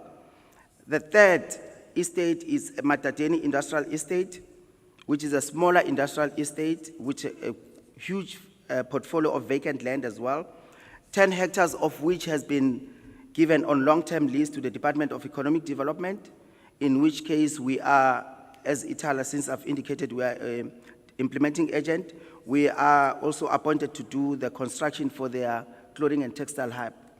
I think the work for phase 1 is almost 70–80% done in terms of brickworks. So Matateni Industrial Park is mainly a clothing estate in the main.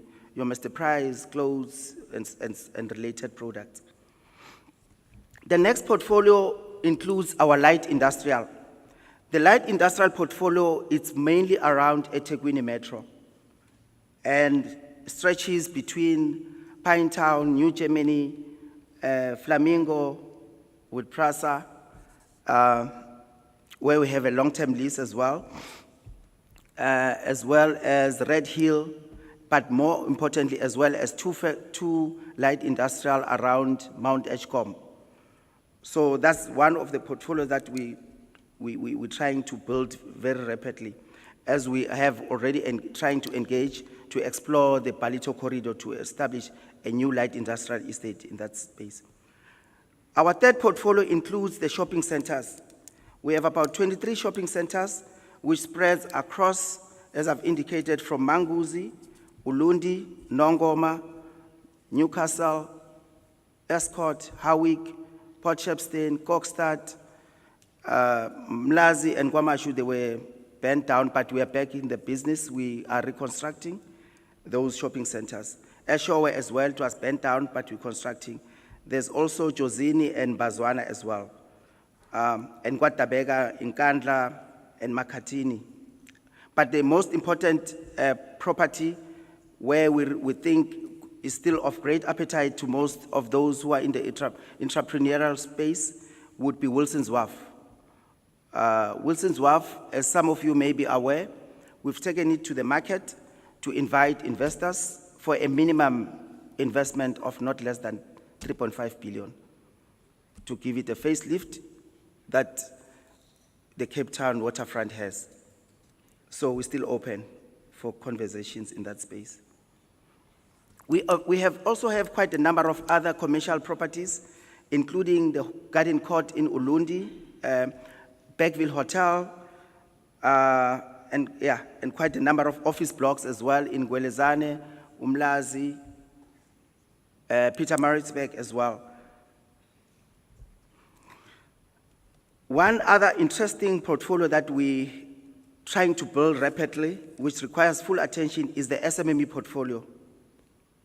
Which SMME portfolio we have about 43 factory units, we call them factory units. Mostly it's there are 43 spread throughout the province as well. Kwamashu, Umlazi, Mpumalanga, which is Hammersdale, Mondlo, which is in Vryheid, Mpopomeni, up north around the Escort, Howick area, Ulundi, Nkandla, Pongola, Umnini, Umlazi, Kokstad, Eskaweni, Mapumulo, Osizweni, Pietermaritzburg, which is the Places Layer, Ladysmith, as well as Impendle. So those are our SMME units. We still would like interested partners on unsolicited bids to come forward so that we can discuss and see how best we can remodel these factory units or any of these properties which have been presenting to you. What economic opportunities exist for most of you who are attending this conference?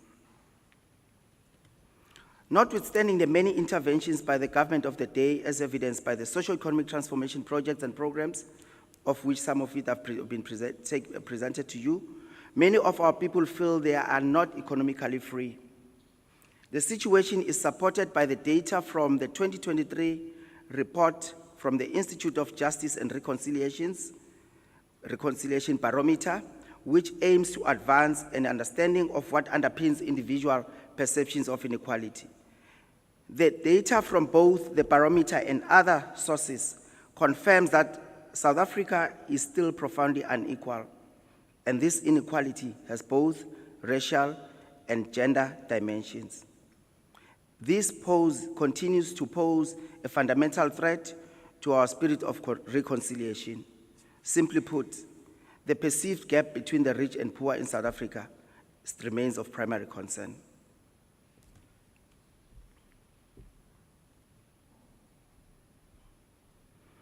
Our commitment as ITFC.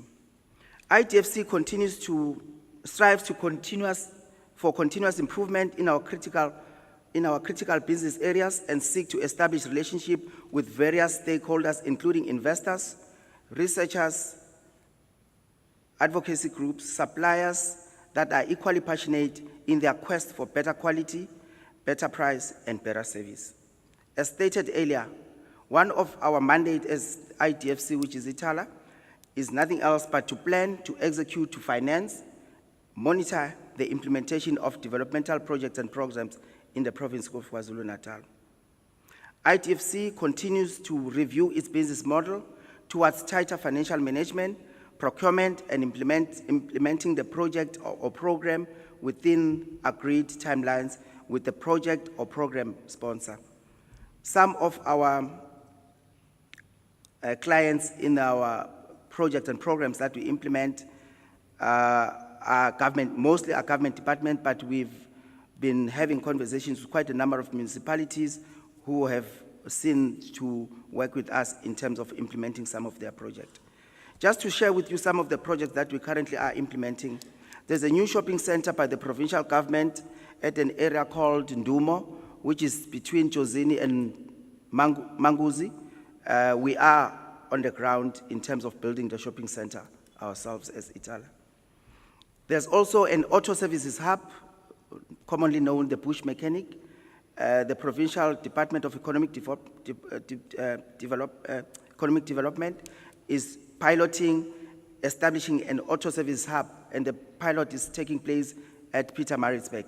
We are the implementing agent of this project as well. There's another interesting project, given our maritime and the maritime strategy in KZN, where boat building becomes of great importance.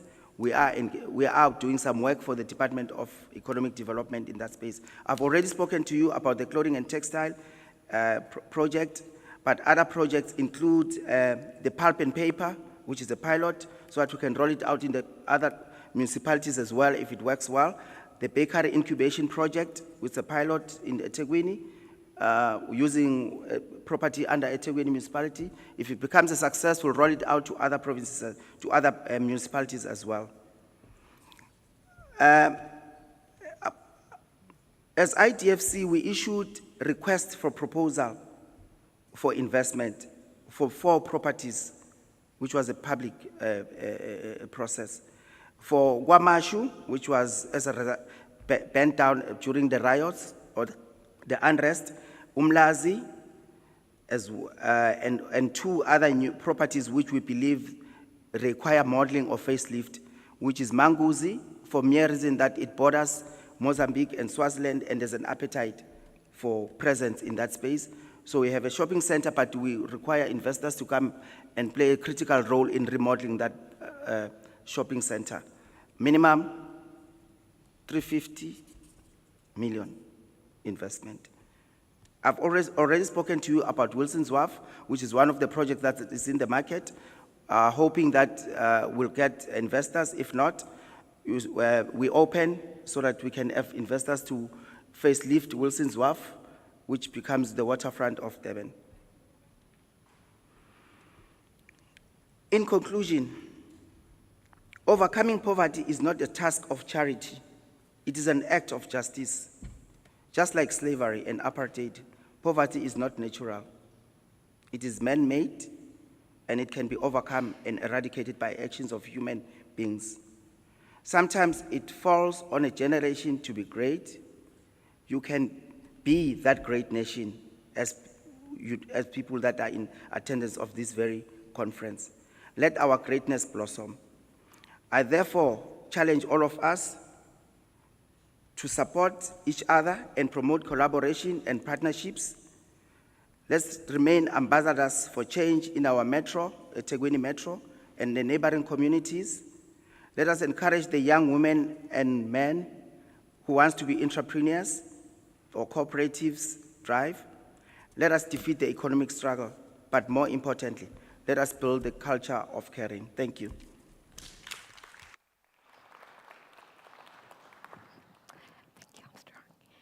Thank you very much to Mr. Armstrong Malope from Itala for his presentation this afternoon and just giving us an insight in terms of the unique position and I think the unique history as well of Itala within the context of this region, and of course what Itala is also contributing as part of these programs. Ladies and gentlemen, I think we can all agree that as we now ride to the end of the day, you've consumed a lot of information. I'm hoping that you have made a lot of correlations between this information. And within the context of that, you're probably asking yourself, what are the next steps? Where should I go? Who can I talk to about some of the things that are perhaps challenges and obstacles to what I think you may have arrived this morning having envisioned as possible, but what you now realize you potentially have to do. And one of the very important points that were made right throughout today was that of partnership. The existence of statutory regulations such as the PFMA, MFMA, and so many others, ladies and gentlemen, doesn't stop us from partnering.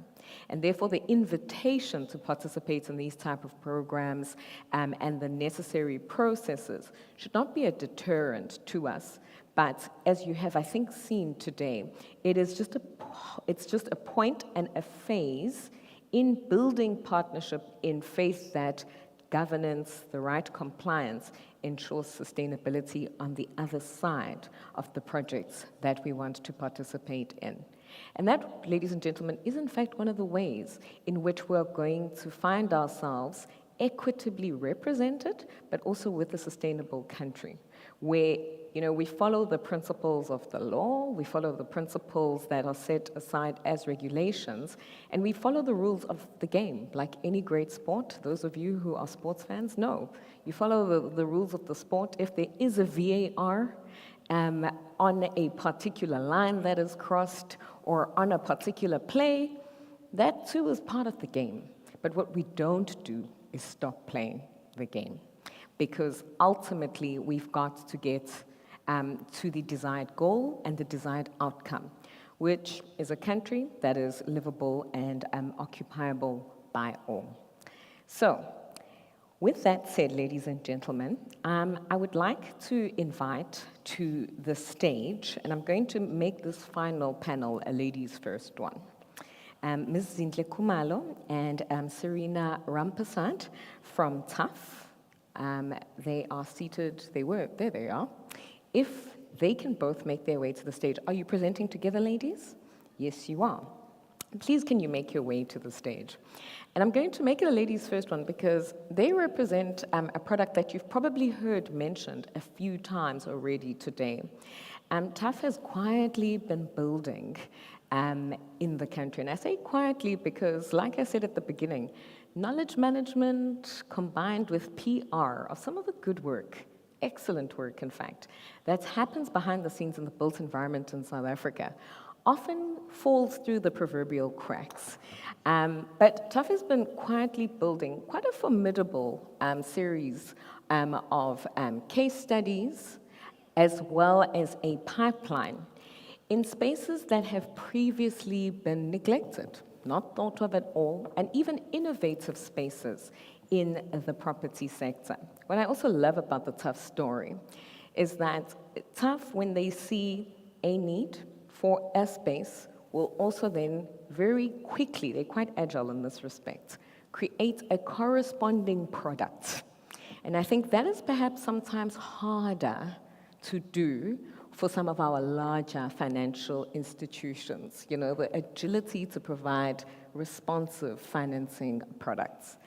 I'm not an expert in their space, but these two ladies are. So I'm going to hand over the stage as we get ready now to talk about what most of you are here about, the money. And I'm going to start at TAF, and then I'm going to invite the rest of the gentlemen to the stage from the financial institutions. Please give them a warm round of applause. Thank you, Lynette.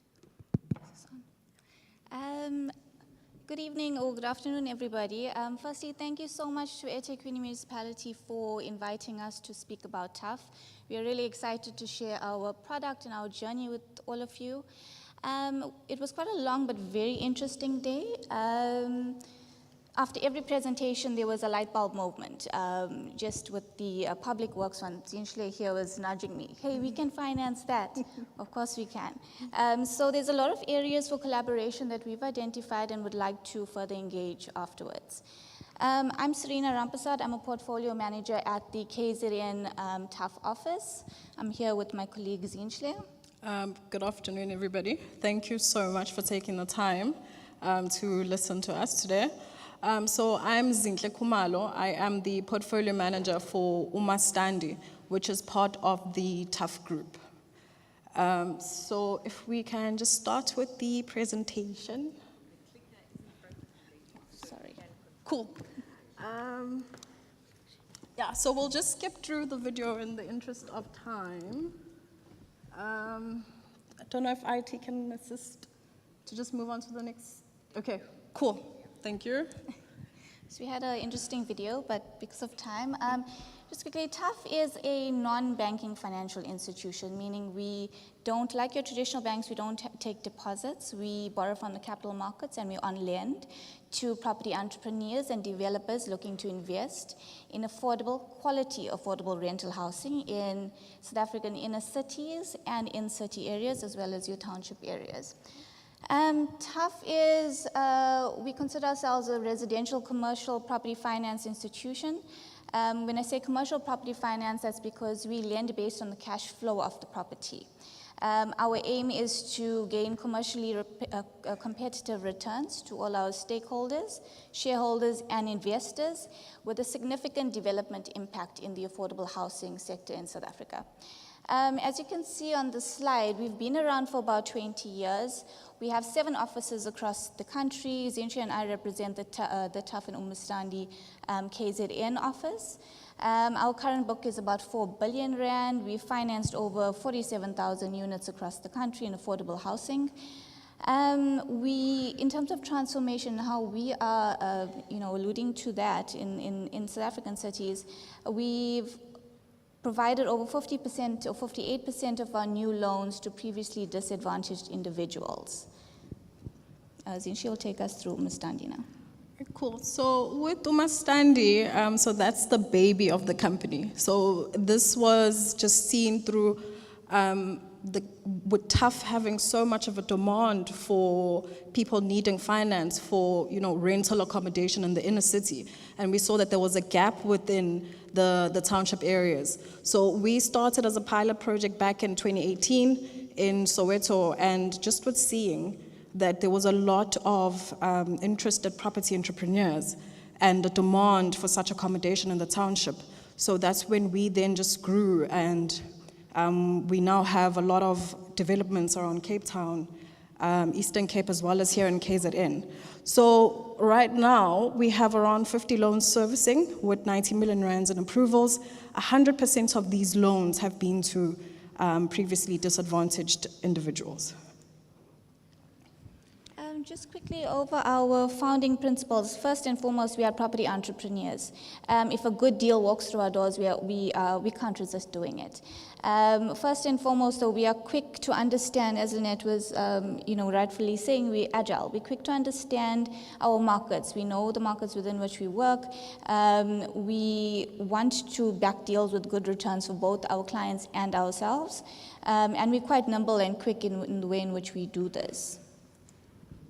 Cool. So we just wanted to speak again with regards to TAF's impact logic. So this is where there is that whole working relationship that we try to foster with the municipality as well. So it's not really us just being a private company, but there's a lot that goes on in between us as a company and also the municipality as well. So this is through us trying to increase the land values through us investing either in the inner city or in the townships, converting bad buildings. So this goes back to the different types of buildings that Public Works has.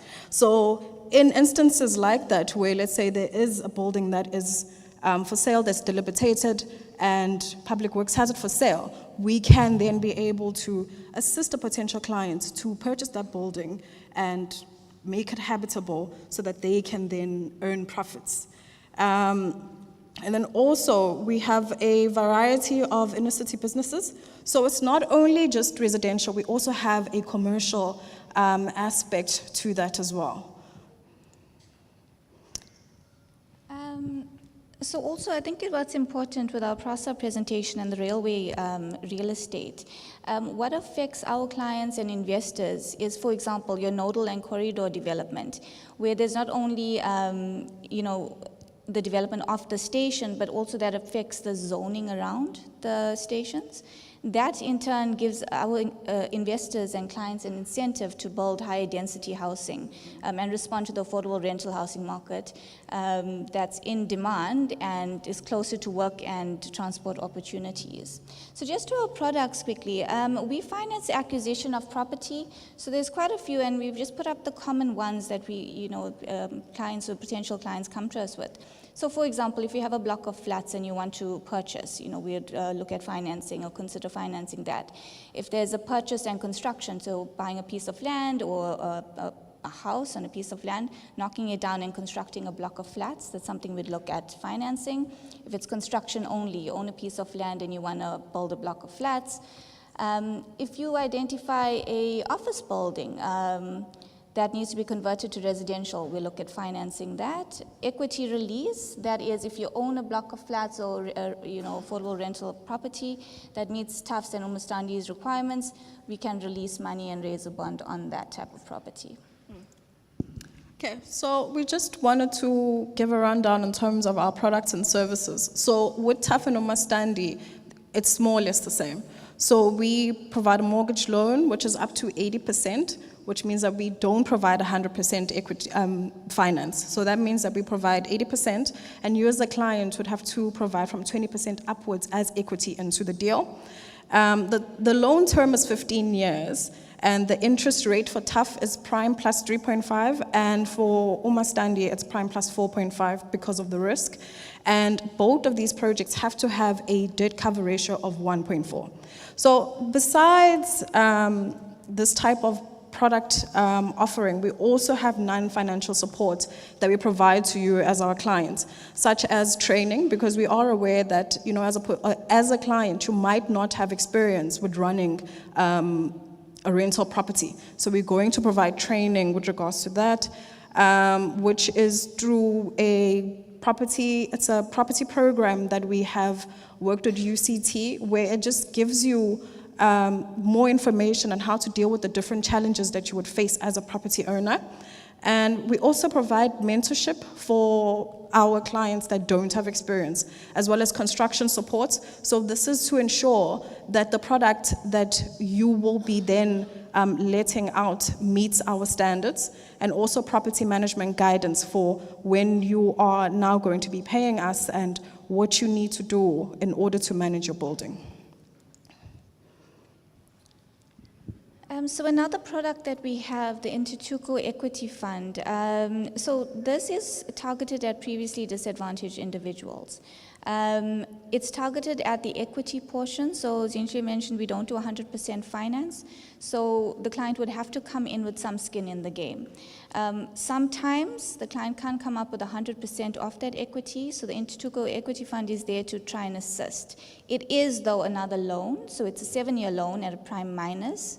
And it depends on the deal, so it's specific to that project. Here, there's specific requirements where the previously disadvantaged individual needs to have a net asset value of below 5 million, and the total investment finance needs to be below 10 million. Cool, so these are one of the things that we look at when we are going to be financing your property. So we need the deal to have a debt cover ratio of 1.4. We also a character-based lender. So we look at your character as our potential client. We look at the building product and design. So right now, one of the things that we like to finance is your self-contained units. So that's your bachelors, that's your self-contained 1-bedroom units, your 2-bedroom units. We look at your rights to build and trade. This comes back again to the municipality, where you need to have your zoning rights in place, your plans need to be approved in order for us to then start construction. And then we look at the feasibility, which then gives us an idea of your cash flows and how your deal is going to be working out during the 15 years, and also the property management solution, which if you are experienced, you can manage the property yourself, but if you're inexperienced, then we do have to have a property manager that's going to be managing the property for you. Okay, so TUF is very specific in terms of where we fund. So here's a list of areas within KZN. So TUF started in the Durban inner city, responding to the degeneration of property and trying to attract private sector investment back into the inner city. And from there, we found demand immediately out the inner city, so your Glenwood, Mbilo, Berea areas. And from there, we've expanded now to Durban South, near the South Durban Basin. So your Clarewood, Jacobs, Montclair, Bluff, Queensborough, and up north along the N2 corridor going towards Phoenix, Cunubia. So your affordable areas along that corridor, your Voca, Effingham, Red Hill, Newlands, Sika Lake, Parlock, Phoenix, Cunubia, and then Pinetown CBD and Pietermaritzburg CBD. And the Umastandi areas of finance, as we said, we are more township-based, so that's your Waterloo, your Nazareth, your Claremont, KwaNdengezi, KwaMashu, Umlazi, as well as Ispingo Rail. So this is just a typical example just to show people that this is the type of product that we go for. An example would be if you own a 4-bedroom house in the township and you have space at the back that you can want to build, let's say 6 to 8 self-contained units at the back. So we finance those types of projects. These are the finishes that we go for. This is one of our micro developers. This is one of our projects that are based in Soweto. This is around 12 self-contained bachelor units. And this is how it looks on the inside. Just to end with one of the tough projects in the urban area where we have this particular client that took a 3-bedroom house in Glenwood, knocked it down and built a 3-story walk-up of about 36 flats. Here the developer he acquired and built within 10,000 Rand per square meter, which is our magic formula, and he's getting yields of between 22 and 26%. Yeah, thank you so much for your time. We have money, guys. There's stock available. Please come and talk to us. Thank you so much.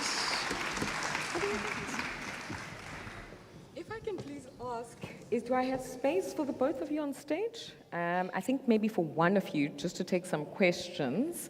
But then if I can please invite to the stage the executive heads of our commercial property finance arms of the banks, who are represented here today, FNB, ABSA, and Nedbank. If I can also invite the representative from the social housing, from SHRA rather, should I say, and if I can also invite our representative from NEF, if they can also all join me on stage. If one of you can join me on stage.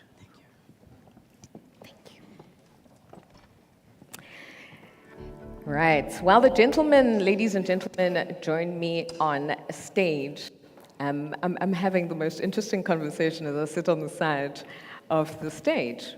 But I think once you listen to the tough story and the development of products to respond to our needs, didn't you sit there in your seat and think, "Ukungazi kufana nokungaboni"?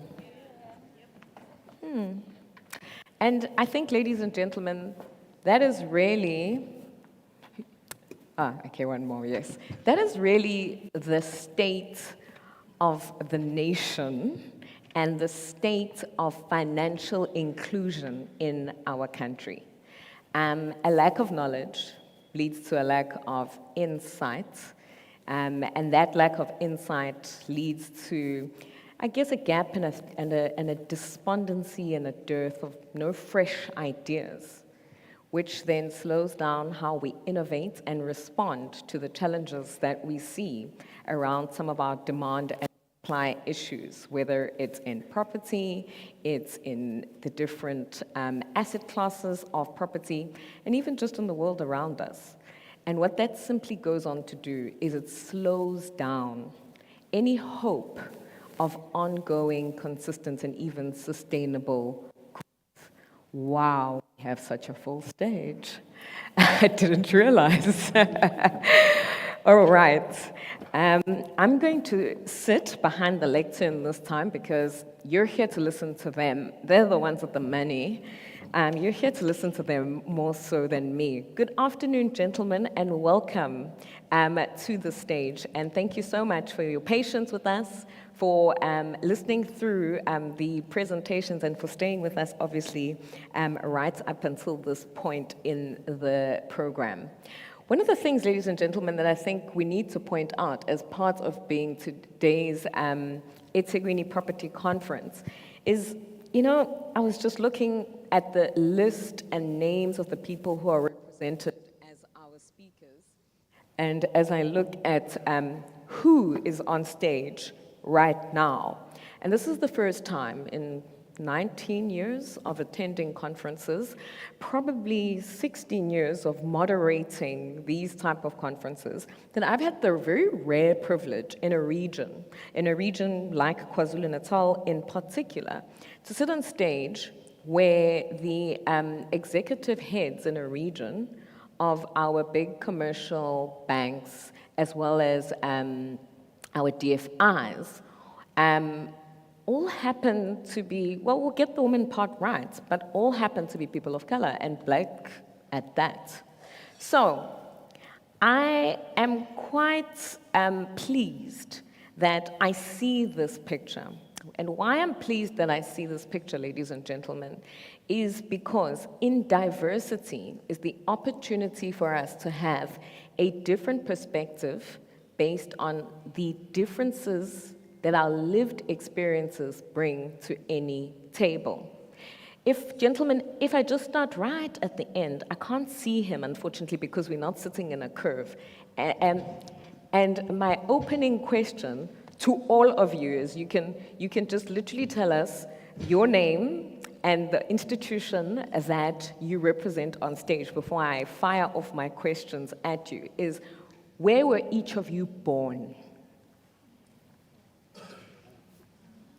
Please share the microphone. There are 2 roving microphones, 3 microphones. Please, if you can pass it to the gentleman at the end. And I'm going to allow him to introduce himself and his institution. And just tell us where you were born. And I'll continue from there as you come through the line. So, You're on. I'm on, okay. Yes. Leboa Letswalo from the SHRA.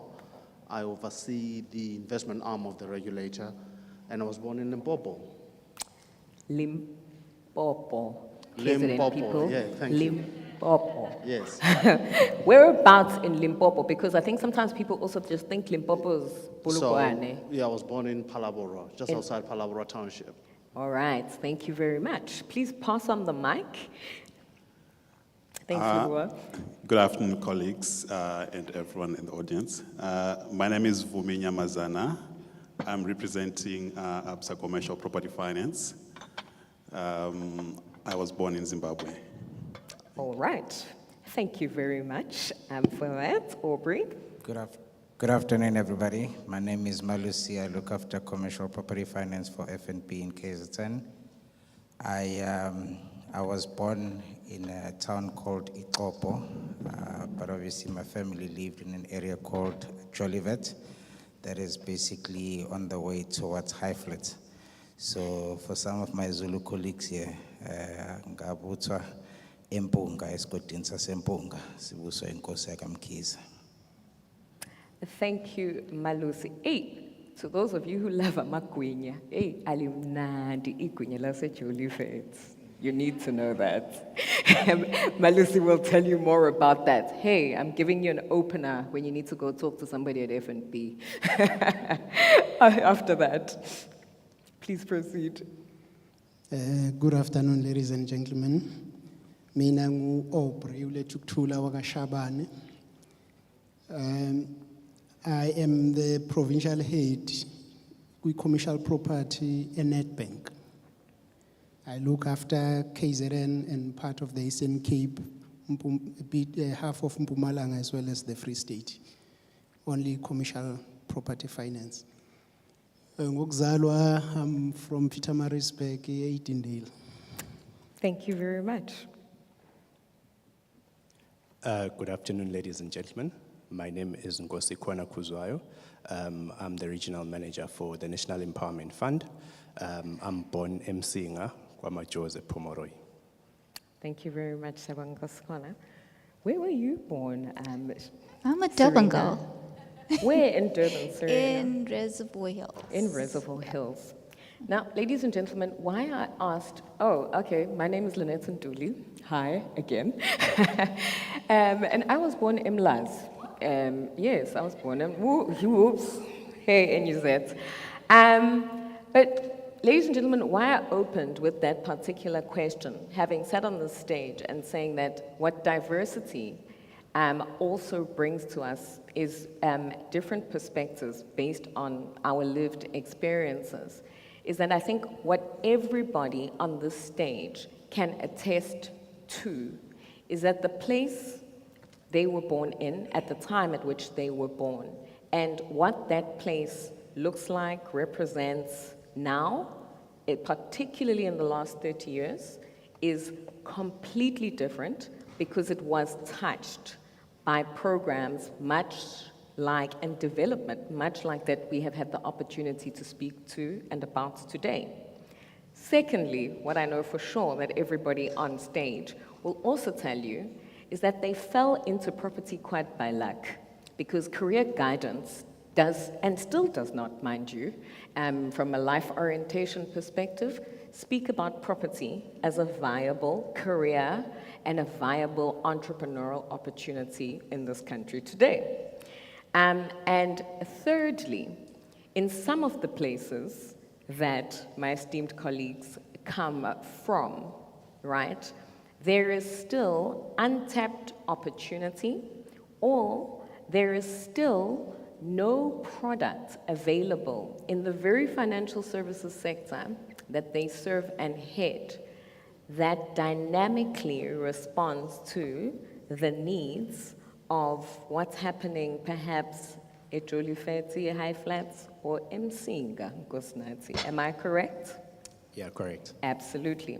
For me, that represents, firstly, the challenge, but it also represents the opportunity that exists for all of us.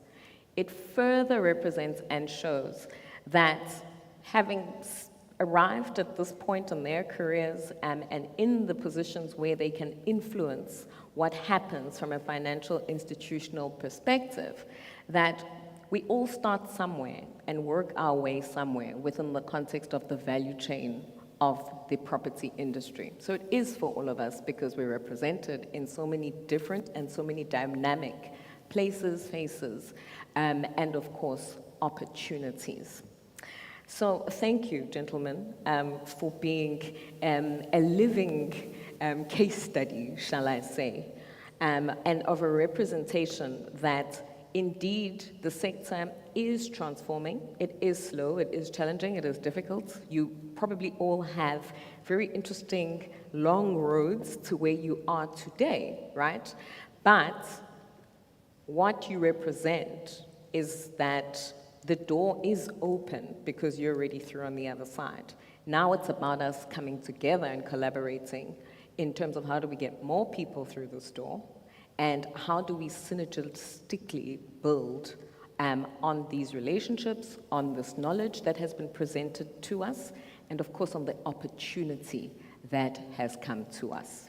So I asked us today rather to go straight into this panel discussion because I think with the financial services market, one of the main things is that everybody has an idea that they're banking, but actually doesn't have an idea of what happens in the banking system and what is available to them. And that is why it was important for me to put Tufts products out there, just so that you can show you how traditional banking is continually innovating and creating new financial instruments and institutions to respond to our needs. And so with that said, ladies and gentlemen, I'm going to go straight into a big question to you, Nkosi Khona, for the NEF. Right, the National Empowerment Fund, ladies and gentlemen. I know most of this audience, having looked at the guest list, has a fairly good idea of what the NEF does as a development finance institution in South Africa, why it was created. But I do also know that many people in this audience don't know enough about the property products at the NEF and are often surprised when they hear that the NEF has a fund that specifically looks at property, but not just property as in bills, but also retail, tourism assets such as hotels and the like. Can you share a little bit about what you're busy with in KwaZulu-Natal, for instance, what you're interested in. And having seen some of the opportunities your colleagues have shared with us today, what it is that you're specifically looking for now in terms of pipeline potentially from the investors, from the interested professionals, as well as entrepreneurs who are here in the audience with us? Yeah, thank you for that. To basically just to start off, many people basically don't really understand that as the NEF, we basically have debt and equity instruments that we can use in terms of our funding structures. So that is where it basically starts. So anything within property, we are able to come and participate, whether be it on the equity side or be it on the debt side. So let's talk about the debt side. In terms of the debt side, whether is it owner-occupied properties, we are able to participate. Be it investment properties, we are able to participate. Be it anything in hospitality, we are also able to participate. So it also happens that in certain times we run certain ESD programs. At the moment, we currently administer the ESD program with the Department of Tourism, and with that, we are able to fund within the hospitality sector. Just to mention some of the deals we've done. We've done the Jozini Tiger Lodge, which is in the hospitality sector. We've done Rhino Ridge as well, also within the hospitality sector. We've done a couple within that sector. And currently, the big drive is, of course, we have this funds from the Department of Tourism, which is a 50% grant, and it's a big incentive for somebody who's looking to grow within that sector. So definitely somebody who's got an interest in hotels within the property sector is definitely a person who needs to come to us, and we can look to fund them within that tourism to qualify for the 50% grant, amongst others. But the main thing is we're able to do debt and equity instruments, and we're also able to do co-investing in situations where it need be. You know, as you speak about, you know, the Jozini transaction, for instance, I remember that very well from a time in my career when one looked at that.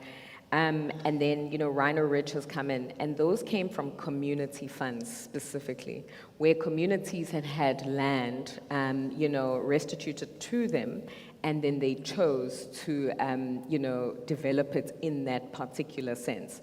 What other type of restitution projects, you know, are you keen in investing in? Because, you know, for the longest time, it's always been tourism assets or retail assets in terms of community shopping centers. But what else is out there that is unserved? Because I know that, you know, when we look at what is available from a land and buildings perspective and what's, you know, on the cards to dispose, and I look at this diverse audience, not everybody will just want to play in those two spaces. What else could we be doing?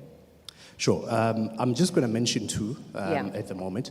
The first one is, I mean, if you look at filling stations, mainly the oil companies are the landlords, and maybe the percentage of black participants who actually are landlords in the filling stations they operate is less than 2%. And we as the NEF, we are aggressively growing towards that market to try and ensure that black participants within the economy are able to be landlords of the filling stations in which they operate. In some cases, they don't even have to operate. So it's a big opportunity for the black investors out there who are looking to participate in that sector. And of course, the main difference between us and the banks is we're not really, in terms of the debt to equity, in terms of your own contribution into the transaction, we look at cash flows and we look at affordability basis. We won't say to you our loan to value is 80% or 70%. No disrespect to my other colleagues, but I'm just saying we won't look at it in terms of that. We just look at the cash flows of the transaction, and based on that, the deal is structured on that basis. We also have a situation of owner-occupied occupied properties. Yes. If you were to go to a bank, say you operate a business and you've been operating the space and you are paying rent every month and you are tired of paying rent and you want to own the business and you go to a traditional bank, you'd find that you have to put a down payment. And if you come to an NEF, we are more than willing to gear the thing 100% based on the affordability of the business, you know. So those are some of the features that we have as the NEF that many people or participants in the economy are not aware of. Yeah, thank you very much for that. One of the things that in an earlier presentation that was raised, and I know a few people in the audience have also asked about, is about pre-investment support. I know TAF provides it. You know, Balesa Ryan earlier on referred to it as part of the presentation from DBSA, and NEF does too, the IDC, CIFA do too. And we often don't engage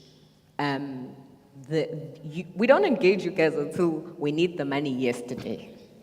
And I was saying earlier on, you know, banking is about relationships and we need to come in and figure it out before we do the application, and you guys actually have those support initiatives. And as we found out earlier, those support initiatives are also funded by certain of, you know, funders such as yourselves.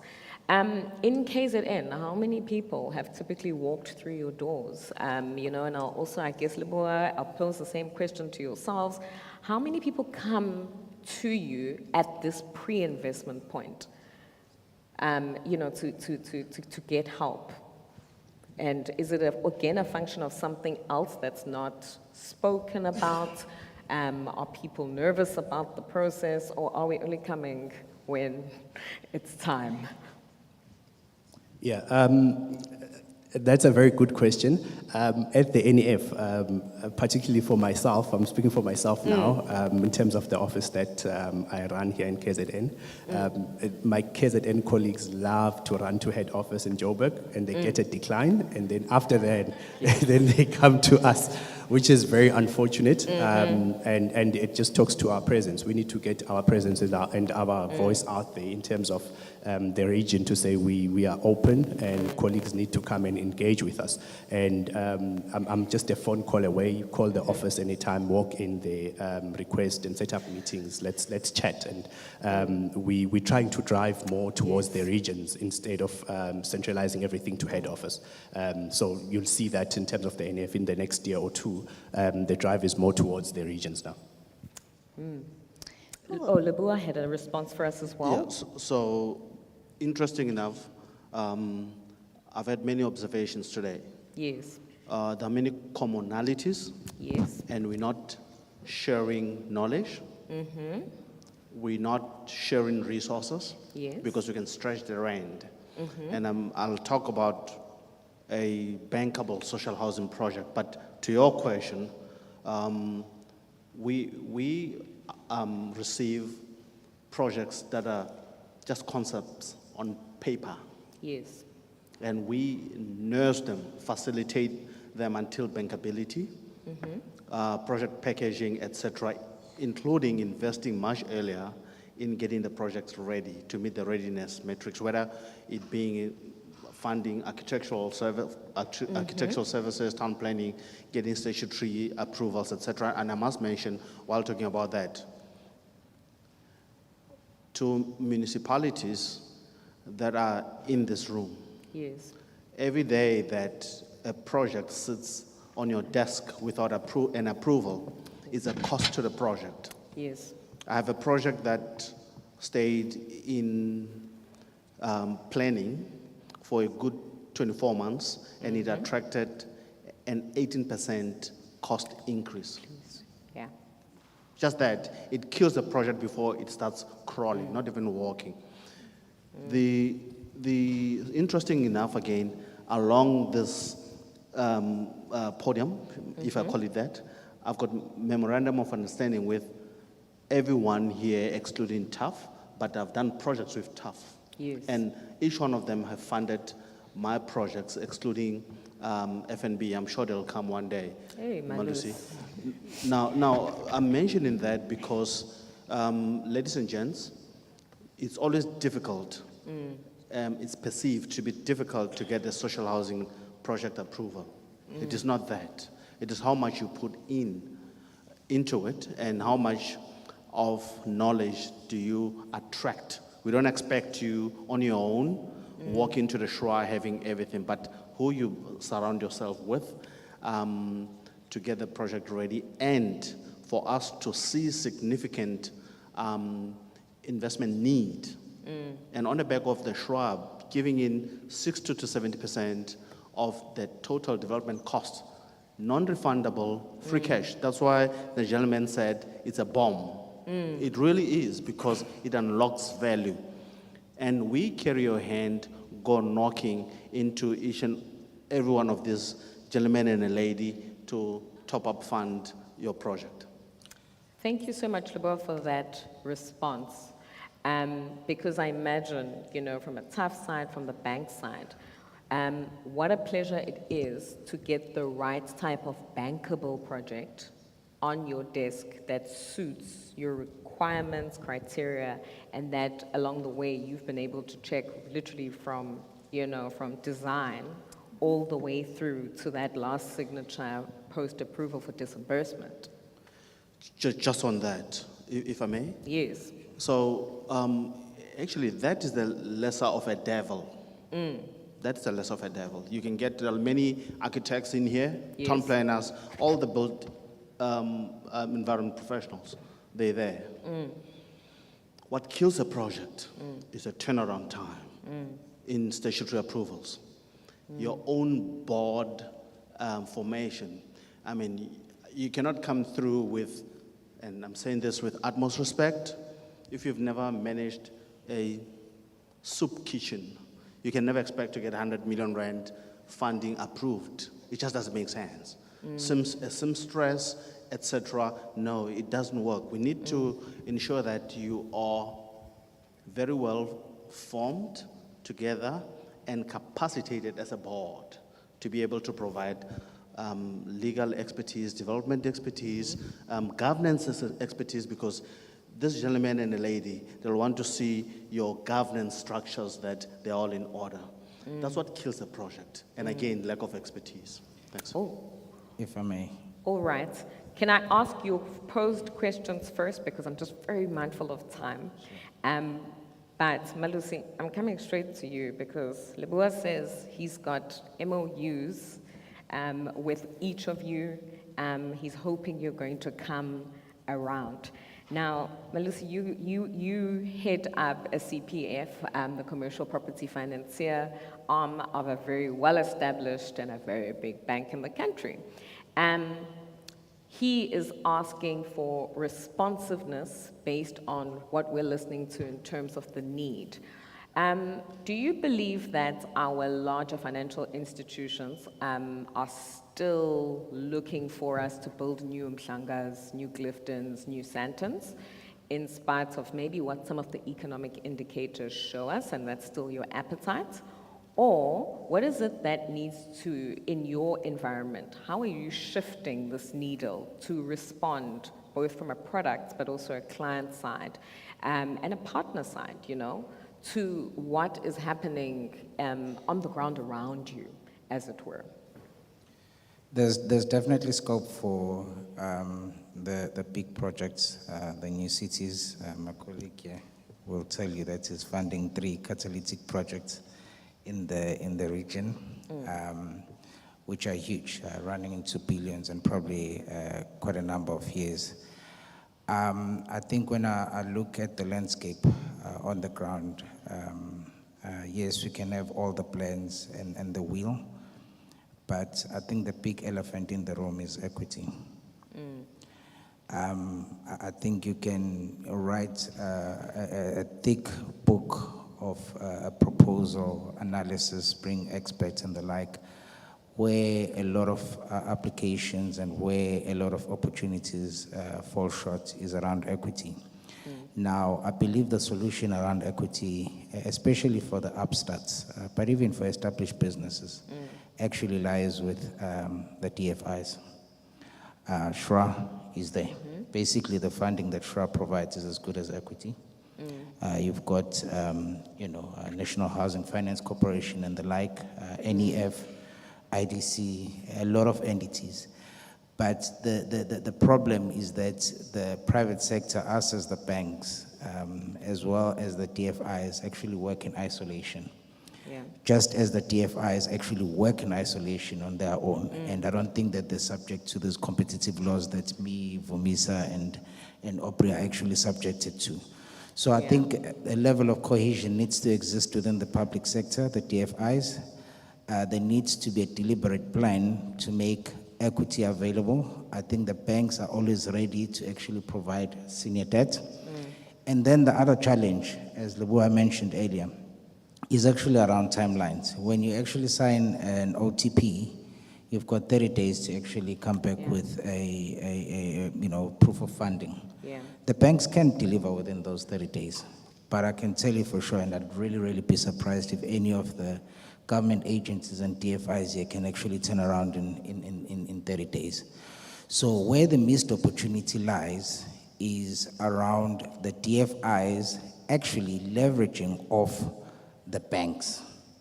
Because remember, the vetting processes that we have, the skills that we actually have are actually of, I think, of a higher order. And I think the DFIs can actually rely as well on our vetting processes, even if it means that you must overlay some of the policies and the criteria and the compliance requirements that they actually have on their side. And in doing so, it means that we can actually start and end the deal within 30 days, package it, give it back onto their decision-making board whilst we've already made our own decision to then facilitate a quicker decision on their part and on our part to obviously help the people in this room. Thank you for that. Thank you for that. And I think you're rightly saying it's multiple conversations that are going to drive us, I think, to the required results.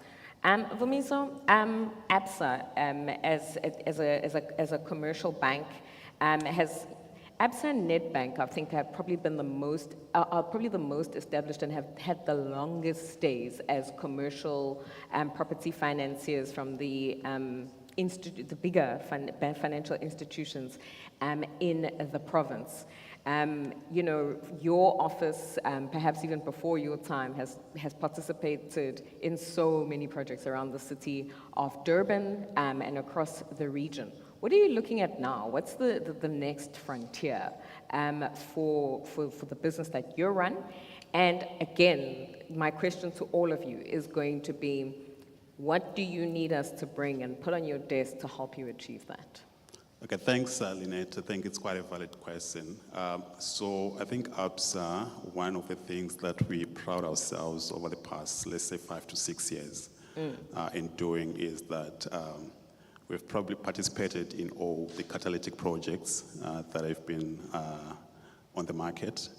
So you realize that in 2017, we participated in the Umhlanga Arch project, which was quite a huge catalytic project, just not just in rand value, but in terms of employment creation, as well as just unlocking, that Umhlanga node.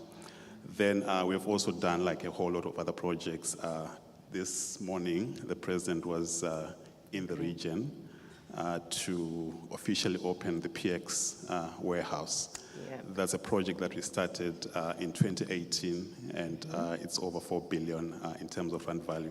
So all those things, we're also looking at, the social employment creation, like all those dynamics that, those projects create. We've participated in SAUTA, which was launched during COVID, at the height of COVID, that attracted at least 2 billion worth of sales during COVID. We went into that project with no pre-sale requirements. It was quite a spec view, and it was quite a successful project. So we've participated in a lot of projects. So currently, we are busy with Club Med, we are busy in Shongweni.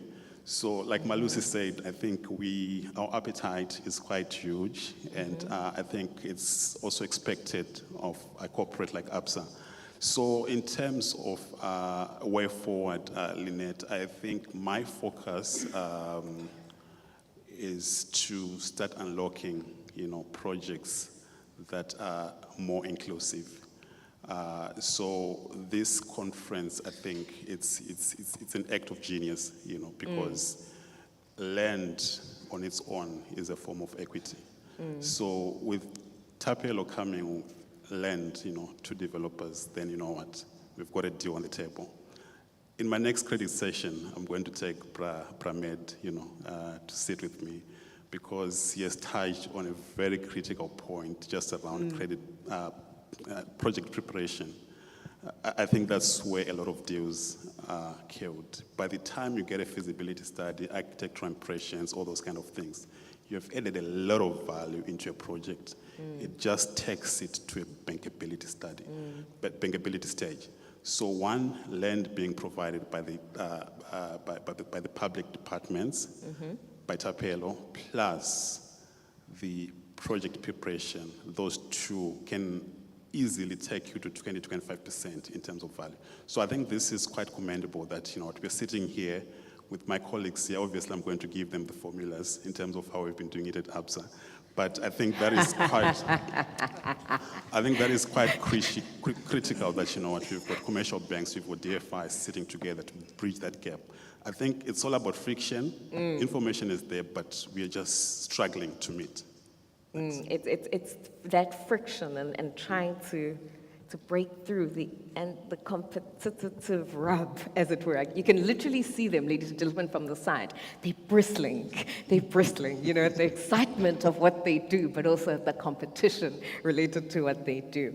Aubrey, Nedbank. Nedbank is probably, one of the oldest, if not the oldest, commercial property financier in the formalized institutional space.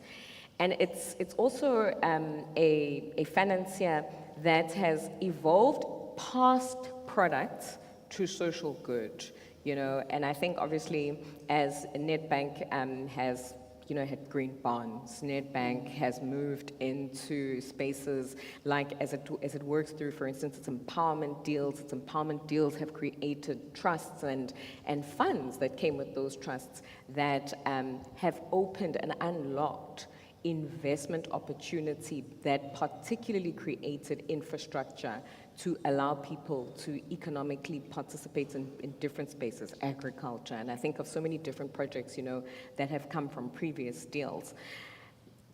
Nedbank in KZN now, the old grand dame, as it were, that's been there from the beginning.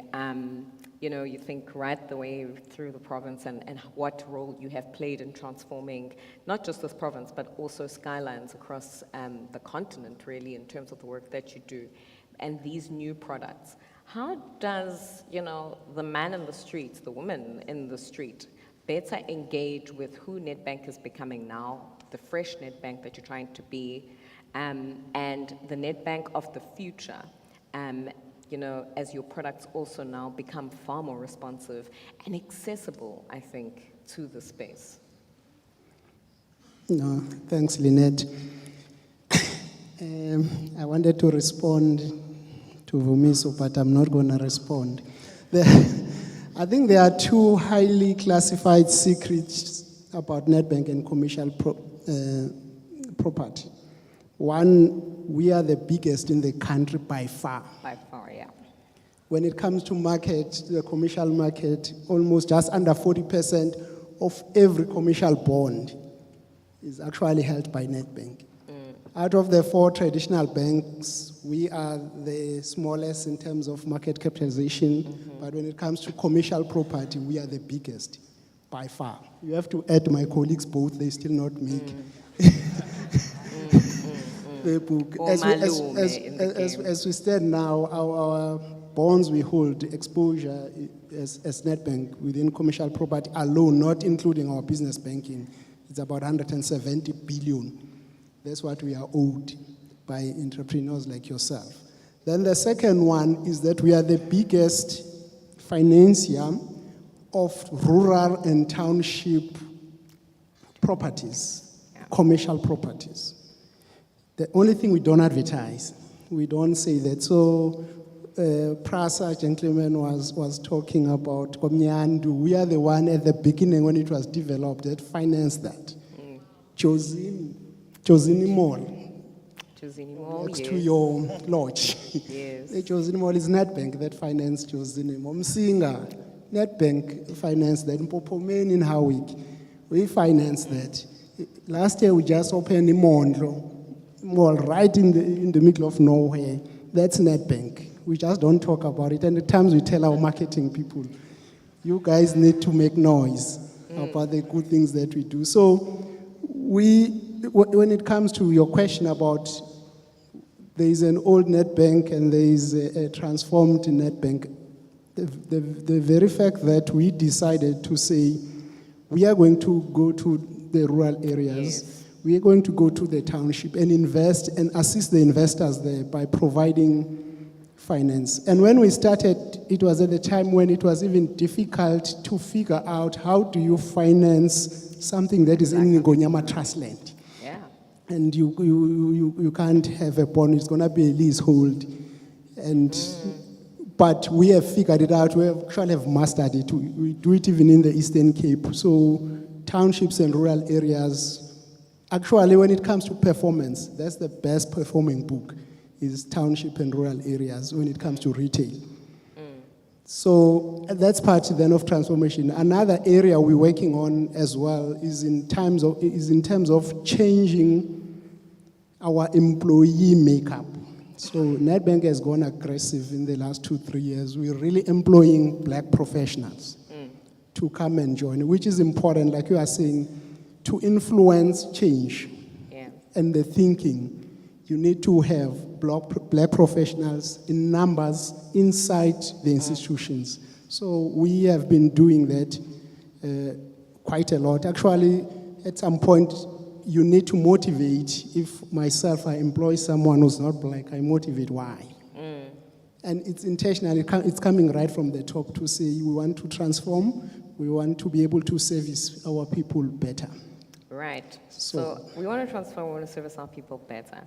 And I'll put on the hat of someone who's come to all the competitive banks in the middle and the DFIs, right?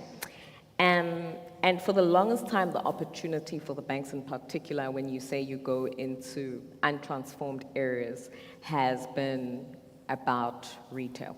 Retail and shopping centers in particular provided a massive opportunity and an in, I think, for formalized banking to safely go into our townships, our rural areas, into the dynamics of, freehold and traditionally held leases and all of these different spaces.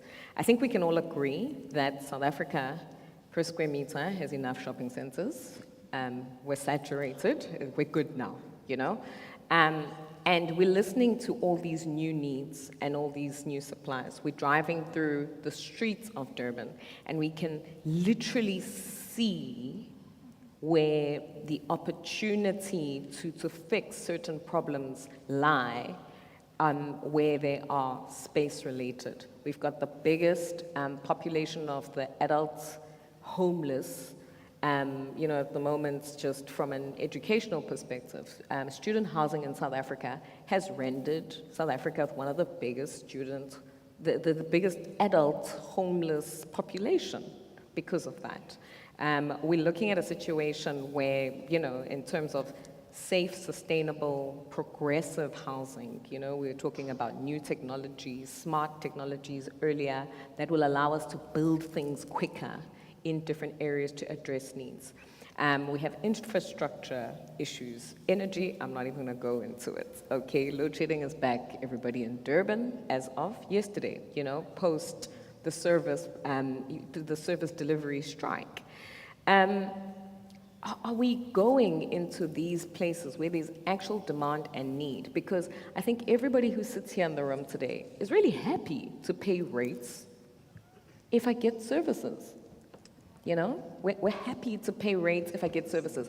I'm happy to pay back the finance on an asset that is productive.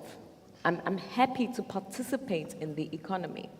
So I'm looking to you guys to say to us, yeah, guys, we've played in that space. We did change the game in that way. But, earlier on, somebody, I'm just trying to recall who it was who was on stage. I think it was the city manager. And we were like, go deeper, Papa. Where are we going, guys, with this from the financial institutions? There are also professionals, a lot of professionals are also here in the room today. And often professionals are not the developers, but the professionals in the room are always, or almost always, the catalyst and the ideators behind some incredible projects. But it's tricky for somebody who's an architect or an engineer or a planner, etc., to come to a big bank and say, hey, this is the concept, to Lebua's point, and let's move it from here to there, because they do want to focus on what their core work is and what it is that they do, but they have access to the idea that can germinate into a project. What is the go deeper, guys, in 2024 that I think this particular market is looking for? Because, as I say, there are certain of the spaces that are the tradition, shall we call them the new innovative spaces, that are also already saturated. Maybe before I hand over to my colleagues, for an example, the student accommodation. For us, it's a big deal because we have seen the conditions in which our children live in when they are at varsity. So Nedbank, we have set a target, like our target in the lending space this year is about 15 billion rand just for student accommodation. That's the book size that if we don't make that, we don't get bonuses. So, and part of that, the strategy, as much as right now we are the biggest financier of student accommodation, but it's the conversion of inner city buildings. So anyone who comes with that idea, we support. And it is really making a difference. Yeah. You're talking about as well, we have enough shopping centers and so on, but you are looking at that with your eyes because you stay in the cities. You go out to the rural areas, there is not enough of that. People still pay 50 rand, take a taxi to go buy grocery, pay 50 rand back. That 100 rand, it will have made it different from someone who's earning grant funding. But there is nothing around themselves. That's why it is our focus. So that is going deeper in terms of making a change. Lastly, Nedbank, we are big on ESG. For those who are not initiated, that is environmental, social, and governance. That's why we see ourselves as a green bank. That's why even our colors are green. And we say we need to spend or finance in a responsible way. So we pay attention when you bring a project and it's going to cause pollution. You have not spoken to people living in a particular area, you're going to move people forcefully and so on. We will not fund that. And with one community participation in your project. So those are boxes that you need to tick. The G part is the governance, is your governance rate, which in any way by law in terms of FICA and so on, we need to make sure everything gets ticked. So we try our best to be responsible, though that it previously has been the domain of the DFIs, but we looking things in a different way. All right, and so Lynette, I think it's quite a critical asset class that you just touched.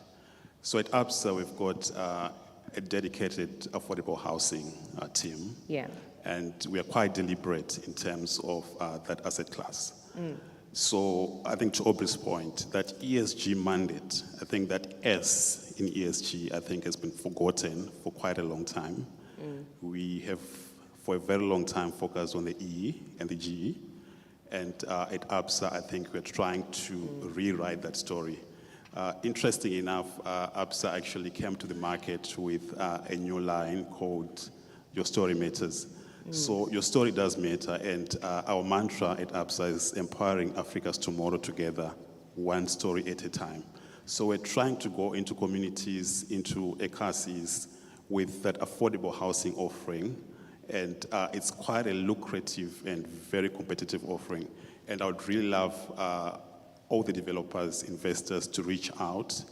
We've got a team of like experienced bankers who can put together like a good project proposal for you, good financing, and the metrics, they are just out of this world.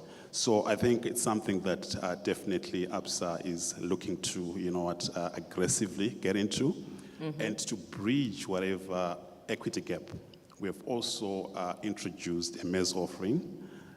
Expensive as it might be, I think it does work, for developers who are just getting into the market. So there are, initiatives that are in the pipeline, to address those gaps. All right, thanks, Fumiso. Melissa, can we allow the audience to ask you questions as well?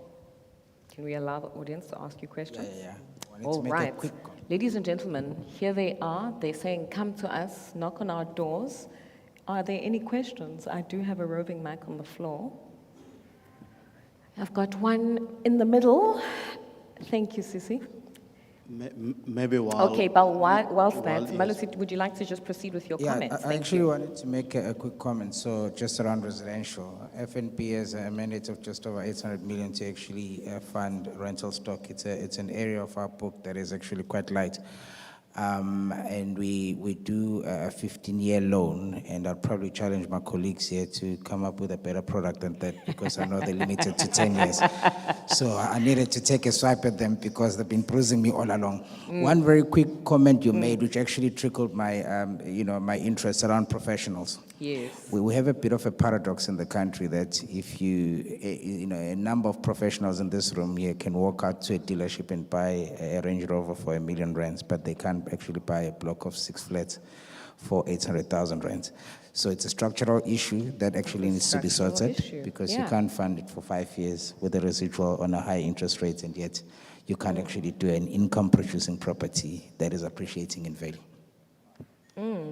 So okay, so has the microphone reached the gentleman? All right. Thank you, Malusi, for pointing out that we've got a structural issue. Yeah. I'm hoping that, Snotile, are you taking a note on the structural issue that Malusi is going to report on next year as how we made progress around product structure for professionals? Thank you. Please tell us who you are and who you're posing your question to. Okay, all right, thank you. Hi, good afternoon, everybody. My name is Manta Kumalo. I am the founder and CEO of Urbane Living. I'll take this as an opportunity to brag, because one of the projects that we are doing was flighted by PRASA on the presentation. So it's one of the projects that's in Park Station. That 262 units that MED was showing as part of their pilot projects. So we're quite excited about that. This question that I have, or comment rather, is directed to the gentleman from NEF. You mentioned something exciting, and I equally have something exciting for you that relates to the same project. So you mentioned that you provide equity financing. So we have an exciting project that has been packaged. It's literally on the verge of getting over to the other side. We have secured 49.9% of the development financing from an investor. We have tentatively got financing within the same region from TURF, and we are just looking for just around the 10% margin for the equity financing. So is it something that you'd be interested in looking at? So that's the first one, maybe let's say that's directed to NEF. Before I lose my trail of thought, I just wanted to maybe mention that we also have another pipeline of projects that relate to social housing. So Mr. Lubiwa, we're going to be knocking at your door. And the same applies to Nedbank and other banks as well for student accommodation within Soshanguve and other historically disadvantaged areas. So I just wanted to put it out there. But the most important one right now, which is the lowest hanging fruit in our portfolio, is what I'm directing to Mr. Kuzwayo. All right, thank you. Yes, all right, thank you very much. I love it for you, man. It wasn't a question you pitched. Now we know who's playing in the game and they know who their client is. Right, ladies and gentlemen. We're here to get the money, right? Yeah, that's it, man. Bankers are very competitive people, guys. Market yourselves is critical. Don't, like I said, don't get there when you need the money yesterday. Get there whilst they're hungry and it's hot on the stage. The lady in the green dress, if you can just keep your hand up for me, my dear. Putin Gyakbona Nawe, thank you very much. I just got one mic on the floor. Can I have, pardon? There's a gentleman that'd like to speak here. Oh, did he have his hand up first? Sorry, I didn't see it, okay. Hi, it's Njabulo Kulu again. My question is to TUHF. Can you just explain how the one project where there was a demolition, do you guys finance the demolition as well? Thank you so much for your question. Yeah, I think it was the Glenwood project. The Glenwood project, Yeah. yes. So we had financed the construction, so acquisition and construction of that project, which includes site establishment, demolition, and throughout the construction process until occupation certificate is provided. All right. Please keep your hand up so Sisi can just see you as you make your way across to her. Can I respond to that? Yes, you can. Absolutely, you may. Kosi Kona from NEF. To respond to your question, yes, it's something that we can consider. I'd like to see the pack, and then we can consider it. Definitely, we can. We also do participate in social housing, so when you speak to Lipoa, also do pop me in that email. All right. Please stand up for us. Ngeke uyithole sisuhlele khoneni. Sukuma sikubone. Dumelang. My name is Makera Maile, and my question is to the financiers. How do you guys finance earthworks, bulk earthworks for a land that is unserviced? Thank you. Maybe let me to refine it for the response that you're looking for. What is, what asset class are you talking in terms of the project you're working on? It's a development where we're going to sell off plan, and we need... So it's residential? Residential, Okay, yes. It's got residential 1, residential 3, it's got business zone 1. So now we are stuck at funding the bulk earthworks. And the bulk earthworks, not the bulk earthworks, are for a social housing project, or is it a straightforward sort of sectional title estate? Yeah, it's sectional title. vibe? It's not affordable housing. Okay, so who would like to tackle that? Sectional title, residential. Libua's like, Asimo, SHR, bye. Okay. No, we do, but there are conditions. Difficult without all the information around it. If you have already sold, like you have sold, let's say 100% of those sites off plan, and we can then apportion the cost of the earthworks or the bulk into the cost of each unit and be able to then work out with the numbers. But what we don't do is where you just have a piece of land and you want to do earthworks and put bulk infrastructure, and then you start going to the market to see who wants this. That's speculation. But if you have already sold, and your conveyancers, the attorneys can sign off green line and say, this plot is sold to Soren, so he has paid a deposit of X, then we can start talking. All right. Then my roving mic there, he is gentleman with the striped while the mic shirt. is roving, All right, I Mali. think just on developments where you need to do infrastructure, you must just understand that actually eats into your return. So a bank will always fund any development for as long as the return is there and serviceability is there. Unfortunately, bulk services are actually a sunk cost more often than not. So your scheme needs to be large enough to absorb that, or you need to actually throw in a big enough equity check to actually cushion, I think, the risk and the cost that goes into it. All right, has the microphone reached you? Good afternoon. Good afternoon to everyone. Thanks for this wonderful program. Thanks, Program Director, for holding it together so well. My name is Zetembe Biela. I'm an immigrant here in eThekwini. I'm from Empangeni. So they say that they say that 73% of land in KZN is in black hands. They say that to counter this whole land hoo-ha that we previously disadvantaged, say we want our land back, yet we have land, majority of it is in black hands under the Ngonyama Trust, yet we are failing to develop and use that land. One of the politicians actually said it's expensive debt in our hands because we can't use it. Now, I'm challenging the panel. Like, I come from a family that owns a portion of vast amounts of those lands, and they create immigrants such as myself who come to eThekwini for greener pastures. We have the land, we don't have the support. We don't see you guys coming forward to us. I was triggered by the gentleman from Nedbank who said they financed a mall in the middle of nowhere. I challenge such banks to approach us, educate us. How can we create developed towns in our areas? What is stopping you from coming to us? You cannot manage. Second point, I'm challenging the gentleman from NEF.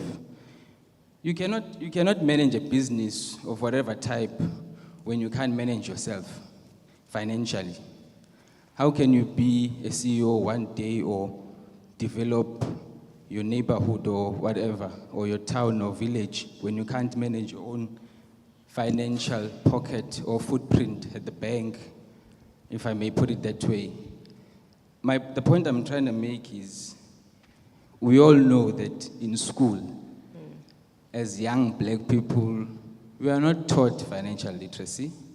If I cannot build a good reputation on the financial institutions, how then do you expect me to know about NEF and the products it offers? The products and services you mentioned here today are very good and amazing, but I don't know about them. You know, there's a huge gap that you need to fill. It's a good step that you guys took to come to such programs, but I feel there's room for improvement. Thank you. Sure, thank you. In fact, to the young man's point, there's room for a revolution. Absolutely, I'll Because take that. how old are you, if you don't mind me asking? He looks very young. I'm 27 years old. So, all right, he's 27 years old.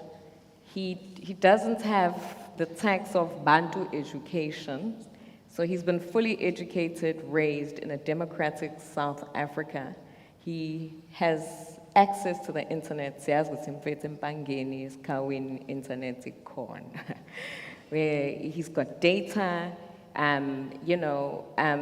he clearly is interested in this space, in this field. He's literate.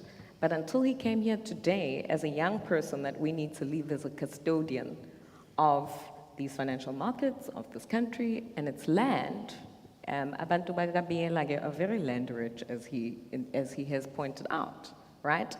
He doesn't know about what we're talking about and what we're doing.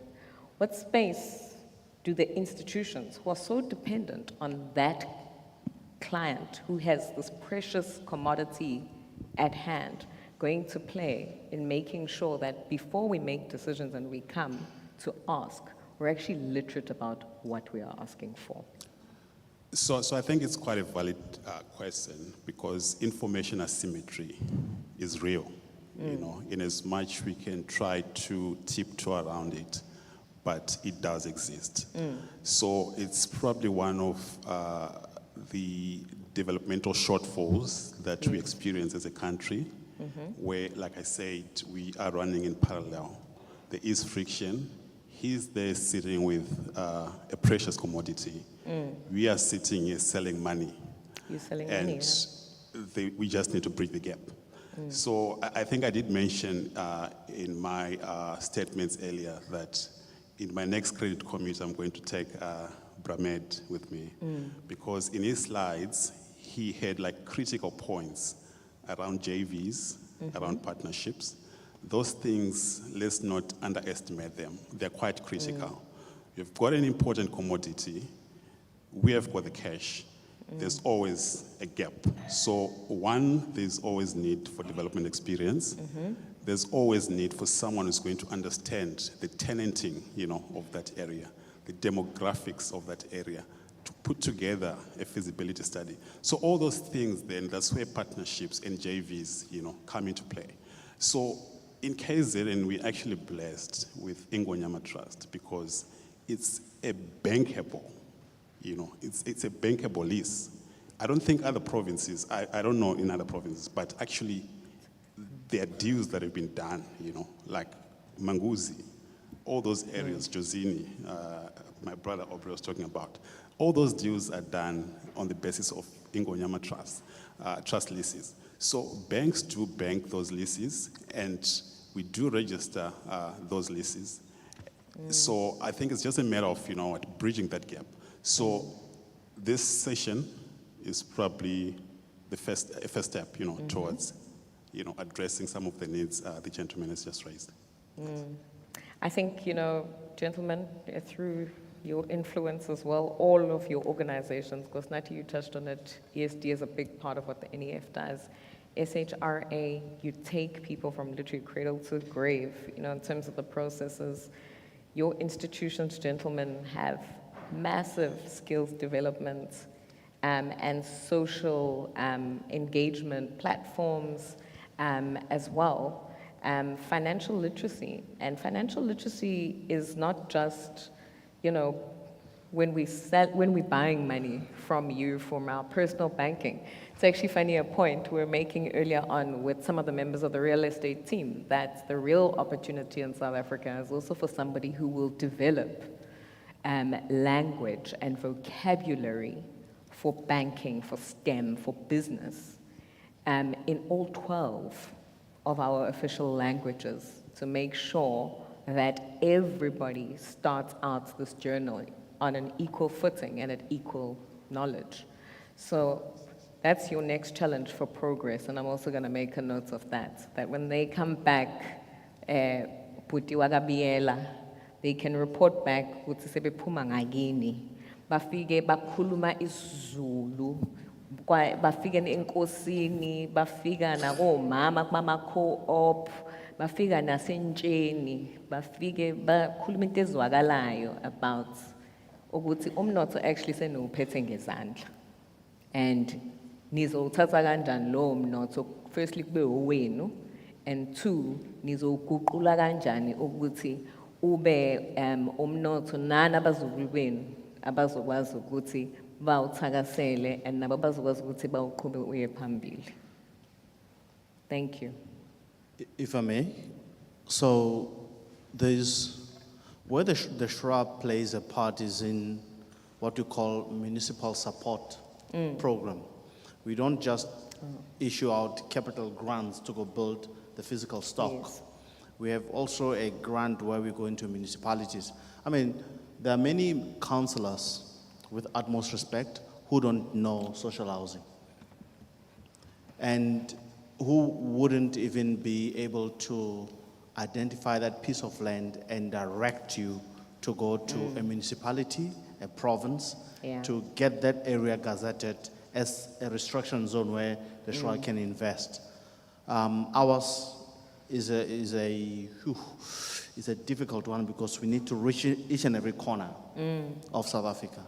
My advice to you, my brother, is to approach your, I know it's not always perfect, your local economic development people, to understand you have this asset, pot of gold, that you can turn into something. And perhaps think about ideas. We can share them after this session. What can you make out of it? What is it zoned for? How big is it? Etc. So that we can sort of guide you. It might not take you too far and too soon to get to across the finish line, but it's a start. Leboa, can I challenge you? I love a challenge. Can I challenge you as part of your progress to come up with something with the Salgas of the world and whoever trains councillors in, you use the different bodies to communicate what you're doing from an SHRA perspective, to educate. Because it's not just RDP houses and how many construction sites and who gets what as part of that, but social housing is so much wider a subject and an imperative than ukuthi ubani okubeke itini phansi. Can we give that project to the SHRA? Challenge accepted. Thank you very much to you. Ladies and gentlemen, I'd like us to close our panel if we've got no more pressing questions from the floor. Is it pressing, Lungi? Is it pressing? Can you ask them offline? Is it fine? All right, because I'm also looking at the time, and this audience has been so gracious to us. It is literally turning into evening at this point in time. It's been a long day for everyone, and the teams included. We started today with the outdoor broadcast at 6 o'clock this morning. So it's been a proper 12-hour day in heels for some of us as well. So I wouldn't want to keep us any longer. We said earlier we wished that this was actually 2 days. And being a first program of this nature, I think we've all learned so much together, but also in our learning, I think there's an appreciation that it's not just doom and gloom, but there is just still so much more for each and every one of us to unpack. So, ladies and gentlemen, I'm going to ask you to please give a very warm round of applause to our financial services panel this afternoon.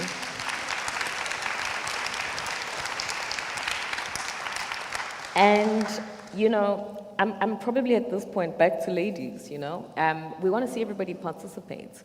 There's a point you wanted to make urgently right at the beginning, and I think it's actually an important point against the backdrop of, because so many people's eyes peaked when you spoke about the Mastandi product in particular. Would you like to share that point before I escort you all off the stage? Was it the point about... So I thought what was really important is that people are afraid to approach banks. They're afraid to approach financial institutions. It's because you have this big idea. Financial literacy is an issue. Yes. So is property. So people don't understand. We get, of our property entrepreneurs that come to us, about 70% don't know what a zoning certificate is. Yes. So product knowledge, property knowledge, financial knowledge. TAF, I can speak for TAF, Umastandi and TAF. We hold our clients' hands from the beginning. Yes. So, you come to us with an idea and you're not sure about how to approach it. We help you through that process. You leave, you come back. If the business fit is, someone mentioned here, but business and property fit needs to be right for that particular client. If you're a first-time property investor and you don't understand property and you're coming with, you say, R1 million of equity, but you're looking at a 60 million rand deal, you need to understand, the scale. So I think in terms of property and product knowledge and mentoring property entrepreneurs through that, we found to be the crux of where the challenges lie, with property entrepreneurs specifically. All right, yeah. As I said earlier on, as we were talking about through the tough presentation, ukungazi kufana nokungaboni. If you can't see something, it's almost, akin to not knowing. And that's it, that night blindness. Gentlemen and a lady, thank you so much for your contributions. I look forward to hearing your feedback on the challenges set. I look forward to hearing more about the visits with Aubrey. Middle of nowhere. And I'm born free number 2000 asikwazi ukwatshija igarisha ngoba bazothi si-toxic. So please, I look forward to visits as well to their homes and the spaces that they wish to occupy. It was, pardon? Okay, I didn't get the, okay. Yes, we will do that right now, and I'll announce that now as I close. All right. Thank you, gentlemen. You can make your way off. Thank you. I'm going to do it now. Yes. Thank you. All right. You can take your seats, gentlemen. Thank you very much to everybody who is still here. Phew, what a day. Days like today are exciting, I think. We walk away feeling like it was worth our while. Was it worth your while? If you're still here, it definitely wasn't a waste of your day and your time. I certainly am filled with so many ideas, but I think so much fresh awareness about the context of the country I live in and the city I live in as well. What I loved most about today, ladies and gentlemen, is that whilst we dealt a lot with policy and the law and transformation and the premise of development, is that we also acknowledged a lot of those problems. Nobody was shy to speak about them, but I think the one commitment we all seem to have in the room today is to, take a different lens and look at all of these problems that we have as a country right now as our responsibility, as practitioners, as citizens, and as people who have influence in different spaces, to really play a part in making sure that the next generation is not having the same conversations as we are today. We're 30 years in this April. Can you believe it? 30 years this April in a democratic South Africa. It's not easy to build a country. It's not easy to grow a country. It's not easy to sustain, maintain a country.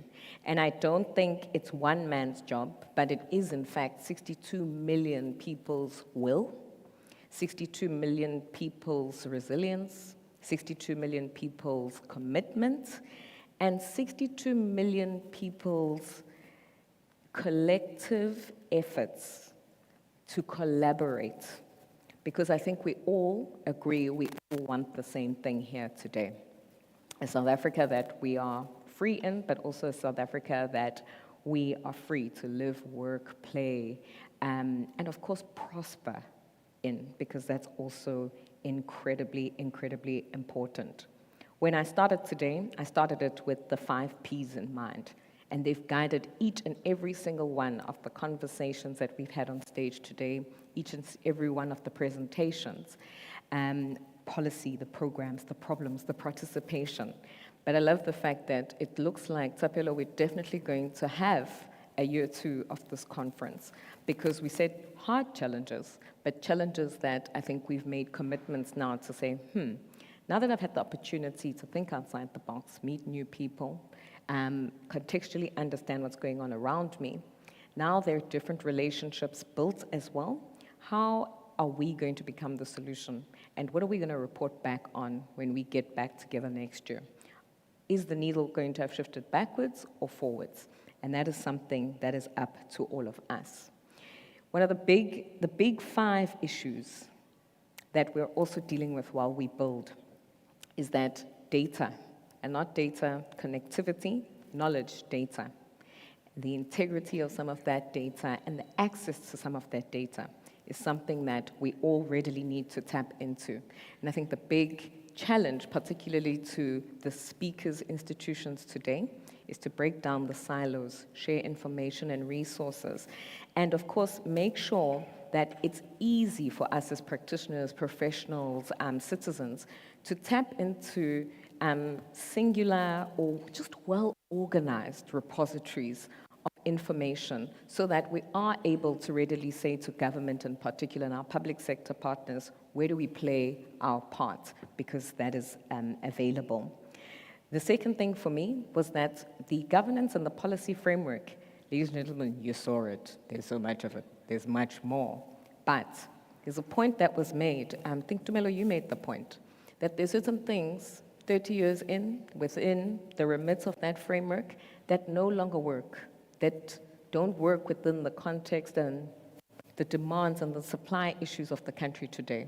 And again, ladies and gentlemen, as citizens in this country, I did indicate that we have the rights to question these things and participate in the change and the amendment of everything from bills to acts to bylaws, etc. We just really have to go to the PMG sites. I know it's an effort, but if you can go to Facebook and you can follow a trending topic, you can go to the PMG sites and check what it is that is out for public comment. We can change school holidays. Did you know that?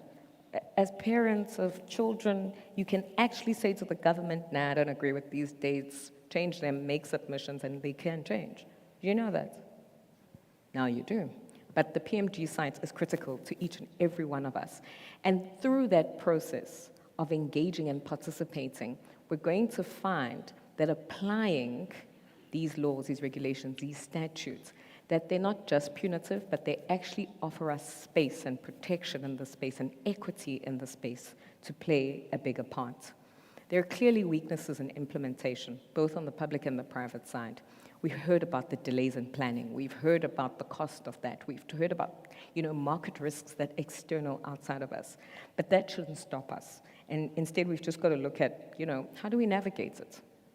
How do we navigate it in our projects? The lady asked us about bulk on a project, and, she's now got to go back, and you got to look at your whole financial model all over again, right?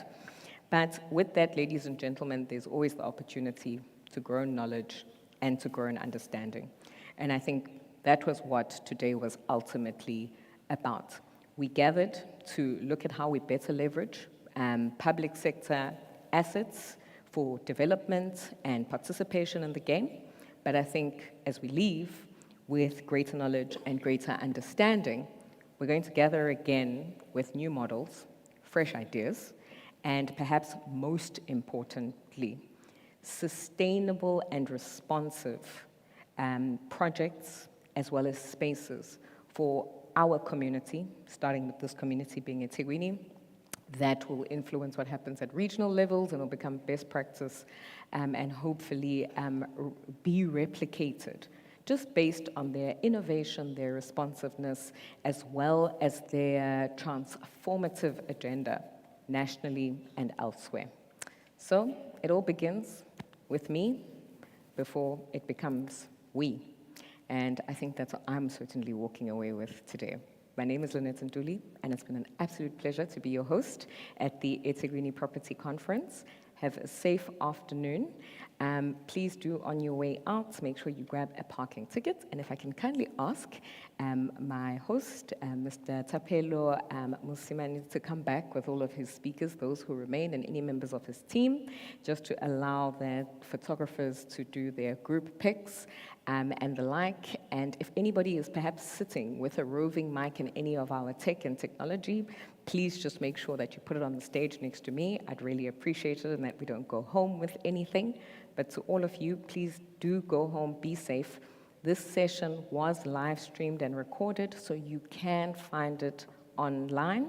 And as indicated when we came back from the lunch break, the presentations will be made available to you because your details are available on our database. Have a lovely evening.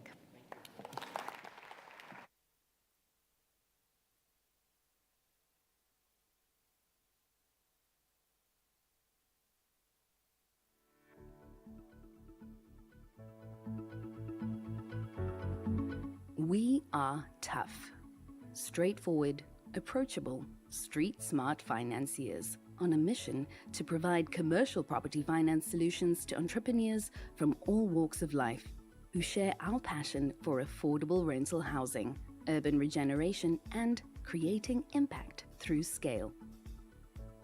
We see what others don't, whether it's the incredible resilience of South Africa's inner cities, the beautiful, safe accommodation